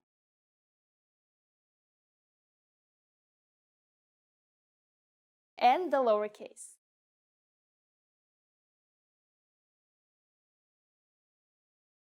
The second letter we'll learn in this lesson looks pretty familiar. U. As you can see, it looks similar to an English Y, with just small differences. Of course, it doesn't sound like Y at all, but at least it's easy to pronounce. U makes an U sound 100% of the time. Here's how to write the printed versions.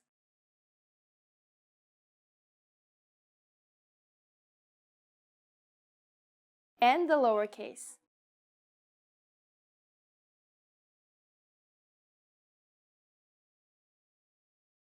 Now let's take a look at how to write U in cursive. The uppercase version looks like this. As you can see, the cursive version of U looks similar to the English Y. It's written in a single stroke and connects easily to the next letter. While the uppercase version does not dip below the line, the lowercase version does. Now it's time to write it.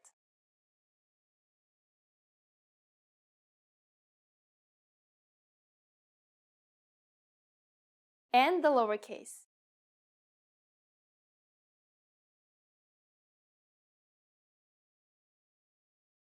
Let's learn one more letter.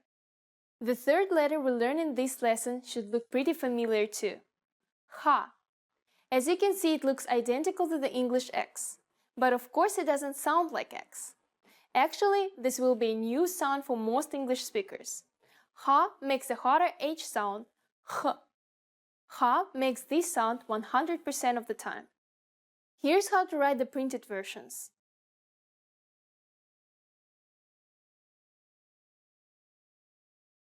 And the lowercase.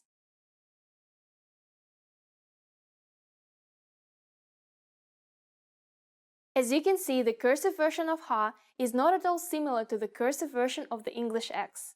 It's written in 2 strokes and connects easily to the next letter.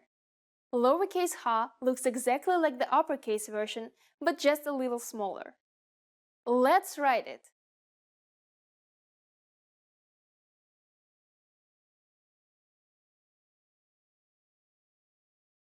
And the lowercase.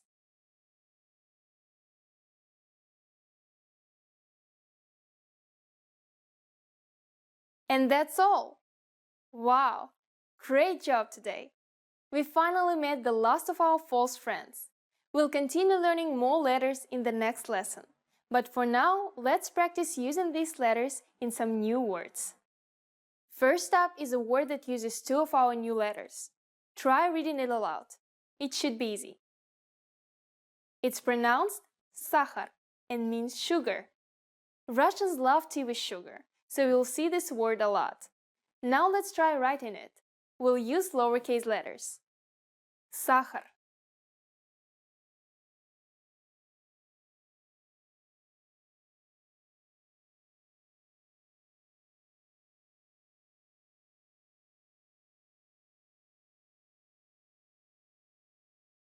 Now let's try writing 2 sentences. As you know from a previous lesson, on means he. Turk means Turk, as in someone from Turkey. So the first sentence means he is Turkish. In the second sentence, we see есть, which is an important word meaning eats. And halva is a popular sweet in Russia, originally from the Middle East. In English, it's called halva. The second sentence means he is eating halva. Now let's try to write it. We'll start each sentence properly with an uppercase letter.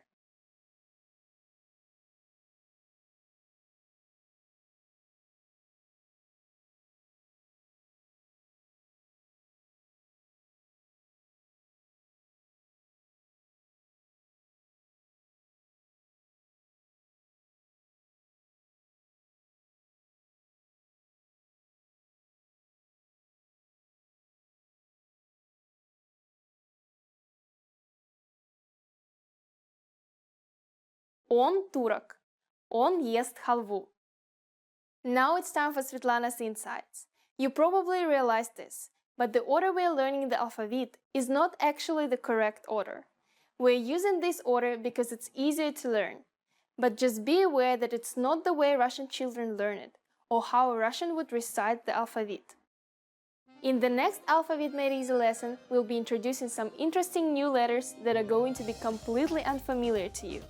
Are you excited yet? Пока-пока!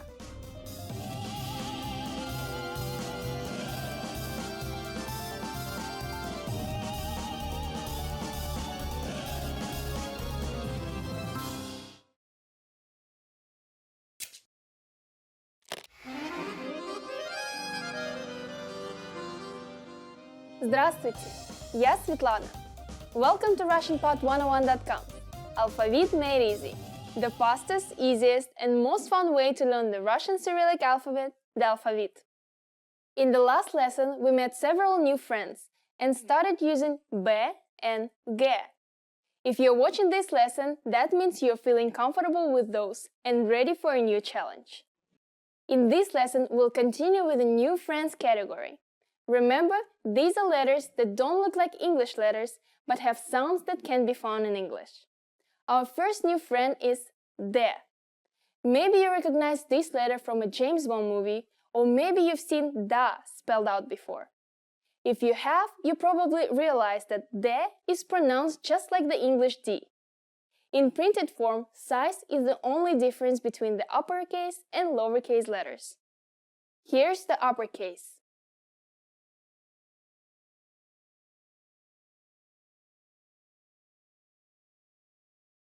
And the lowercase.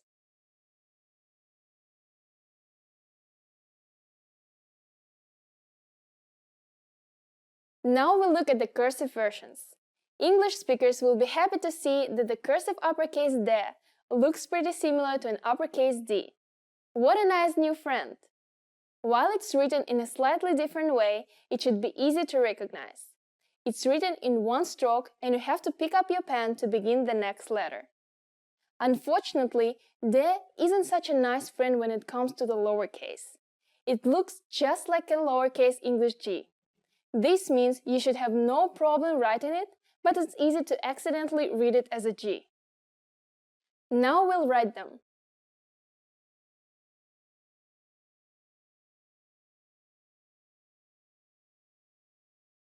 And the lowercase.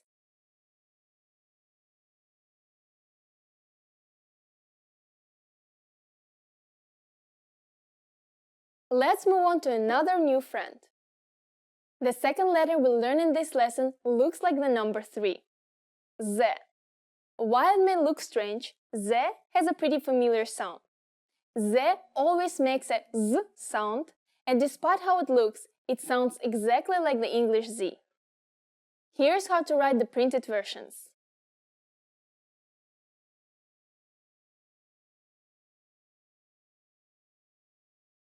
And the lowercase.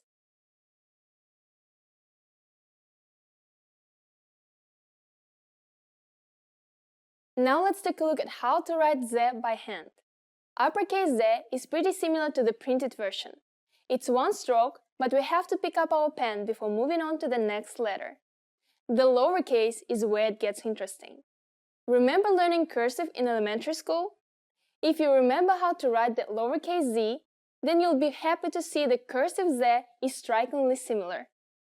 Now it's time to write it.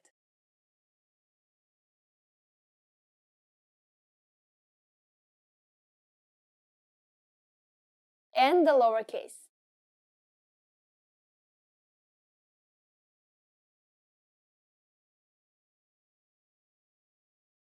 Okay, that's it for our new friends in this lesson.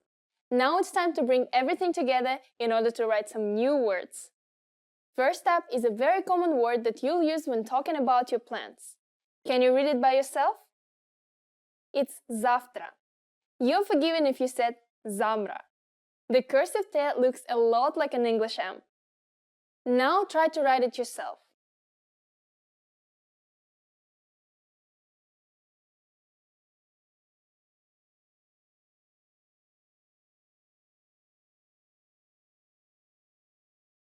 Завтра. The next word is a fun one. Let's see if you can read it. Did you read it as Дед Мороз? It can be tricky to know when O is O and when it's A, but we'll talk more about that in a later lesson. Дед Мороз is the Russian Santa Claus. So let's try writing it. Both Дед and Мороз should start with uppercase letters.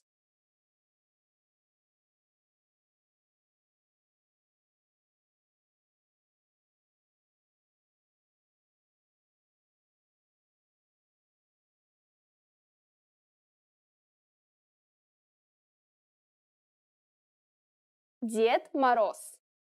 Remember that after the uppercase D, you have to pick up your pen to start the next letter. M, on the other hand, connects easily to the next letter. Nice job! Now it's time for Svetlana's insights. You may have noticed that some uppercase letters like D don't seem to be connecting very well. This happens with many uppercase letters in Russian. In these situations, you have the choice of either letting the letter stand alone and starting from the next lowercase letter, or adding a little connecting tail to the uppercase letter. However, when writing, most people don't connect the, the, and other difficult to connect uppercase letters. That's it for this lesson. Next time we'll continue to introduce more new friends. See you in the next Alphabet Made Easy lesson. Пока-пока!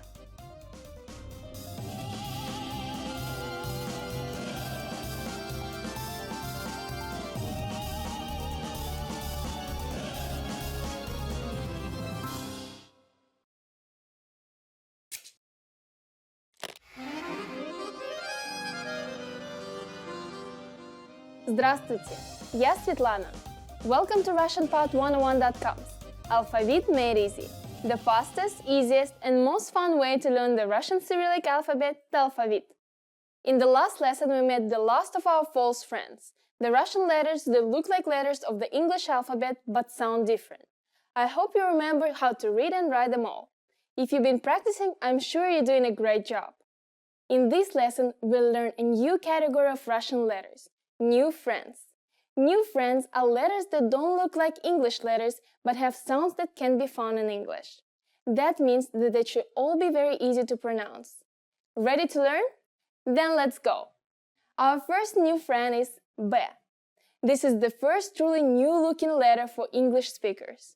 Although it looks new, it should sound quite familiar. B is pronounced just like the English B. As you can see though, the upper and lower case look very different. Here's the uppercase.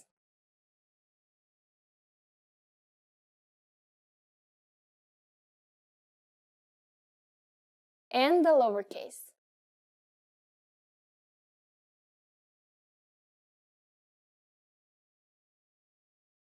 The cursive uppercase B looks like this. It has two strokes and continues to the next letter after the lower stroke. The lowercase is quite different from the uppercase, and you have to lift your pen at the end. This makes lowercase b the only letter which does not connect smoothly to the following letter. Now we'll write them.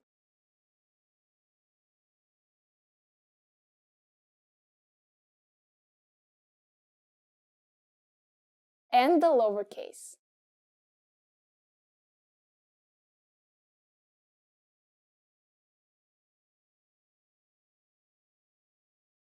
Let's move on to another new friend. The second letter in this lesson looks like a rotated uppercase L in English. G. While it may look strange, G has a pretty familiar sound. G functions in the same way as the English G, and almost always makes a hard G sound. Sometimes it can sound like V, but only in rare cases. Here's how to write the printed versions.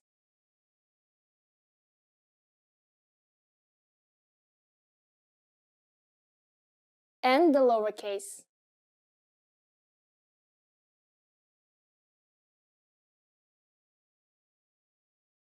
Now let's take a look at how to write G in cursive. The uppercase version looks like this. As you can see, the cursive version of G looks kind of like the uppercase T in English. It's written in two strokes and connects to the next letter by swinging back around. Now let's take a look at the lowercase cursive G. Lowercase G is a lot trickier because it looks nothing like the printed version. On its own, it's written like this, but when connected to the preceding letter, it looks a lot more natural. Handwriting time.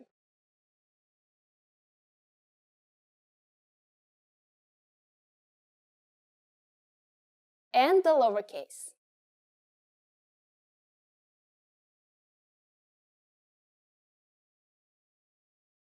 That's it for our new friends today.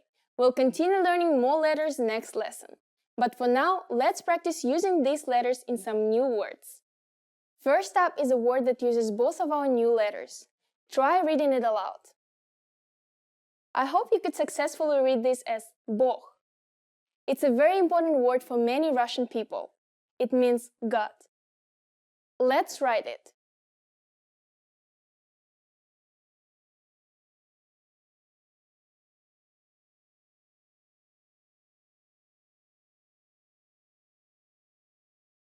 Bog.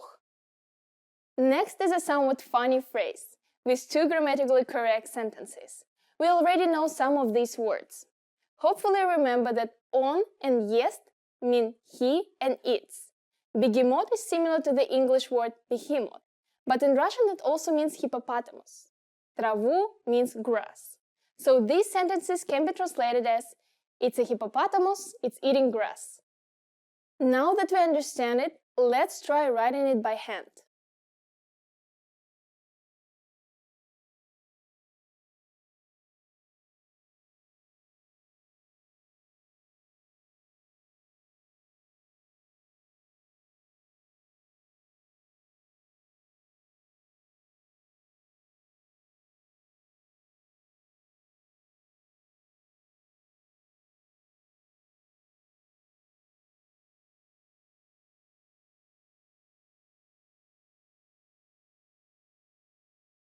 Он бегемот. Он ест траву. Let's start with an uppercase O. Also remember that lowercase b does not connect directly to the next letter. Be careful not to confuse the lowercase m and t. Give it your best shot. Now it's time for Svetlana's insights. Are you familiar with Greek letters? Maybe you remember them from high school or college.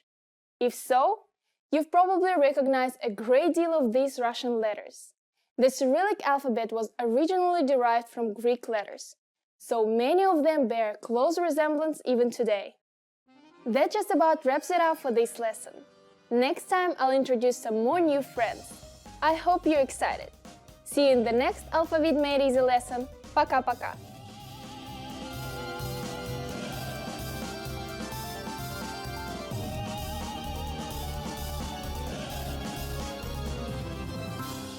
Hello, привет! My name is Katyusha and welcome to Top 25 Russian Verbs. Let's start. Начнем. Быть.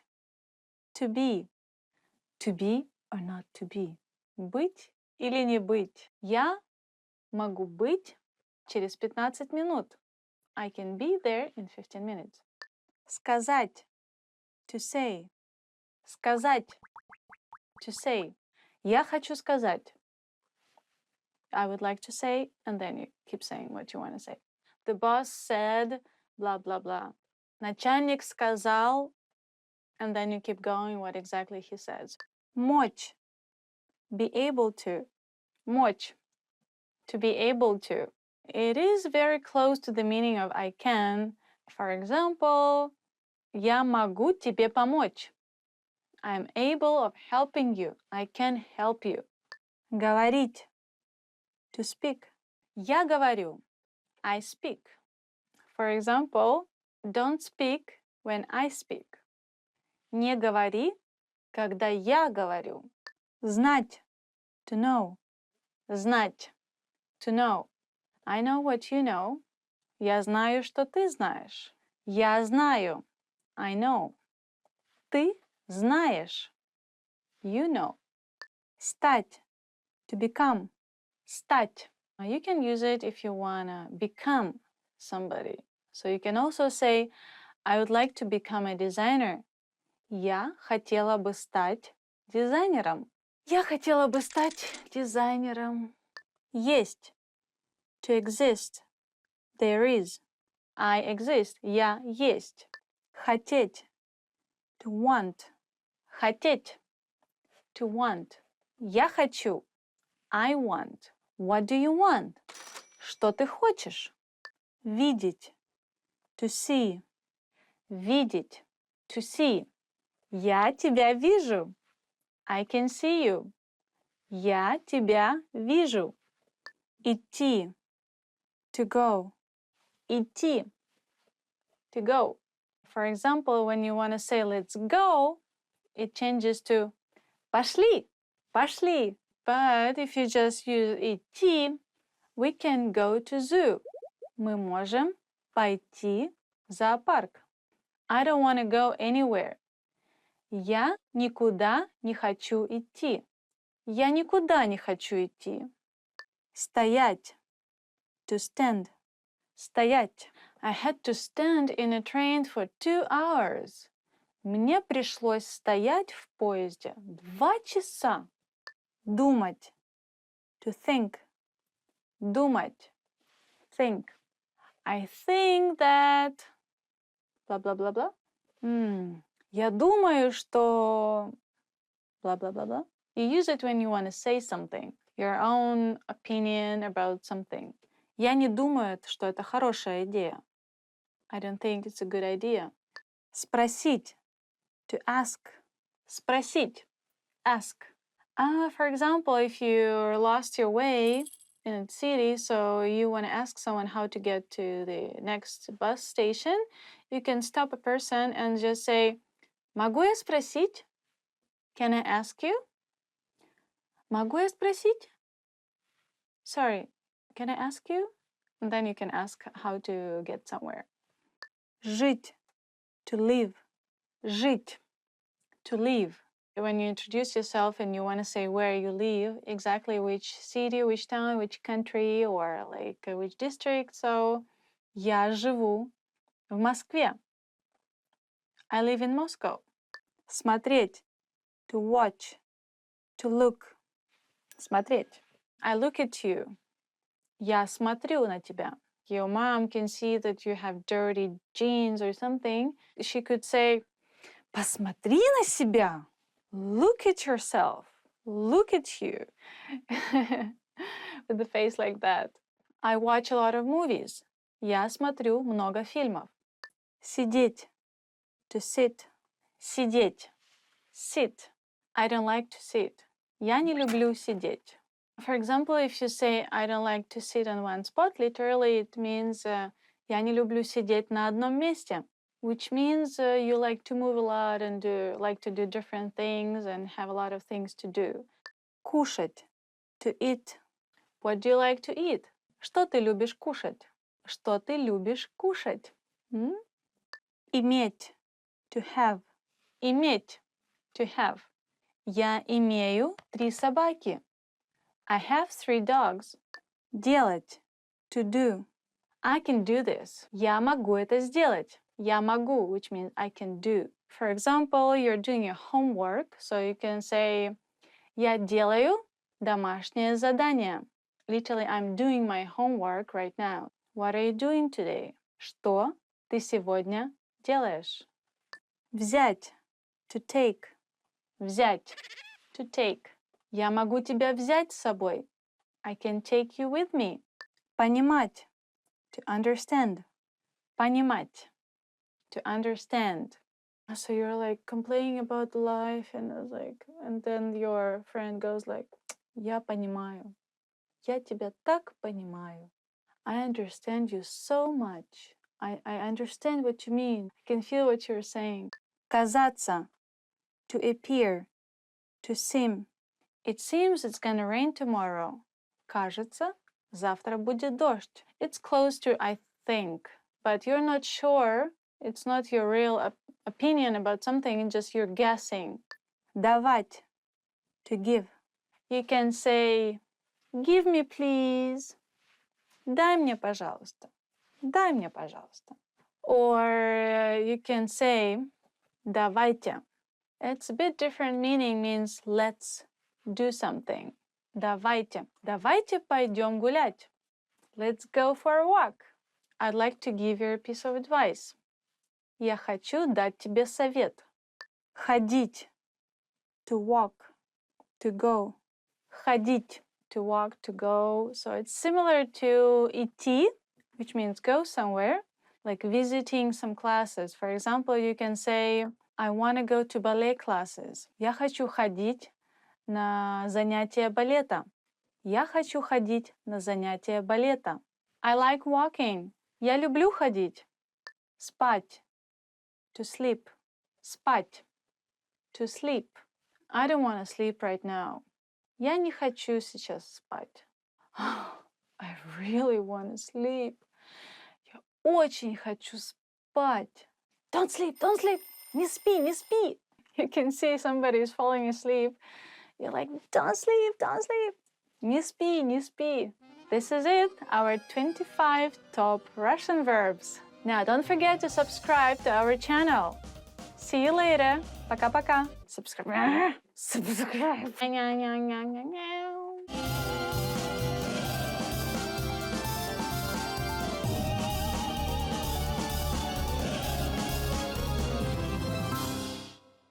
Hi everyone, it's me again, Katyusha, with you and top 25 Russian adjectives. Now let's begin. Страшный, scary. Does it look like scary? This movie is so scary. Этот фильм очень страшный. I shouldn't say it with a smile on my face, but большой, big, big. I love watching большой балет. You know, you cannot say it's big ballet. Literally, the people who likes ballet, they know that there is a very famous ballet in Moscow, which is called большой балет. Большой балет. So you cannot translate it as a big ballet. You have to still say it большой балет. Okay? Let's go watch большой балет. For example, bring me that big basket. Принеси мне эту большую корзину. Принеси мне ту большую корзину. Быстрый. Fast. Быстрый. Fast and quick is the same. In Russian is быстрый. Run as fast as you can. Беги так быстро, как только можешь. Беги так быстро, как только можешь. Sometimes when the people want to rush you and do something really quick, they can tell you, быстро, быстро. Like quick, quick, fast, fast, move, move, you know. Быстро, быстро. Move your legs. Медленный. Slow. Медленный. Why are you so slow? Почему ты такой медленный? Простой. Simple. It's not that simple. Все не так просто. I like this skirt. It's very simple. Мне нравится эта юбка. Она очень простая. Высокий. High. Tall. Высокий. You're so tall. Ты такой высокий. Or you can say, giraffe is so tall. Wow. Жираф такой высокий. Главный. Main. Main menu. Or you can also use this adjective for like meaning that there is a person higher than you.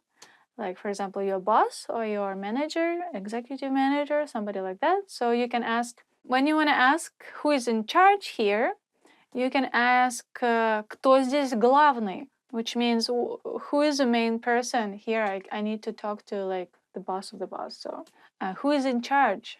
Кто главный? Сильный. Strong. Strong. I'm not that strong. Я не очень сильная. This singer has a very strong voice. У этой певицы очень сильный голос. Длинный. Long. My nose is too long.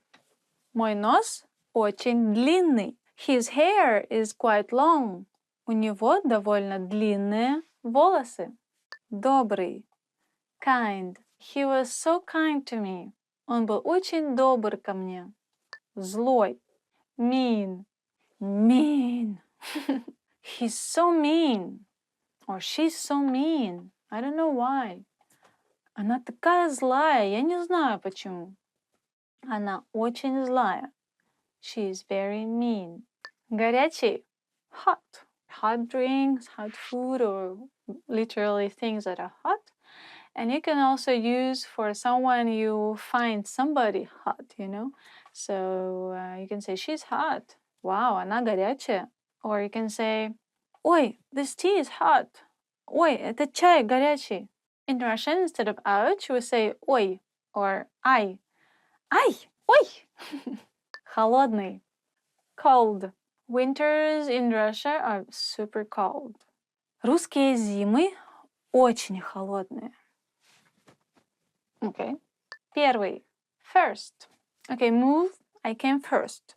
Уйди. Я пришел первый. Grannies are queuing in a shop for something, in a store. They can be arguing who was first and who left the queue and then came back, so they talk about it a lot, like, oh no, I was first. Нет, я первая. So it's funny to watch. First time I saw this movie.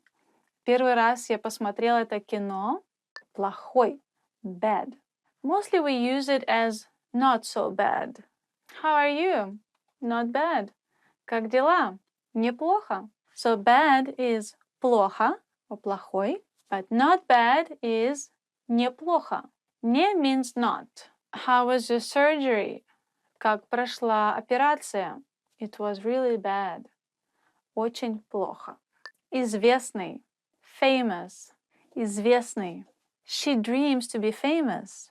Она мечтает быть известной. Famous. Она мечтает стать известной. Her dream is to become famous.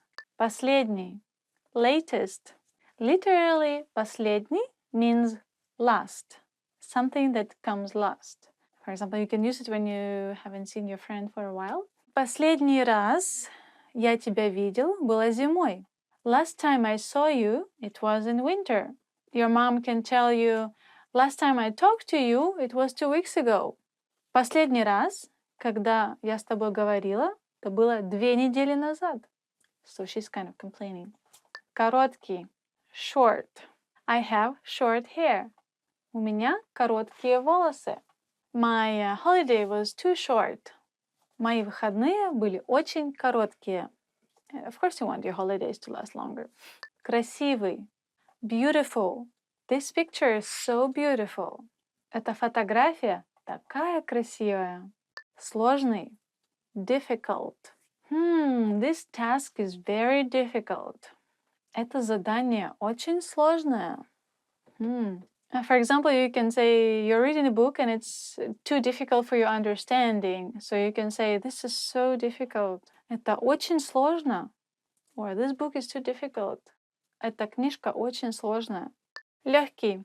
The next adjective is light.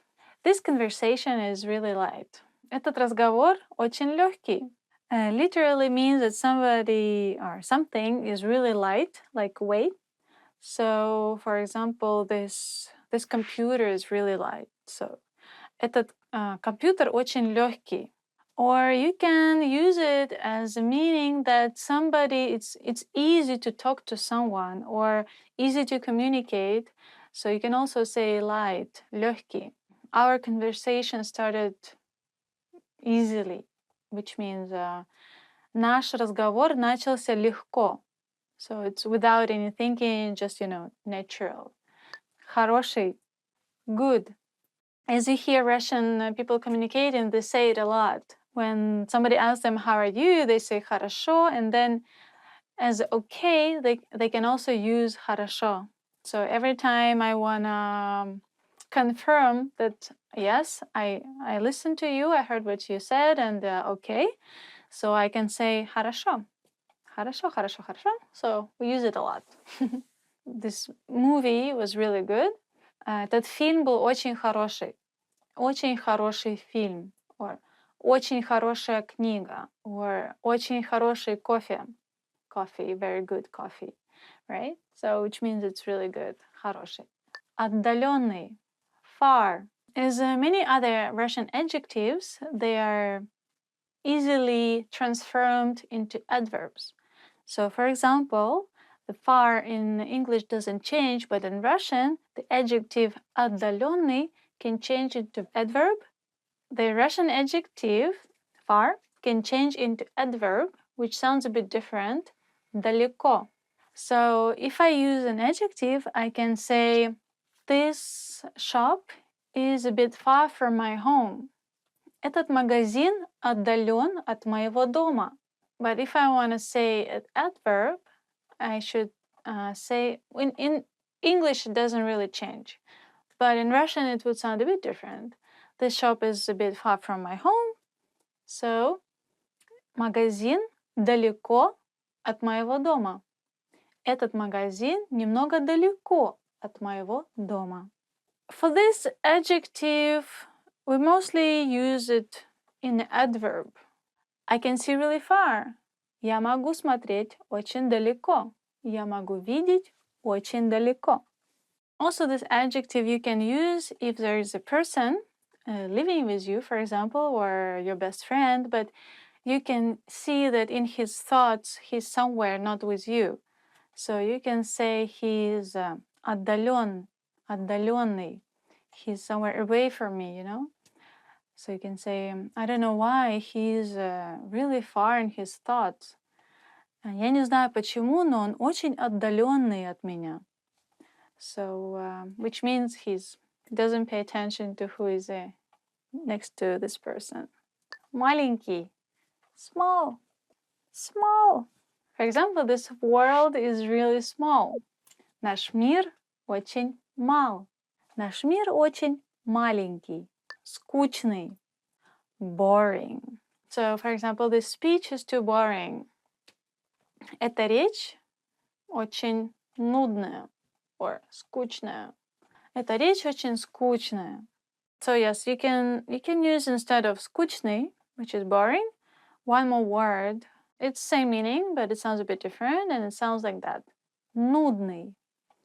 Нудный. Скучный. Нудный. Basically same meaning. He is so boring. Он такой нудный. Maybe it's used more for describing people and somebody's character. Okay, let's get some extra adjectives for you. Lazy. Ленивый. It's so easy to be lazy. Так легко быть ленивым. Очень легко быть ленивым. Don't be lazy. Не ленись. Now, next adjective should be благодарный. Grateful. I'm very grateful. Я очень благодарный. Я очень благодарен. I'm very grateful to you. Я очень тебе благодарен. I guess that's it. Top 25 Russian adjectives. Done. Thank you for staying with me, Katyusha. I hope you enjoyed Top 25 Russian adjectives. And I hope to see you again with me and some extra Russian words. And don't forget to subscribe. Пока-пока. Top 25 Russian adjectives. The end.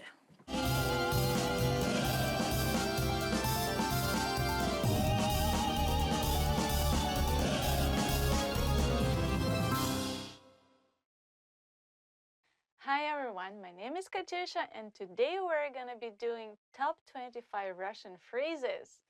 Let's start. Начнем. Здравствуйте. Hello. Здравствуйте. Hello. For example, здравствуйте. Не подскажете, как пройти в библиотеку? Hello. Could you tell me how to get to the library? We also have another phrase for hello, which is informal and sounds like привет. Привет. Привет. Hello. Доброе утро.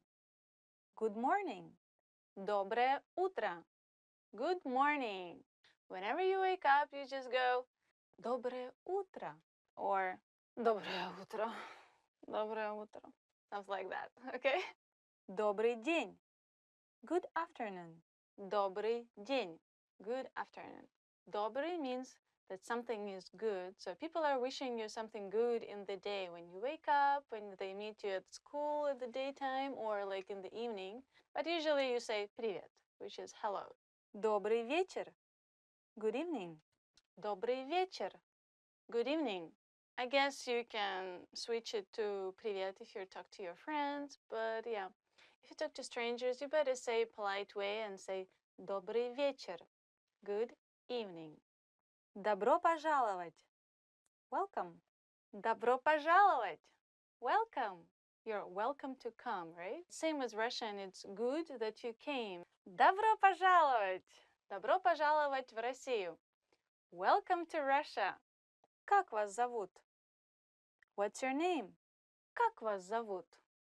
What's your name? So first, when you see a stranger, you have to say здравствуйте. Как вас зовут? Меня зовут. My name is. Меня зовут and your name. My name is. Ding, ding, ding, ding, ding. Let's practice. Здравствуйте. Как вас зовут? Меня зовут Катя. How was it? Am I talking to myself? Приятно познакомиться. Nice to meet you. Приятно познакомиться. It was nice to meet you. Здравствуйте. Как вас зовут? Меня зовут Катя. О, приятно познакомиться. Got it? Как дела? How are you? When you meet anyone you know, you want to ask what? You want to ask, how are you, right? So sometimes instead of hello, you just go, how are you? Как дела? Привет, как дела? Literally, how are your things going? So now you can make a conversation. А у тебя? How about yourself? Привет, как дела? Хорошо. А у тебя? And how are you doing? Which makes sense. So they care about you. They want to know how you're doing. It's nice. Спасибо. Thank you. Спасибо. Thank you. Привет, как дела? Хорошо, спасибо. А у тебя? Пожалуйста. Please. You're welcome. Пожалуйста. Please. Or you're welcome. The difference in please and you're welcome is just the way you say it. For example, Mom, please, I don't want to go to school. Пожалуйста, мама, я не хочу идти в школу. Which we can hear every morning. Or you can say, present, an iPad from my friend is like, спасибо. And they go like, пожалуйста. Like, you're welcome. Что нового? What's new? Что нового? What's new? Basically, it's same as как дела. Just you want to know more details of how things are going. So, привет, как дела? Что нового? Hi, how are you? What's new? До встречи. See you later. До встречи. Usually we don't wave hands. See you later, see you soon. Means literally, till next time I see you. До свидания. Goodbye.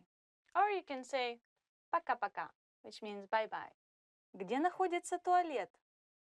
Where is the bathroom? Где находится туалет? Where is the bathroom? You can make it shorter because the word находится literally means located or to be, can be just cut out. So you can just say где туалет? Where is the toilet? Or you can ask где здесь туалет? Where is a toilet around here?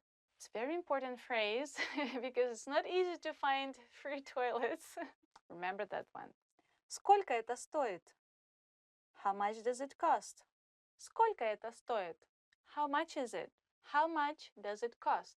So try next time when you're shop.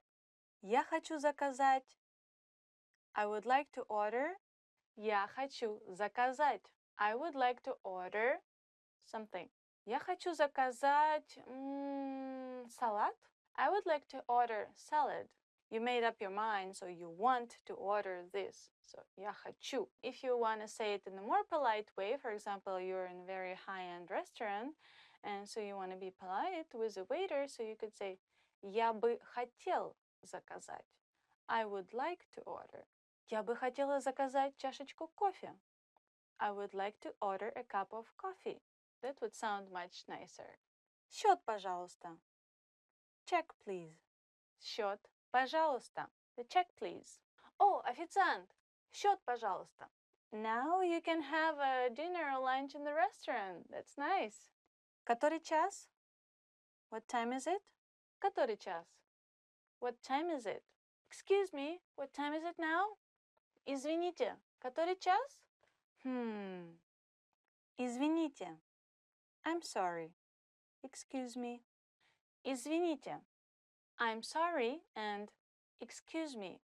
If you say I'm sorry, you can say извините, like you're really sorry about something you've done. But you can say excuse me, like you stepped on somebody's foot in a train. You can say ой, извините. Хорошо. Good. Okay. Хорошо. Okay. Good. When somebody asks you, how are you doing? Как дела? You can say, хорошо, спасибо. I'm good, thank you. Помогите. Help. Помогите. Someone. Help, help, help me, somebody. Помогите. For example, if you're a big forest and you don't know your way out, so you have to shout to let people hear you. So you're like, помогите. but it's really rare situation. I hope you won't be in it. Да. Yes. Да. Yes. Russian people say a lot. Да. Yes. I agree. Да. Нет. No. Нет. No. Нет. Would you like to go to dinner with me? No. Нет. Thank you for watching. And today we did top 25 Russian phrases for daily conversation. And don't forget to subscribe for our channel. Thank you. Bye-bye. Пока-пока. Oh, Katya, thank you so much. You're so good. Oh, не за что.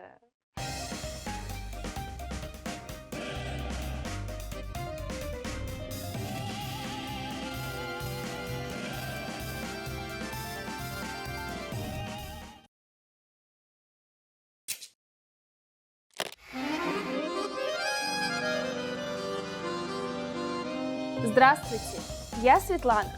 Welcome to RussianPod101.com's Alphabet Made Easy, the fastest, easiest, and most fun way to learn the Russian Cyrillic alphabet, the alphabet. In the first two lessons, we covered the true friends in the Russian alphabet. Now we are going to take a look at some slightly more difficult Russian letters, the false friends. While true friends look and sound like their English counterparts, false friends look like English letters but sound completely different. Ready to go? Let's get started. In this lesson, we'll learn how to read and write two false friends in both printed and cursive forms. Our first letter is Y. You really want this letter to make an E sound, don't you? Even the upper and lower cases are the same as the English. This letter, however, sounds like Y and sometimes E. In later lessons, we'll tell you more about when and why the pronunciation changes. While Y is a false friend, at least it's not trying to deceive you too much. Here's the uppercase.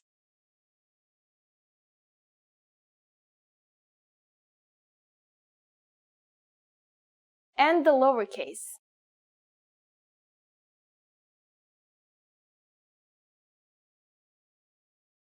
Now let's take a look at how to write it in cursive. The cursive version of uppercase Y looks like this. It's nearly identical to the English cursive and easy to write. Y is a single stroke, so you can continue with the next letter after the uppercase without lifting your pen or pencil. Now let's take a look at the lowercase handwritten Y. Again, it's similar to the English cursive, but in Russian, their starting point isn't from the bottom. Now we'll write them.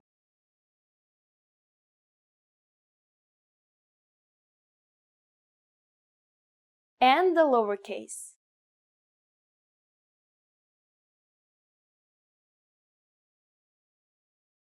For both the upper and lowercase versions, it's easy to connect to the next letter.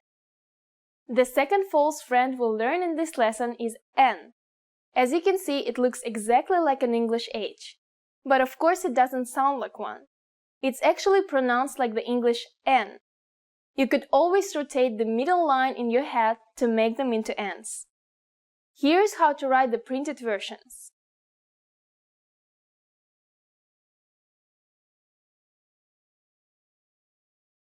And the lowercase.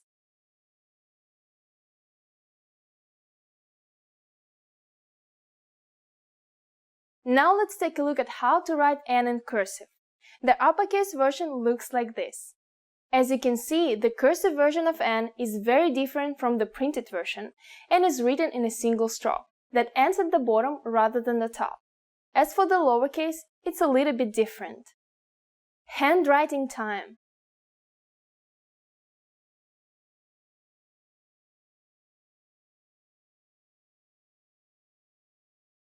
And the lowercase.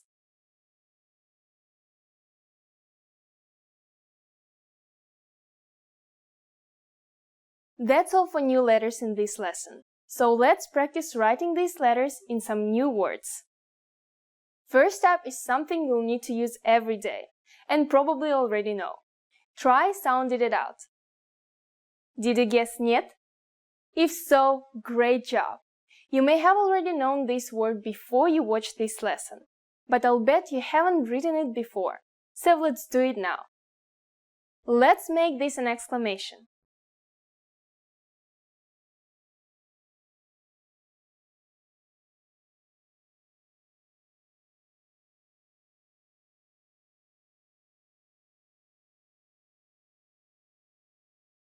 Нет.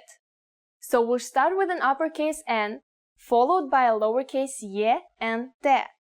Then we'll polish it off with an exclamation point. Нет. Are you ready to stop? Нет? I knew it. We'll learn 2 more words that are very important and that you will hear all the time. Try reading them out loud. Did you say on? Great. What about она? Probably not, huh? Here you can hear how O can be pronounced as both O and A. Again, we'll talk later about why this happens. On is the male personal pronoun, the Russian equivalent of he, and она is the word for she. Pretty useful. Now let's try writing them.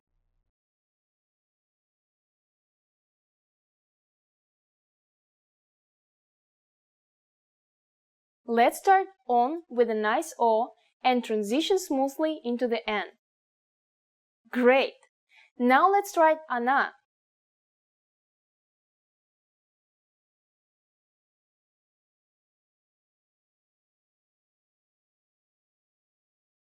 Start with the O again, then make a beautiful N and finish it out with an A. Nice work! Now it's time for Svetlana's insights. You may notice that there are some pretty big differences between Russian and English cursive styles. Russian cursive is much more common and more complicated.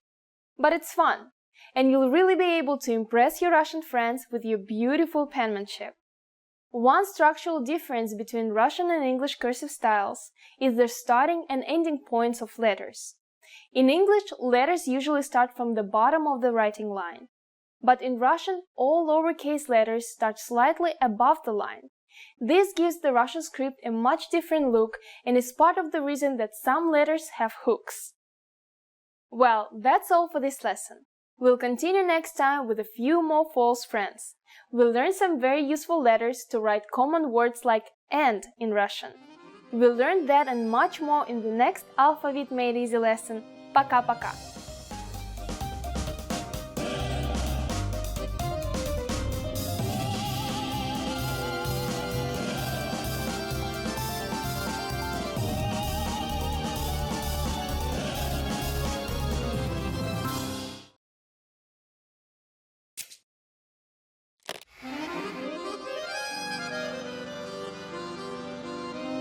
Привет всем!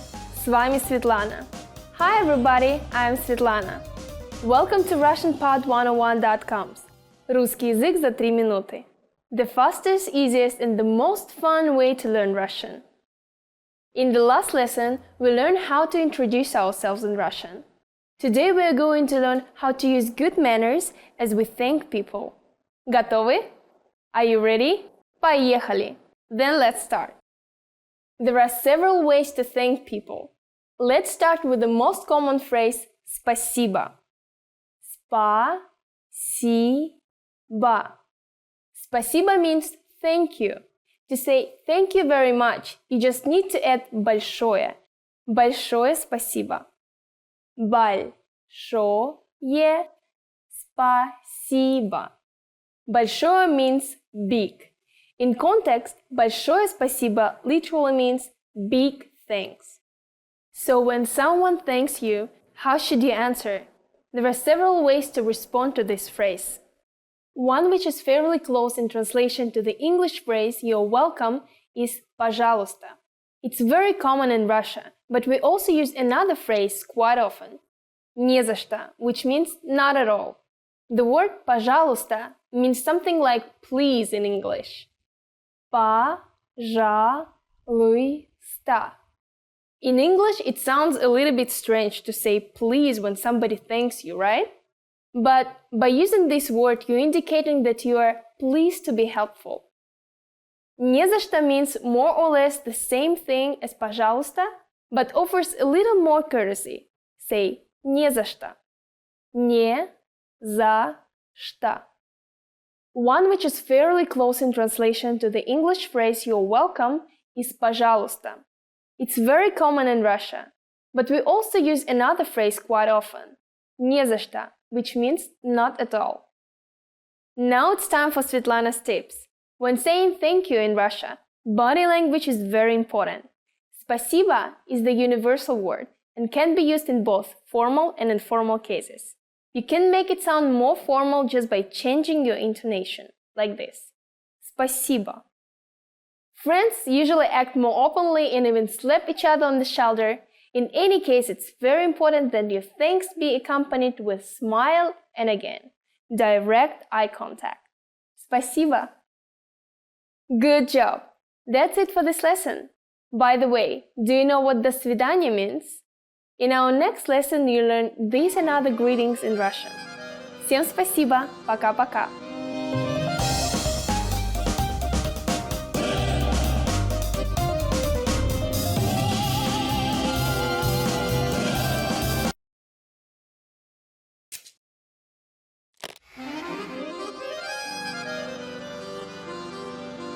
Привет всем! С вами Светлана. Hi everybody, I'm Svetlana. Welcome to RussianPod101.coms. Русский язык за 3 минуты. The fastest, easiest, and the most fun way to learn Russian. In the last lesson, we learned the most common forms of greetings in Russian. Do you remember them? In this lesson, we are going to learn a very useful phrase. Do you speak English? If you find yourself in a situation when you need assistance in English, this phrase can be a lifesaver. And because you're asking it in Russian, you can be sure that everyone will understand what you are saying, even if the answer is no. Here's the informal way to say it. Ты говоришь по-английски? Ты говоришь по-английски? In Russian, verbs change depending on the pronoun that is used. The pronoun ты is the singular you in English. It is a very informal way to address people. Don't use it with complete strangers, especially if the person is older than you. I don't recommend that you use it during formal gatherings either, such as business meetings, conferences, and so on. The verb говоришь means speak in English. As I already mentioned, verbs usually change in Russian, according to the pronoun and time. The original form for the verb говоришь is говорить. To learn how to properly conjugate Russian verbs like говорить, please take a look at our Absolute Beginner series on RussianPod101.com. You can find very detailed grammar lessons and resources there. To make this sentence a question, we don't need to change the word order or anything like that. All we need is to change our intonation. You speak English is ты говоришь по-английски. But do you speak English is ты говоришь по-английски? A more polite way to ask this question in Russian is to use the pronoun вы, which is translated in English as the plural you. Remember, as we change the pronoun, we also need to conjugate the verb to match it. Говорить is conjugated to говорите. So the whole phrase in Russian will be вы говорите по-английски? Вы говорите по-английски? The phrase по-английски stays the same. And you probably have already understood the meaning, right? It means in English. Very easy.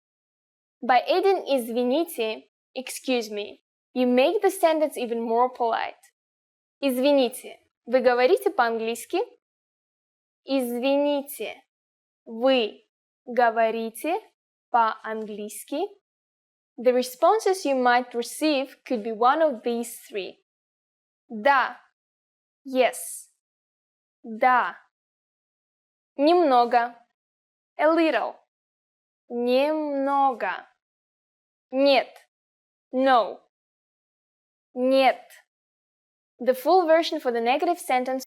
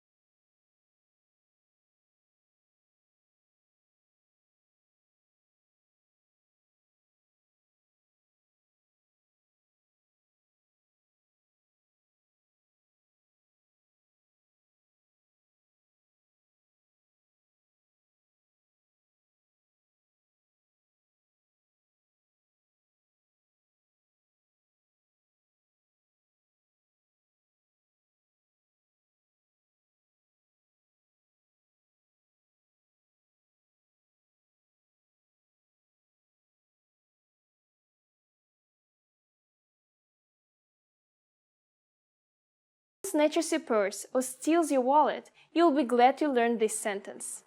Now let's try writing it by hand. Since it's a sentence, we'll start out with an uppercase O.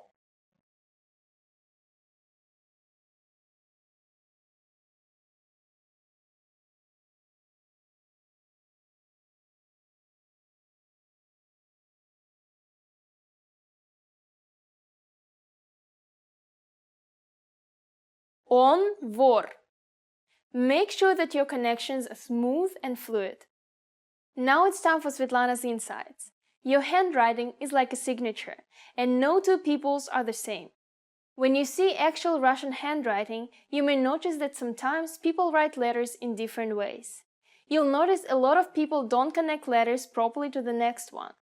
Other people mix print-style letters with cursive letters. However, if you learn cursive properly, you will certainly impress your Russian friends and be able to understand almost anyone's handwriting. Good luck! That's it for this lesson. Today you moved from writing single words into sentences. In the next Alphabet Made Easy lesson, we'll be back to meet the last of our false friends, and then it's on to uncharted territory. Пока-пока!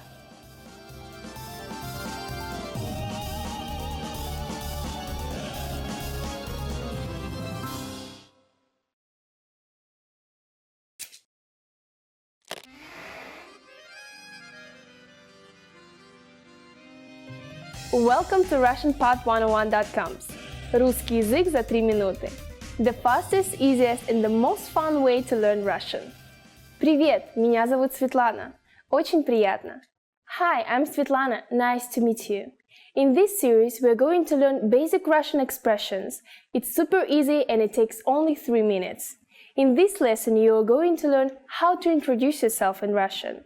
There are a few ways to do so, depending on how formal you want to be. Let's first take a look at an informal way to introduce yourself in Russian.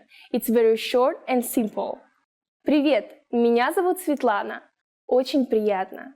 Hi, I'm Svetlana. Nice to meet you. Привет, меня зовут Светлана. Очень приятно. Start with the greeting «Привет». Then you introduce yourself by saying «Меня зовут» and then your name «Меня зовут Светлана». Finally say «Nice to meet you». The simplified and very casual phrase for it is «Очень приятно». The whole phrase will be «Привет, меня зовут Светлана. Очень приятно». Now let's take a look at more formal version for greeting and self-introduction. It's a bit longer than the previous one. You ready? Here we go. Здравствуйте, меня зовут Светлана. Приятно познакомиться. Hello, my name is Svetlana. It's a pleasure to meet you. Здравствуйте, меня зовут Светлана. Приятно познакомиться. What has changed from the previous introduction? Let's take a closer look at these together. First, we changed the greeting word «привет» to «здравствуйте». It's very formal and official greeting which can be used any time of the day, morning, afternoon, evening, or even at night. Luckily, the phrase you use to introduce your name stays the same. Меня зовут Светлана. Next, after giving your name, you say «приятно познакомиться». It's more formal, but can be used in informal greeting as well. It literally means it's a pleasure to meet you. Once more, the formal way to introduce yourself is «Здравствуйте, меня зовут Светлана. Приятно познакомиться». In the sentence «Меня зовут Светлана», «меня» is myself, and «зовут» is to be called. So the literal translation is I'm called Svetlana. Unlike English, where I would say, my name is Svetlana, in Russian we basically say, somebody calls me Svetlana. Interesting, huh? Now it's time for Svetlana's tips. It's common to shake hands both when you greet somebody and leave them in Russia. Handshaking is more common for men, but women also practice it a lot lately. And don't forget direct eye contact. It's very important in Russia. Good friends usually give hugs and kiss each other on the cheeks 3 times. Okay, that's it for this lesson. Do you know how to say thank you in Russian? You'll learn how to say this and many other words in next lesson. Пока-пока! До скорых встреч! See you soon!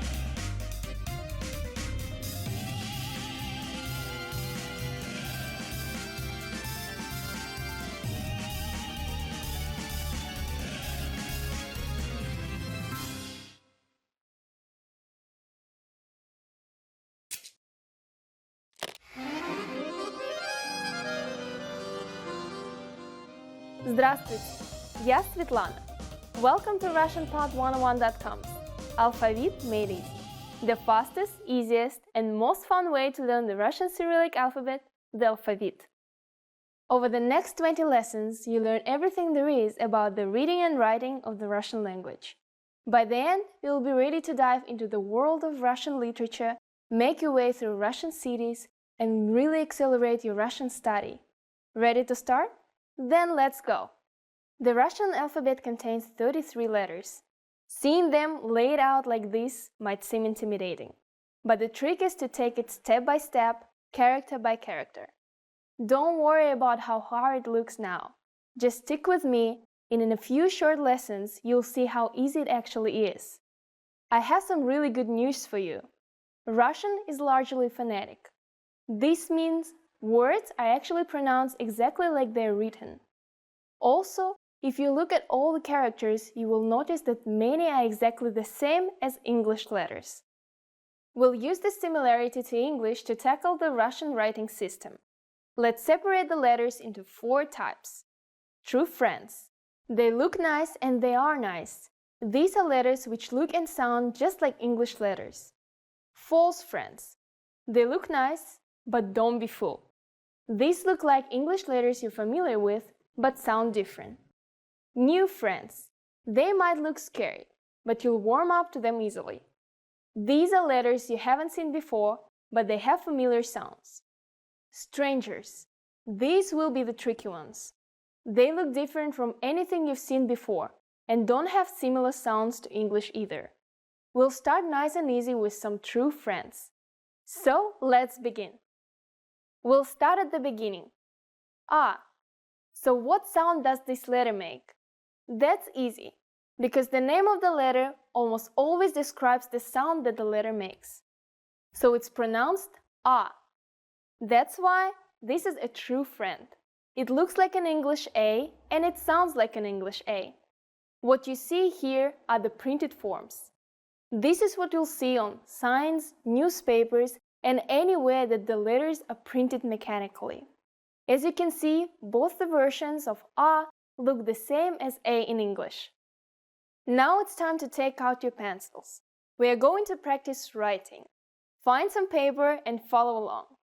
Even though it is rare to see the printed version of Russian handwritten, you'll practice writing them so you can get used to the shapes. Okay, here we go. Here is the uppercase.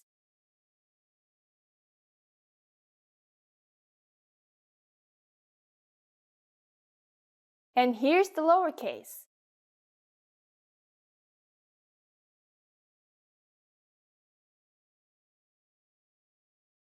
Nice. Time for the next letter? Not yet. You just saw the printed version of A. However, when writing by hand, Russians use cursive letters exclusively. This is the way Russians learn to write ever since elementary school. Even though you practice writing in the print style, it's very rare to see that in the real world. When you write Russian, it's going to be in the cursive style. The cursive uppercase A looks like this. While sometimes there is a big difference between the printed and cursive letters, R is pretty straightforward. It's one long stroke and then a short one in the middle. Now here's the lowercase handwritten A. This is very easy too. It's similar to the cursive A in English, and it's also very easy to connect to the next letter. Now it's your turn. Here's the uppercase.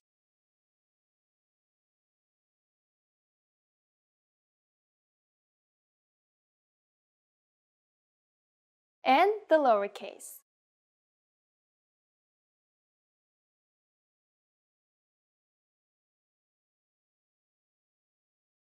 That's it for A.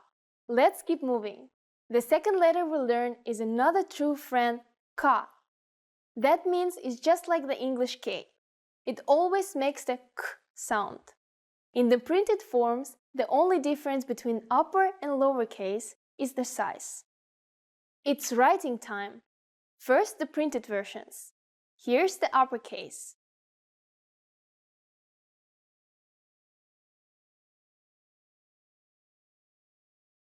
And the lowercase.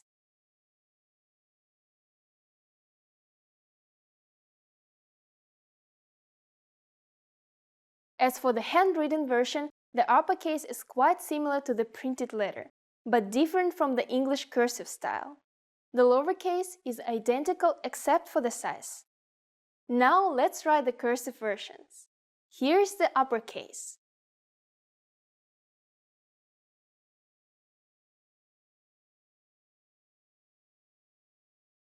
That means that we have to pick up our pen or pencil after writing the first stroke, and then connect ka to the next letter with the second stroke. The lowercase version is the same.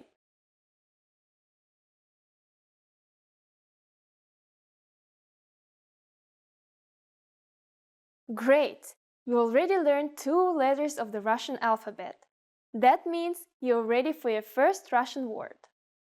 First, look at the printed version and try sounding it out. Did you read как? Well, you're right. This is how to write the word for how in Russian. Believe me, it's a lot better to learn new words in the original Russian, rather than relying on Roman letters. This will be the first of many new words for you. Now the fun part. We'll write it by hand. For words, I'll just do it in the cursive style.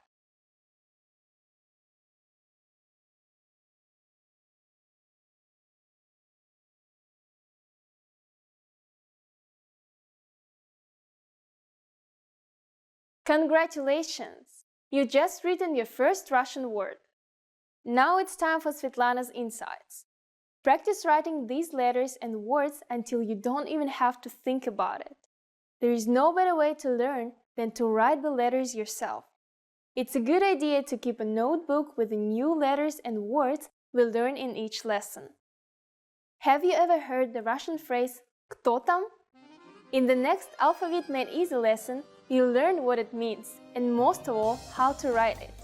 See you there! Пока-пока!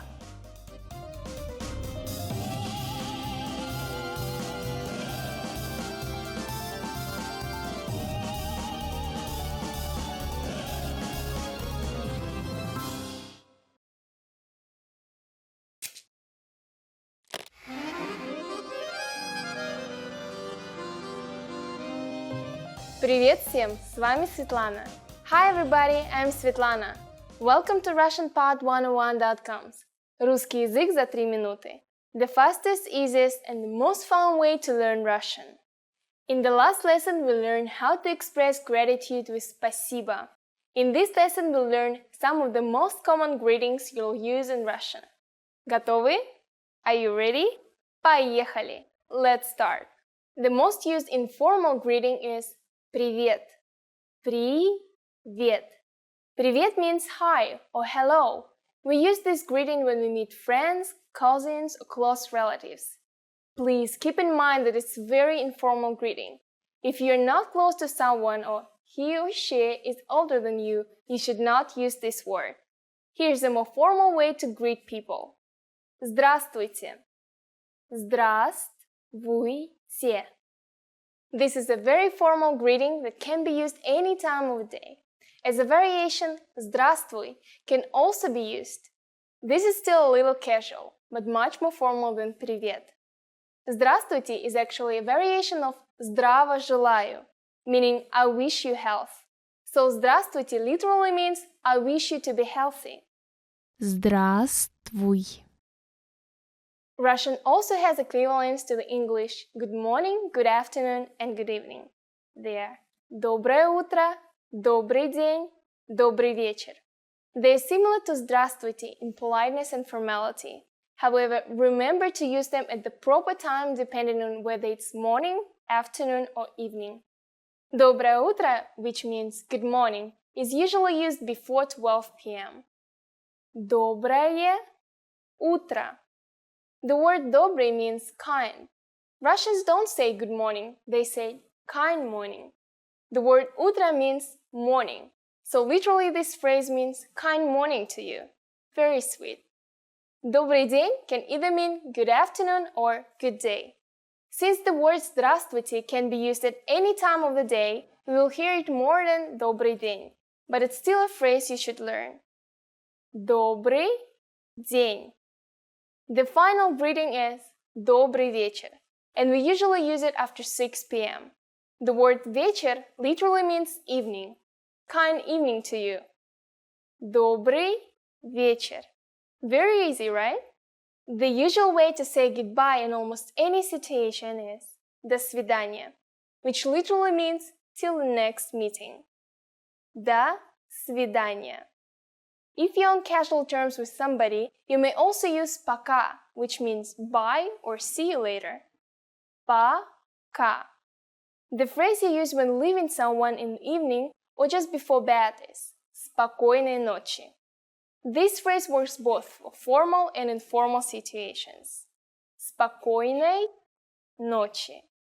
You can now greet people in many different ways in Russia. Congratulations! Now it's time for Svetlana's tips. As I mentioned in our first lesson, Russians commonly greet each other by shaking hands or slightly nodding the head. What I want to add to this is that Russians are very superstitious people, so we never shake hands over the threshold between rooms. It's considered to be unlucky, so always go into the room first before shaking hands. Women usually kiss each other on the cheeks 3 times, starting with the left cheek. Men hug and pat each other's backs. In the next lesson, we'll learn the meaning of the phrase «Извините, вы говорите по-английски?» Do you already know it? I'll be waiting to tell you about it in our next «Русский язык за 3 минуты» lesson. Пока-пока. See you.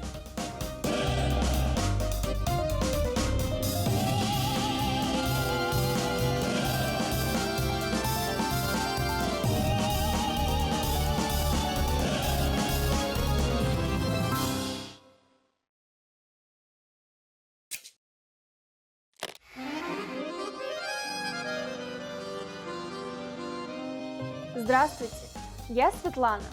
Welcome to RussianPod101.com. Alphabet made easy. The fastest, easiest, and most fun way to learn the Russian Cyrillic alphabet, the alphabet. In the last lesson, we learned 2 letters, A and K. These letters are true friends, meaning that they look and sound like their English counterparts. In this lesson, we'll continue our study of the Russian alphabet by learning the 3 remaining true friends. Ready to go? Well then, let's get started. In this lesson, we'll learn these 3 letters. Because these are true friends, we know that they are going to look and sound like English letters. Our first true friend of the lesson is M. And yep, it makes an M sound.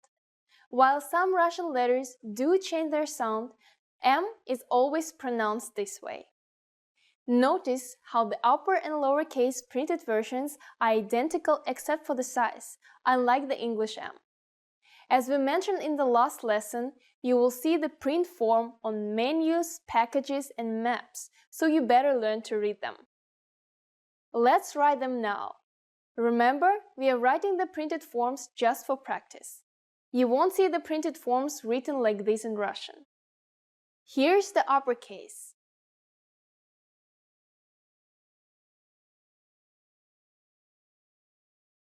And the lowercase.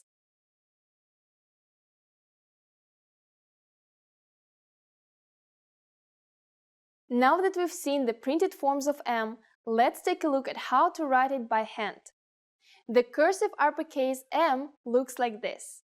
It's much sharper than the English cursive, but very easy to write. Lowercase m is exactly the same as uppercase, but just a little smaller.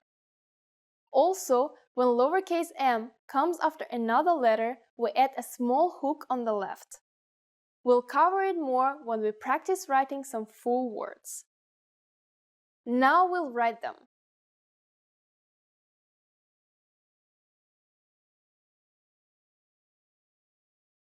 Uppercase M is a single stroke, so you can connect easily to the next letter without lifting your pen or pencil.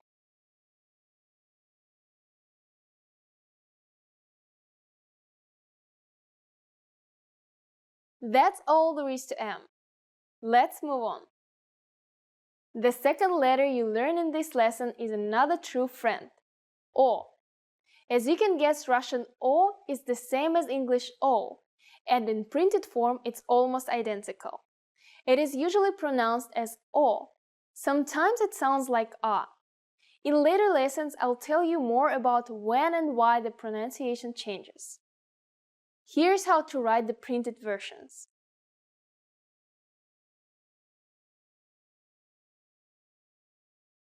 And the lowercase.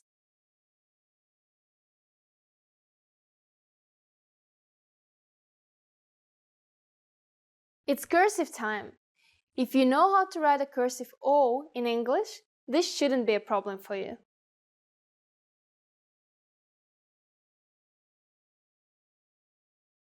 O is a single stroke, so you can connect easily to the next letter without lifting your pen or pencil. As for the lowercase o, it's exactly the same but slightly smaller.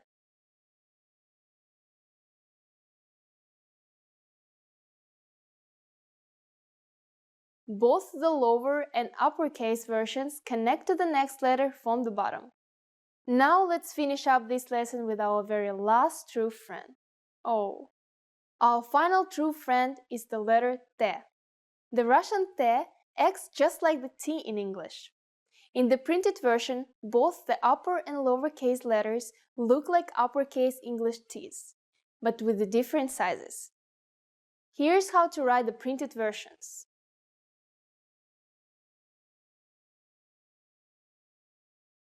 And the lowercase.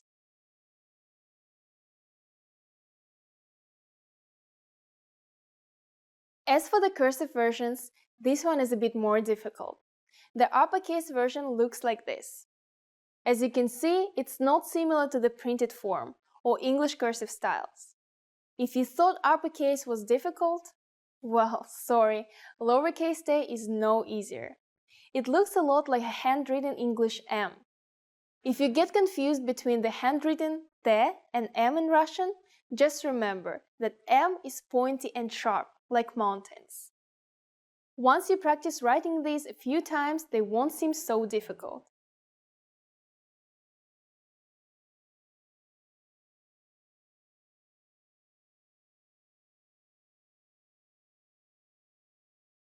T consists of 4 separate strokes, and you pick up your pen before writing the next letter.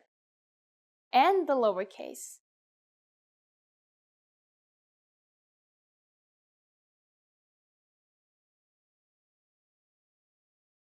Okay, well done!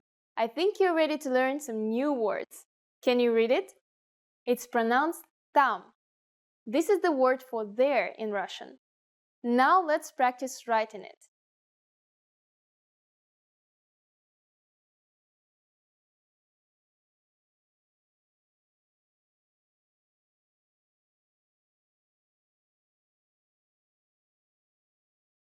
We'll start with the T, move smoothly into the A, and then finish it off with that mountainous M.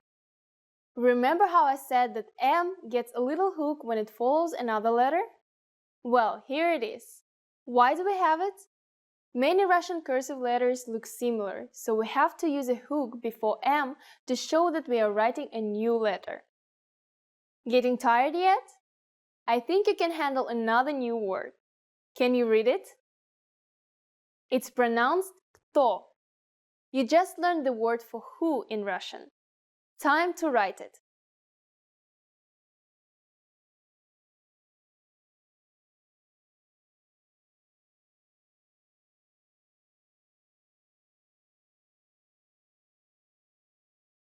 Let's start out with a ka, transition to a nice rounded T, and finish it up with o. Let's take it one step further. We are going to combine the last 2 words and write a very useful phrase, kto tam. It means who is there? You can use it when somebody knocks on your door.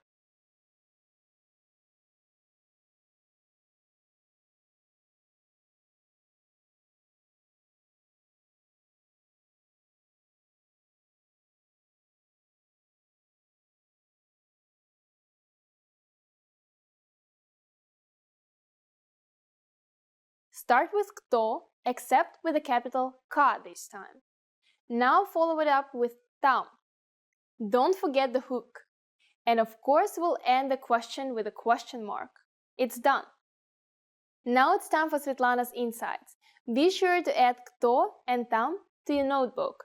We'll add new words in every lesson, and by the end of the series, you will have a very useful collection of words that you wrote yourself. Well, we met the last of our true friends today, and that means we'll be entering some slightly more sinister waters in the next lesson. But it also means you will be able to expand your vocabulary with more words, including the Russian word for no.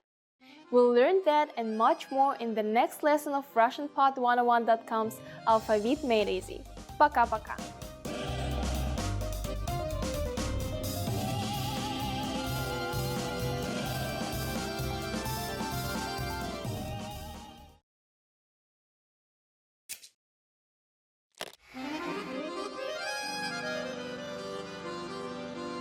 Привет всем! С вами Светлана. Hi everybody, I'm Svetlana. Welcome to RussianPod101.com's Русский язык за 3 минуты. The fastest, easiest, and the most fun way to learn Russian.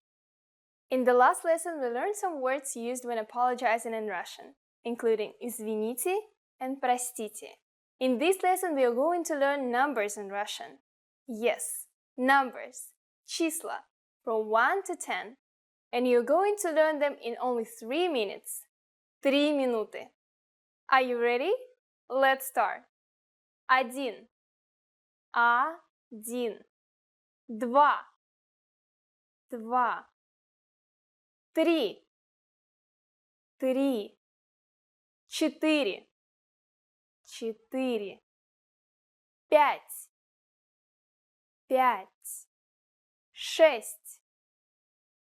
6. 7.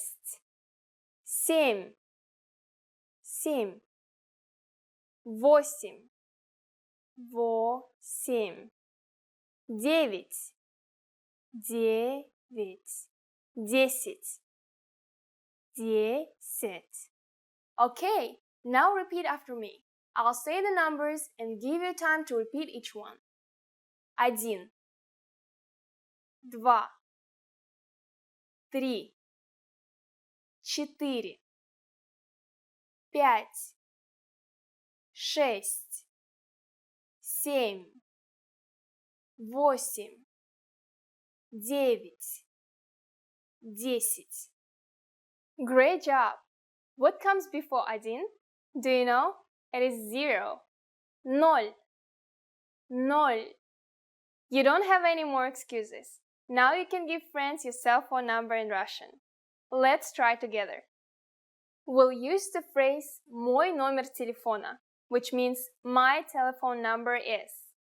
Мой номер телефона. Мой номер телефона 8 9 2 4 5 7 1 3 6 10. Can you read it by yourself? 8 9 2 4 5 7 1 3 6 10. Perfect! Now it's time for Svetlana's tips. Numbers are used everywhere. Usually when Russians say phone numbers, they combine the single numbers into tens and hundreds. But if it's a short number that contains less than 6 numerals, it's usually pronounced as the separate digits. Learn your numbers well, so you can be ready for real-life situations. Do you know the Russian word for 100? It's very simple and we'll learn it very soon. In the meantime, your job is to practice the numbers we studied in this lesson, from 1 to 10. Пока-пока, до скорого, see you soon.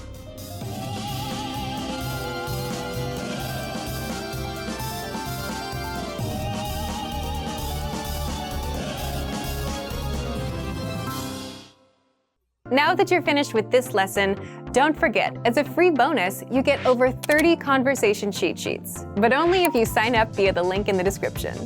You'll learn how to have flowing conversations and how to answer the most common questions.